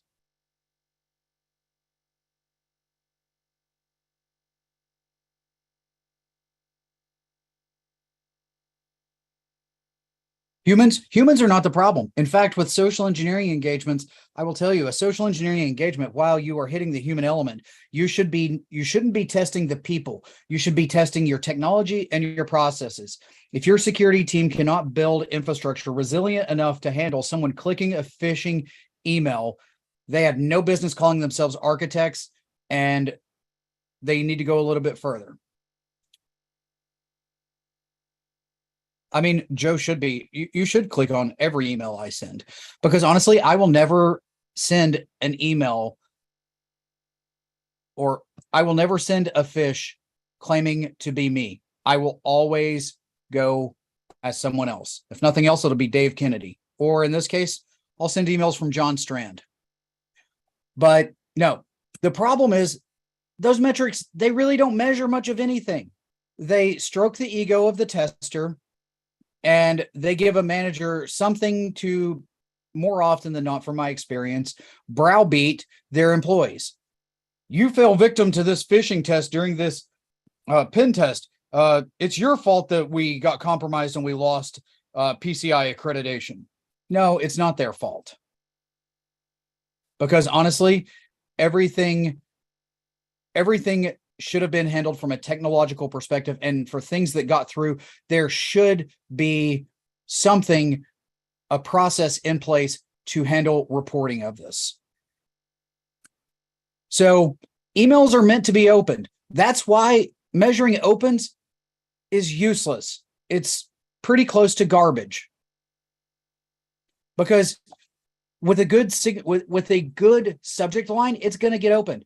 I will tell you, I've been using ChatGPT left and right to create engaging subject lines, engaging social media posts, and all the above. And I didn't even have to tell ChatGPT that I was doing a phishing test. All I had to say is, I work in HR at insert company here. Write a convincing, concise subject line. And at that rate, it's going to get opened. And if you do the right thing regarding what you are working on in terms of the domain that you are doing this from, that will make it even harder to detect. Sometimes, in terms of opens, if they have a preview pane, that may flag an email as opened anyway. Honestly, a lot of training platforms, they fall short on detonating links. They say, oh, yeah, there was a link here. Okay, what was it to? Was it to Grabify, which I do use quite heavily, or was it to something actually malicious? And there are third parties that do it, but the third parties, honestly, I'm not trying to totally take a dump on them, but oftentimes they are solely there to meet a compliance requirement. They are not meant, they may mean well in terms of enhancing the security posture and conditioning the employees, but more often than not, they are employed for the purpose of some compliance framework says, thou shalt do this. And that's why they do it. And honestly, most non-tech folks, they use the same password or a slight variant. I mean, just as a reminder, we are coming up on a seasonal change. So everybody that's using summer 2023 ! Or some variant thereof, you might want to get ready to use fall or autumn 2023 ! But that's why the metrics that we are talking about, they're kind of worthless. So when we worry about opens, that encourages punishing people for opening emails. Right? And to that end, you don't want to punish people for doing their job in a best faith effort. It also encourages naive people and sometimes problematic employees to use this to avoid work. Yes, that is a slippery slope, but what I'm getting at is you've got an employee that's already trying to avoid getting, they're already trying to get out of doing work. They're kind of slacking pretty heavily. Oh, I didn't open that email because it looked like a fish. Well, if someone can open an email without fear of punishment, then that takes that excuse away from them. And that also, it doesn't accurately address risk, because if every single phishing email had malware that simply opening it would activate it, yes. But the thing is, you have a lot of email security providers out there, the proof points, the abnormals, and the Iron Mail or Mimecasts out there. And then you have the other side where Google and Microsoft are doing things as well. So you've got a lot of different things. Plus, you've got to factor in, depending on the operating system, if they wrote it for Intel architecture on a Mac and someone's using an M2 chip, which is running ARM architecture, it ain't going to work. So you've got that. So that's why that's kind of useless. I will admit that clicks are more relevant than opens, and it does test the human. But honestly, if you have defense in depth and you have good architecture, you have good monitoring, you have the systems hardened, that should be a very minor risk. Yes, there are things that can possibly come through and create problems. Yeah, I get it. But you want to filter out as much noise as you can so you can focus on the signal. And if you have that defense in depth, caring about clicks is a minor risk. Because honestly, these should be a test of the technical solutions in addition to the test of people. Managers often miss that point. Macs do have browsers and 365 accounts, and it is possible to do things with browsers and 365 accounts. But the reality is, if your threat model dictates that you're looking for a strain of malware or ransomware that's going to target the actual operating system, and it's written for Windows, it's going to be null and void on a Mac.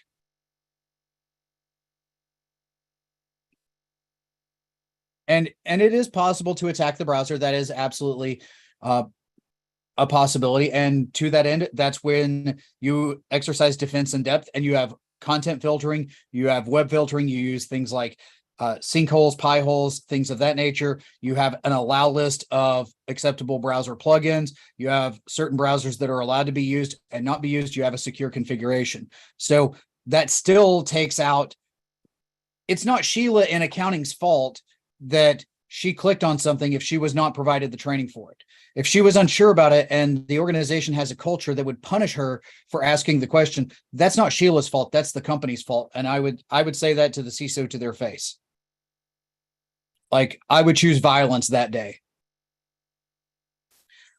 When we talk about stolen credentials, that's predicated on failing to have a password policy. That's predicated on not having multi-factor authentication or password managers. And honestly, it does lead to scope creep and illegal activity when people target personal accounts. As a matter of principle, I will not target a personal account. I know the adversaries do it, but tell me this: when is the last time you saw an unrestricted DDoS attack or an unrestricted ransomware infection in scope for a pen test or a red team engagement? I'm sure someone has seen it, but more than likely, no.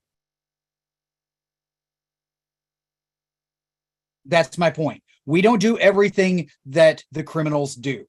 We are emulating malicious behavior up until a certain point. I will tell you, if any of you worked for a pen testing company and you actually was contracted by my employer to do a pen test and you targeted my personal accounts, what happened to the physical pen testers at Coalfire when they decided to do a physical on the court in Iowa will be child's play compared to what I will try to bring up legally. Because my employer does not own my personal accounts.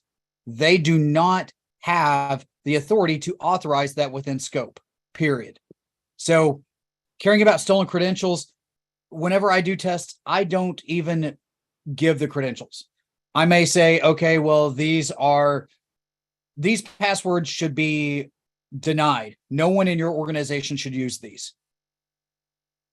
Or I could say, hey, the following people need to change their passwords. I won't say this person has this password just because I have no assurance that a manager is not going to misuse that. I have no assurance that it's going to be protected. Someone could go incredibly sideways with that. That's also part of the reason why, unless you verify the actual account, Troy Hunt will not share anything on Have I Been Pwned with you. He doesn't care if you can do a domain verification or not. That's just not going to happen. So the TLDR of this is organizations often put the burden entirely on non-technical employees. From a management perspective, honestly, I don't care that Erin in management, whether she can click on things or not. I would prefer her to be more security conscious and security aware. But at the same time, as long as she gets all the blockers removed from the work that I'm trying to do and keeps everything on track, I'm happy. As long as Sheila in accounting keeps me getting paid the prescribed amount or more at the prescribed interval, I'm happy, right? They fail to see that technology can help mitigate the problem, but they won't entirely solve the problem. And honestly, organizations, when I worked as a consultant, if you work as a consultant, you already know this, consultants, our whole job is to tell people their babies are ugly. And a lot of organizations don't want to hear that. And they fail to admit their own shortcomings. You say, hey, here are the findings in the report, and you immediately get a rundown of but here's why. And all of a sudden they have their mitigations, the mitigations that don't exist that are getting pulled out of thin air. So here are the metrics that matter. And I'm going to start with ratio. Open to click ratio. That one, it's minor. I don't really care too much about it. Open to action. That would be downloading a file, inputting credentials, or doing something else that is not in the user's best interest. Open to reporting. This tells us how much lead time we have to get ahead of this, right? Whenever I oversaw security on a government contract years ago, I told all the employees, if you click something, you're not going to get in trouble. Report it. And you won't get in trouble. That way, I had as much time as possible to be able to respond to it before it had the chance to spread. In some cases, some things could have just spread. Yes, I get it. But the more time you have, the better. This is based on the concepts of Win Schwarto's book, Time-Based Security. You can find it on Amazon. It's a short read. It's great. And basically, the concept of that book is you don't have to have like Fort Knox level defenses to protect every single attack forever. You need to have enough defenses in place that they can contain an attack until you are afforded the time to detect, triage, and respond to it. That's it. And I'm seeing that someone fishes their users to train them to report so that they get reports of the real fishes, that they don't care about the click rate. That's a very novel concept, and I actually really like that. So continuing with these metrics, click to action. Since from the time they click the link until they put in their credentials or downloaded something, how much time did they sit and think about it? Because if this were a vendor talk at Black Hat, I would be talking about shifting left. But we're not at Black Hat and I'm not a vendor, so we don't have to worry about that. But same thing, click to reporting and then action to reporting. You know, I had a user come and say, hey, you know, I feel really stupid, but I input some credentials on this website. Here's what I put in. And then some weird stuff started happening. And when they told me that, I was like, all right, unplug it from the wall. I'll come get it. And that was that. And that was the end of the discussion. There was no punitive matters to it. You also have, this is just getting into the opens, the clicks, and the action. But basically with the ratio, you know, how many people that opened it clicked it? How many people that clicked it did the action? And really, you know, once you know how many of each, it's really easy to put those together.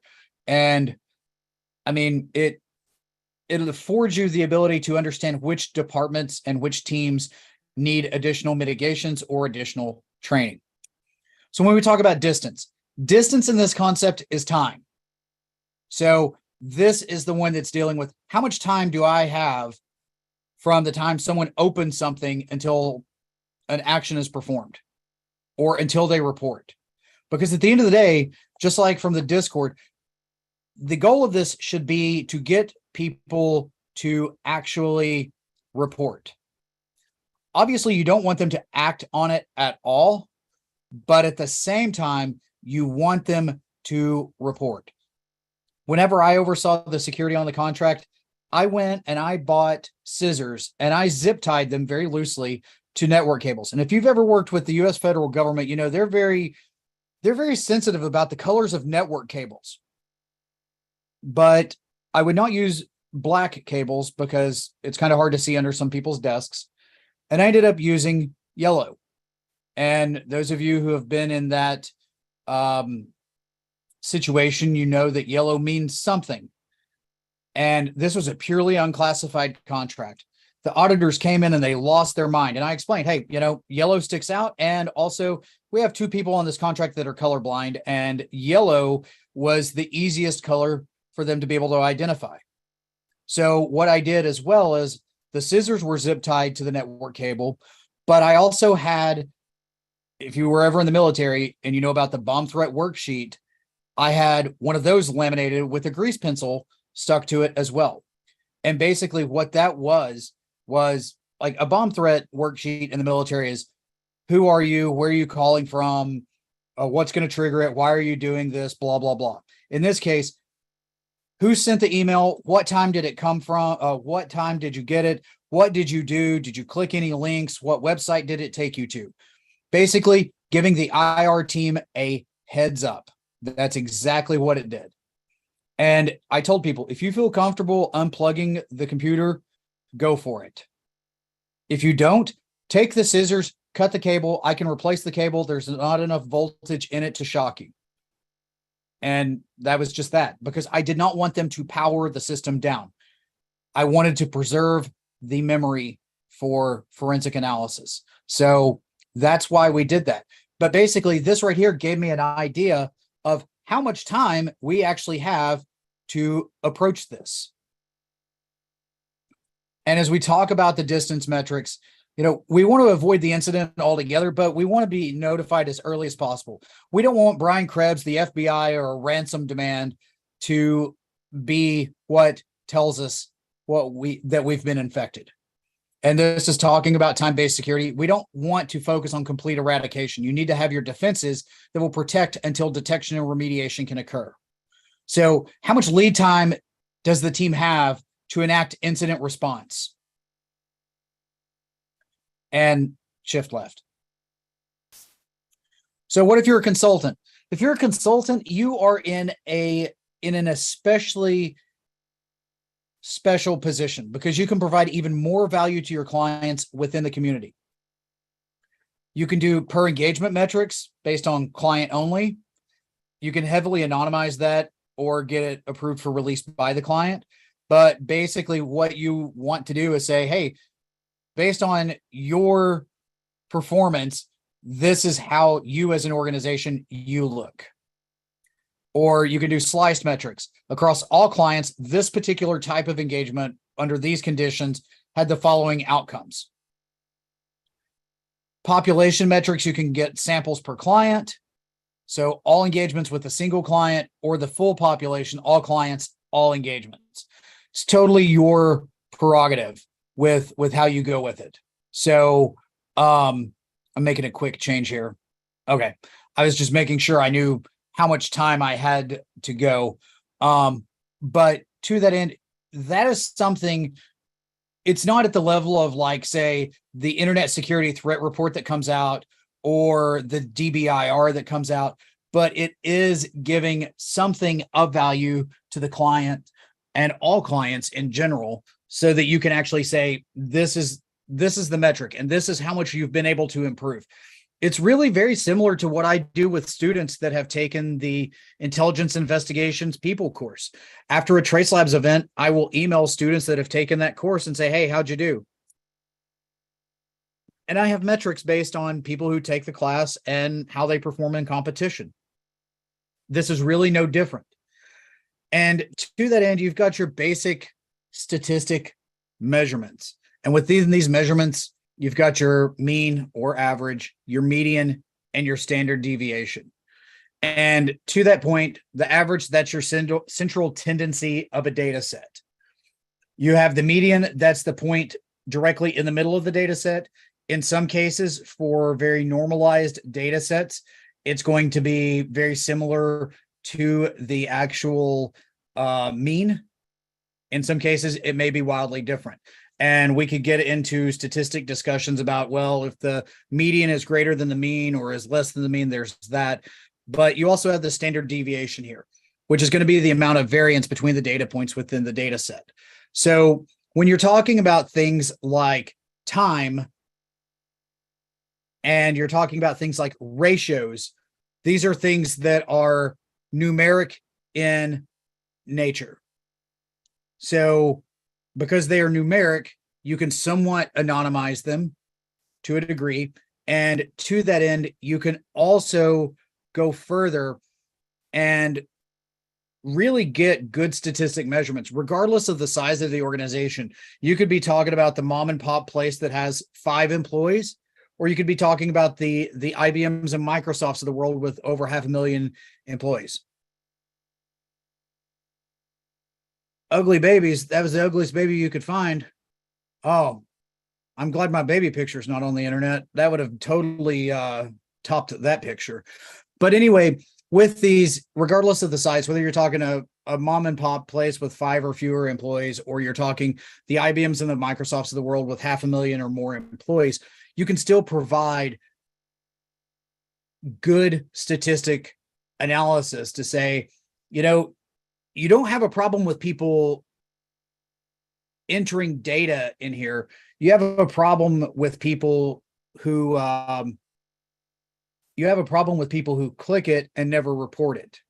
So as a result, it is our recommendation that you foster more of a culture that would actually be more open to people reporting their security problems, right?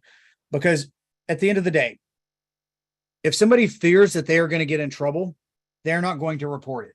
Even if they may know in the back of their mind that someone's going to be able to find out anyway, and the outcome will be even worse.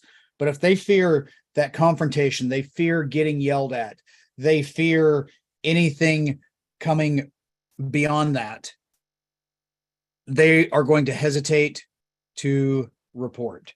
And that's why I'm a huge fan within awareness programs of incentivizing it. I won't say that I would incentivize the person who reports the most fish, but maybe the most clever fish, or the most unique fish, or the first fish of the month, or something to that effect. Incentivize it. Give them a cup of coffee. Let them park in their boss's designated parking spot for a day or a week or something to that. Because as much as I hate to say it, to the point put in Discord, the world runs on incentives. Being a manager is being able to understand someone's problems and have the conversation with them and make sure that their needs are met in a way that makes them want to meet the needs of the company. But at the same time, sometimes you have to manipulate those incentives. Some people are praise driven. Some people are financially driven. Some people are just driven to do the right thing for self-satisfaction. That gets into the things of social engineering when we're talking about the principles of persuasion, right? Likability, commitment, consistency, urgency, scarcity, social proof, right? All of those principles of persuasion, these are things that can work. A 25-cent raise for some people, that could be an incentive. My mom works very hard manual labor, and she is just as happy about her 25 cents raise that she gets as I am my 3%. And with that, you know, if you understand what it takes, I mean, it could just be a pizza party. I mean, it could be anything for those incentives. And, you know, I don't know who got a picture of me at the ATM there, CCA Hall, but that might totally be me. But basically, yeah, I mean, challenge coins, mugs, something like it's just something that this is as much a people issue as it is a process issue, as it is a technical issue, and then finally a cultural issue. And that's really what it boils down to. Pizza parties are elementary school things. I mean, you could get catered food from somewhere. Scotch, I mean, that works for some people. Be careful with that though, because if you've got some people on the team, they might not like it. You've got a lot of different things that you could go with. It's a matter of knowing your organization, knowing the culture, knowing the people, and understanding how to manipulate those incentives. So, on a submarine, for example, surf and turf was a Sunday meal. It was always prime rib and crab legs.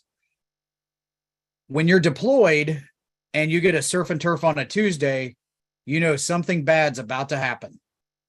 You're about to get extended on mission, or you're about to get some bad news about your port call. Sorry, kids, you're not going to Singapore. But, I mean, free food does taste good. But, yeah. But what I'm ultimately getting at is something to show appreciation. I mean, I have jokes about the yellow sticky of appreciation, but I mean, it's one of those things that just make people feel appreciated, because at the end of the day, you want people to report. Going back to the point of what I saw someone post in Discord at the very beginning of this, you want people to report it, because if you are aware of it, you can watch their TTPs and you can go and take actions from there. Yeah, we totally got surf and turf in the military. I mean, on a submarine, food on deployment, food is your only source of morale. You can only watch the same 6 movies on 8mm so many times. And you can only listen to the nuclear engineers tell their stories that really aren't that interesting so many times. Yeah, the submarine I was on hull number 698. We didn't have DVDs. We had video game systems that could play DVDs, but the Navy would actually send us movies on 8mm cassette to play. So yeah. But that's ultimately what I'm getting at with this. And with that being said, I am a little bit early on the time. I'm a little bit ahead of time. With that being said, I will open it up for questions. I do have a marketing slide for you as well.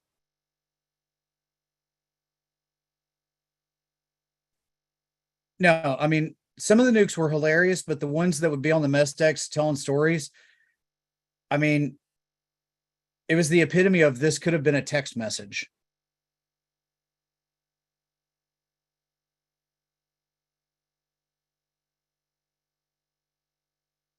So, yeah. But yeah, I mean, while we're open for questions, first and foremost, thank you for attending this today. Secondly, if you haven't, you totally should sign up for the Osent Mastery class tomorrow and Friday. It's going to be 16 hours of Osent goodness. You will, if you're interested in receiving the Ascension Black Badge, you're actually going to get 2 badges for that, for completing 2 of the courses that lead towards that. In addition to some other material, there's some custom content with it. We're going to be talking about ChatGPT, investigating businesses, search engines, image intelligence, and all sorts of fun stuff with that. So if Osent is your jam, or you think it may be, definitely sign up. Yes, there are digital badges with it. So if you're interested in that, otherwise, this is my training schedule before I make the move to primarily teaching with Antisyphon. If you're interested in any of these courses, use coupon code Antisyphon for a 15% discount on that's the schedule for the remainder of the year. And I just realized I put the same time for those. If I recall correctly, the accelerated intro class is actually from noon until 4 Eastern time. The only discounts, I just have a uniform 15% discount. Students tomorrow may get different discounts based on what they will be exposed to tomorrow and Friday. But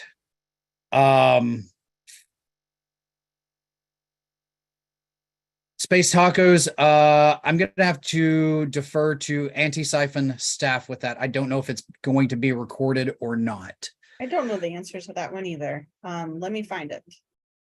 Or get Sounds good. Do we have any questions, or do I need to freestyle some Q&A tidbits of knowledge and what have you? I mean, we can freestyle. I'm always up for freestyle. I mean, I can't sing. I was gonna say. I'm the person karaoke bars pay to come in at last call and make people leave. So you don't want me even attempting to rap. Why Osent? So I've got my Discord pulled up with the CTF results. So was the question, is the talks recorded? No. The question is, if someone signs up for a course, can they start it, after the course actually starts? Like, you have to be in person. Or no, you don't have to be there right then. It'll be recorded. We're recording them on Zoom, so they'll get the recordings. They can get that. It'll be hard to join it. Like, you can't be like 3 hours behind. We'll have to send you the recordings in the Discord channel.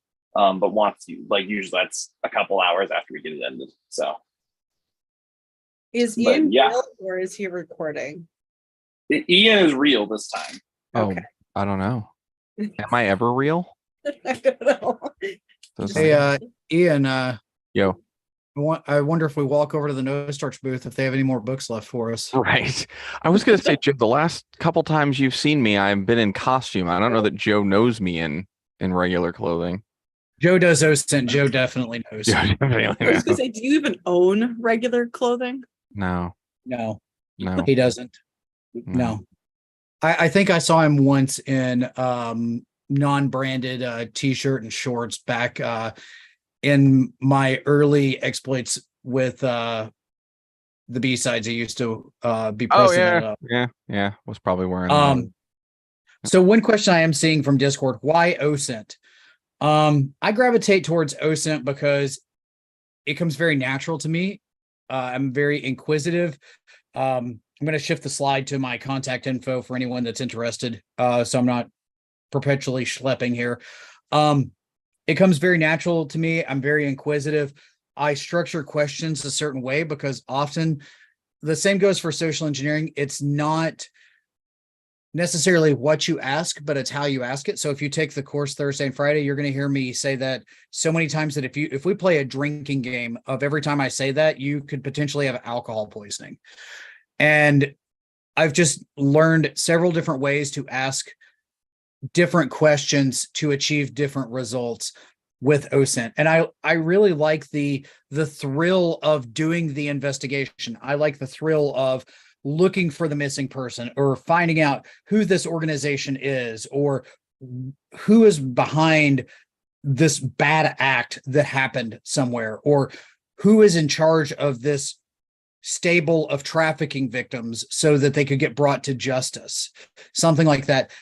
I don't want to use the term, but really oftentimes it kind of feels like the thrill of the kill.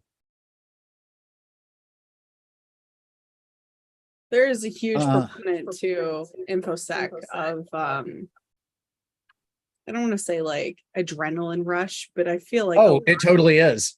Totally adrenaline rush. I will tell you, the times I get the best sleep after teaching, after competing in a CTF, like that last Trace Labs event I did when I achieved the 3-peat last year at DEF CON 30 for being on the winning Trace Labs team. I slept so good because you get on such an adrenaline high, and then it's like once you step away from it, you're just like, yeah, getting DA is like, I definitely sleep really good the nights after I get DA and a client. yeah. I mean, I'll share a social engineering war story with you all, actually. Actually, before I do that, can you start from zero with Osent? Jose, I'm going to pose a question to you. Have you ever used Google?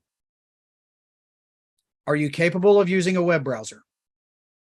Congratulations, you have done Osent.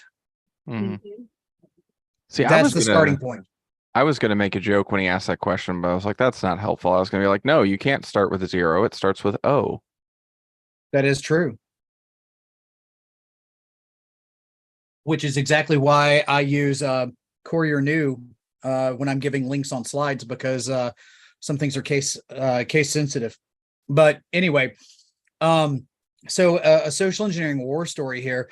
I actually did an engagement. The networking team was not involved. They weren't in the know. They weren't smartened up to it. And basically what happened was their networking team lead blocked me. It was a really good fish. I went through all the right steps. I mean, I was like, I'm going to demolish this organization. And then what happened? Well, I got blocked. And Space Tacos, if that webinar blew your mind and you want more Osent, I'm your dude the next 2 days and then some.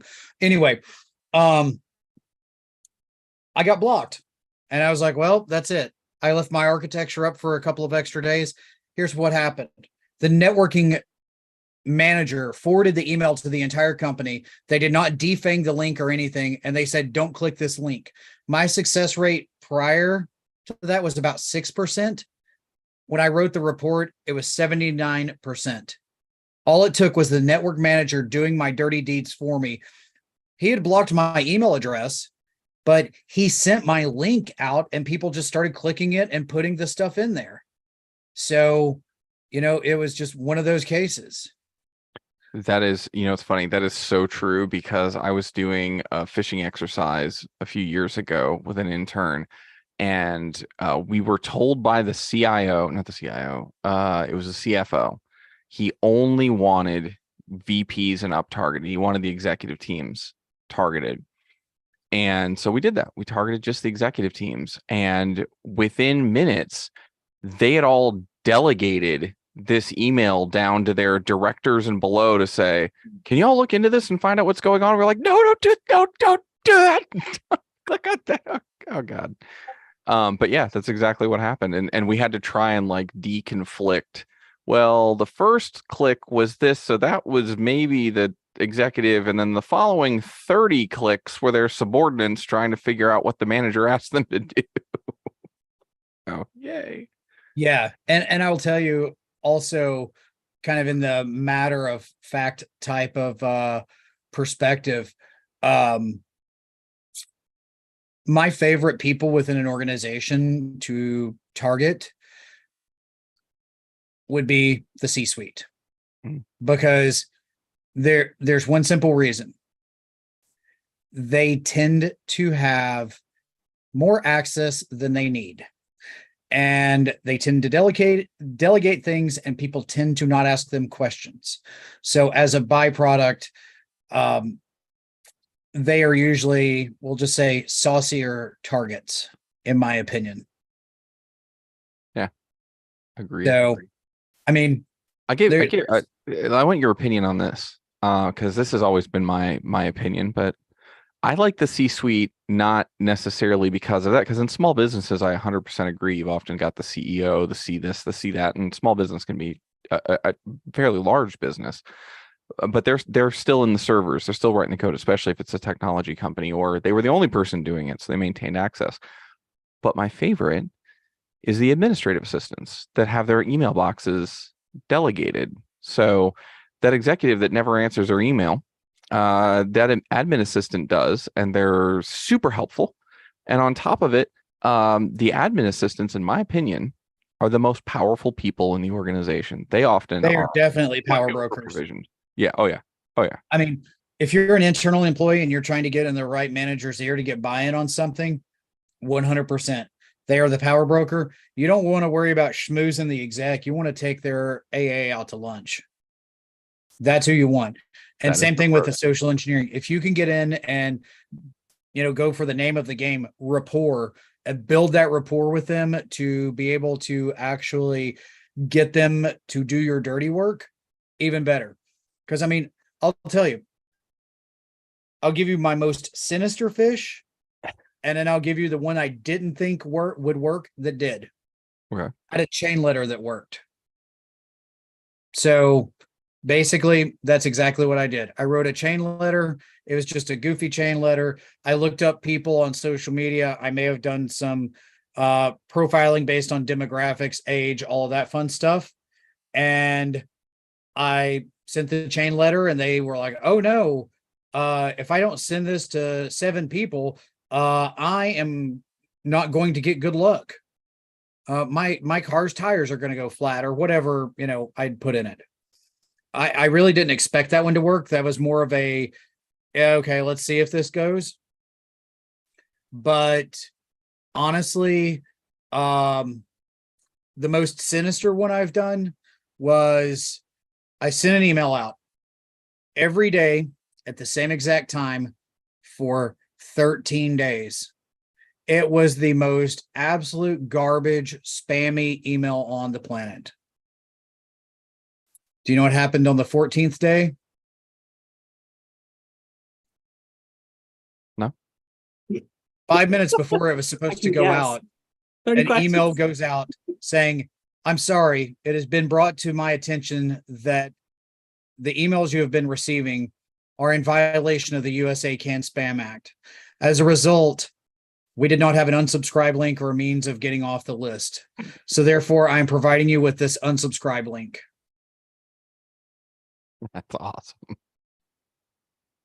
88% right out of the box. I'm going to be the problem and the solution.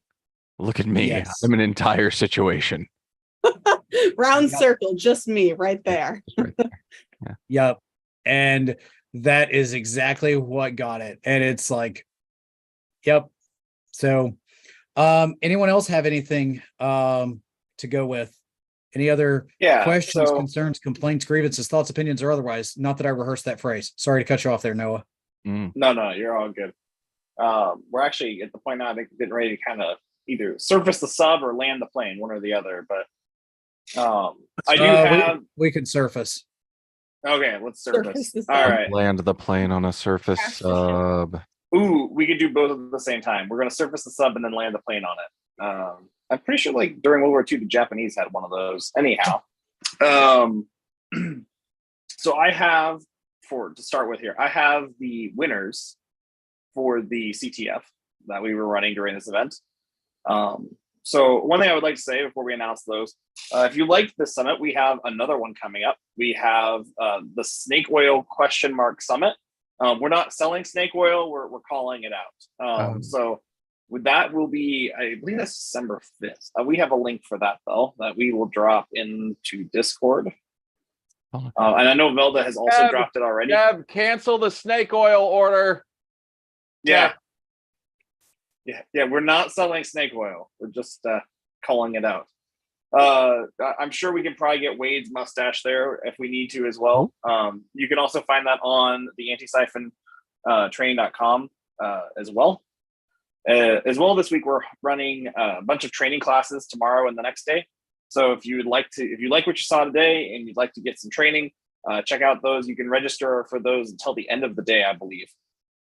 So definitely check out those, sign up for those.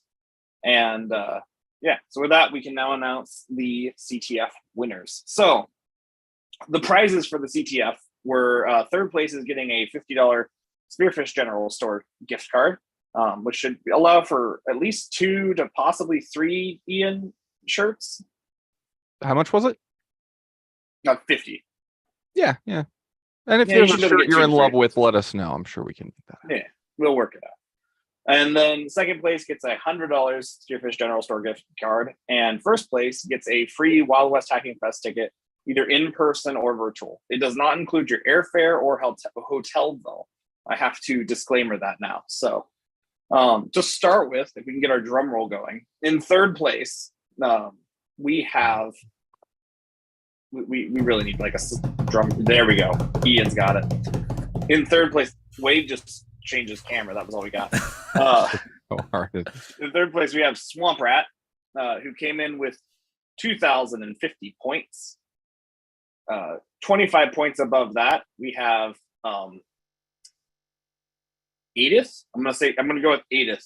You know who you are. 2,075 points, and they will be getting a $100 Spearfish General Store gift card, and third place will be getting a $50.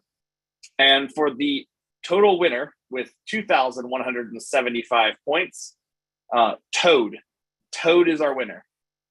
Toad. So yes, now those people, I have your real names, but the point of alias is that I don't tell everyone those. So we will send that out to our staff. If you would like to redeem those items, please reach out to support@antisyphontraining.com, and we will get you redeemed for those. We're also going to send a sprocket drying kit in case they have a wet sprocket. I am old. Never mind. Oh, I the don't even know 90s what a music sprocket- references. Yeah, I totally. don't even know how a sprocket would get wet. Toad wet sprocket. I'm gonna go get my AARP card. I'll be back. Okay. Yeah, you probably want to make sure to take some Tylenol before bed too. Right. But as right, Noah stated, he had everyone's real names. I do too. Right. Yeah. I got him as a flag. Well, that's how we got Get them. from social So- engineering. That was Joe was running an entirely different ZTF where his job was to get your real names. That's how we have them. So with that said, we're coming up on the end here. Once again, check out Snake Oil Summit. Check out the trainings we're running. Thank you for spending the day with us, and have a great summit, or a great whatever it is. I don't know. This is why I don't do the MC work. Have a great rest of your life. Okay, thanks. Bye. Yeah. You're right. Yeah. We have 2 minutes to banter. Just call. No. I mean, It's going down. Ryan, kill the Ryan, fire. don't kill it. Ryan, kill it. We've got. Oh the man, we've lives got will not be complete conflicting unless they do orders. the Osent training the next 2 days. I have to be a corporate shill. Oh my gosh, fire command. We have conflicting orders. Confirm with Tom. What is happening? I can make your life. Wade does not work here, Ryan. Shut it down. Yeah, but nobody knows that, all right? So that's the best part. You've revealed my trap card. Where's your red stapler, Wade? What? Red stapler? I don't have a red stapler. Am I supposed to? You're supposed to have a red swing line stapler. I don't. All I have is a crying baby downstairs. Did anybody ask him to move his office into the basement? There's less of an ask and more of a, I'm going to need you to move your office to the basement. Right. Well, you know, what would you say you do here? I Fix buy the printers. costumes. Yeah, that is what Ian does. Yeah, for sure. So here, I'll help Ryan out here. So here, so with the last minute we have with our dying plea here, please go to antisyphontraining.com and check out all the training offerings we have, including the open seats we still have available for tomorrow, Thursday, and Friday. If you have been listening to all this and said, my gosh, my team is not blue enough and I need more blue team, please check out the talks that are going on tomorrow and the training, low cost, high quality training that you can still register for as long as you get in before tonight, so you can make sure you get everything enrolled and all the stuff you got to do, because we've got great instructors giving out great instruction, and you can spend 2 days with them learning all the best tactics that are available. Now, if that's not your jam, check us out in December. We're going to do the Snake Oil Summit. Check out again, antisyphontraining.com. We'll get a link inside of the Discord and this chat here, so that you can check out all the ways that snakes can be oiled, oil can be removed from snakes, and snakes can be turned into oil. We'll cover all of it. And from all of us here at Antisyphon, Noah, why don't you please ask Ryan to burn it with fire? Ryan, burn it down. Tear it down.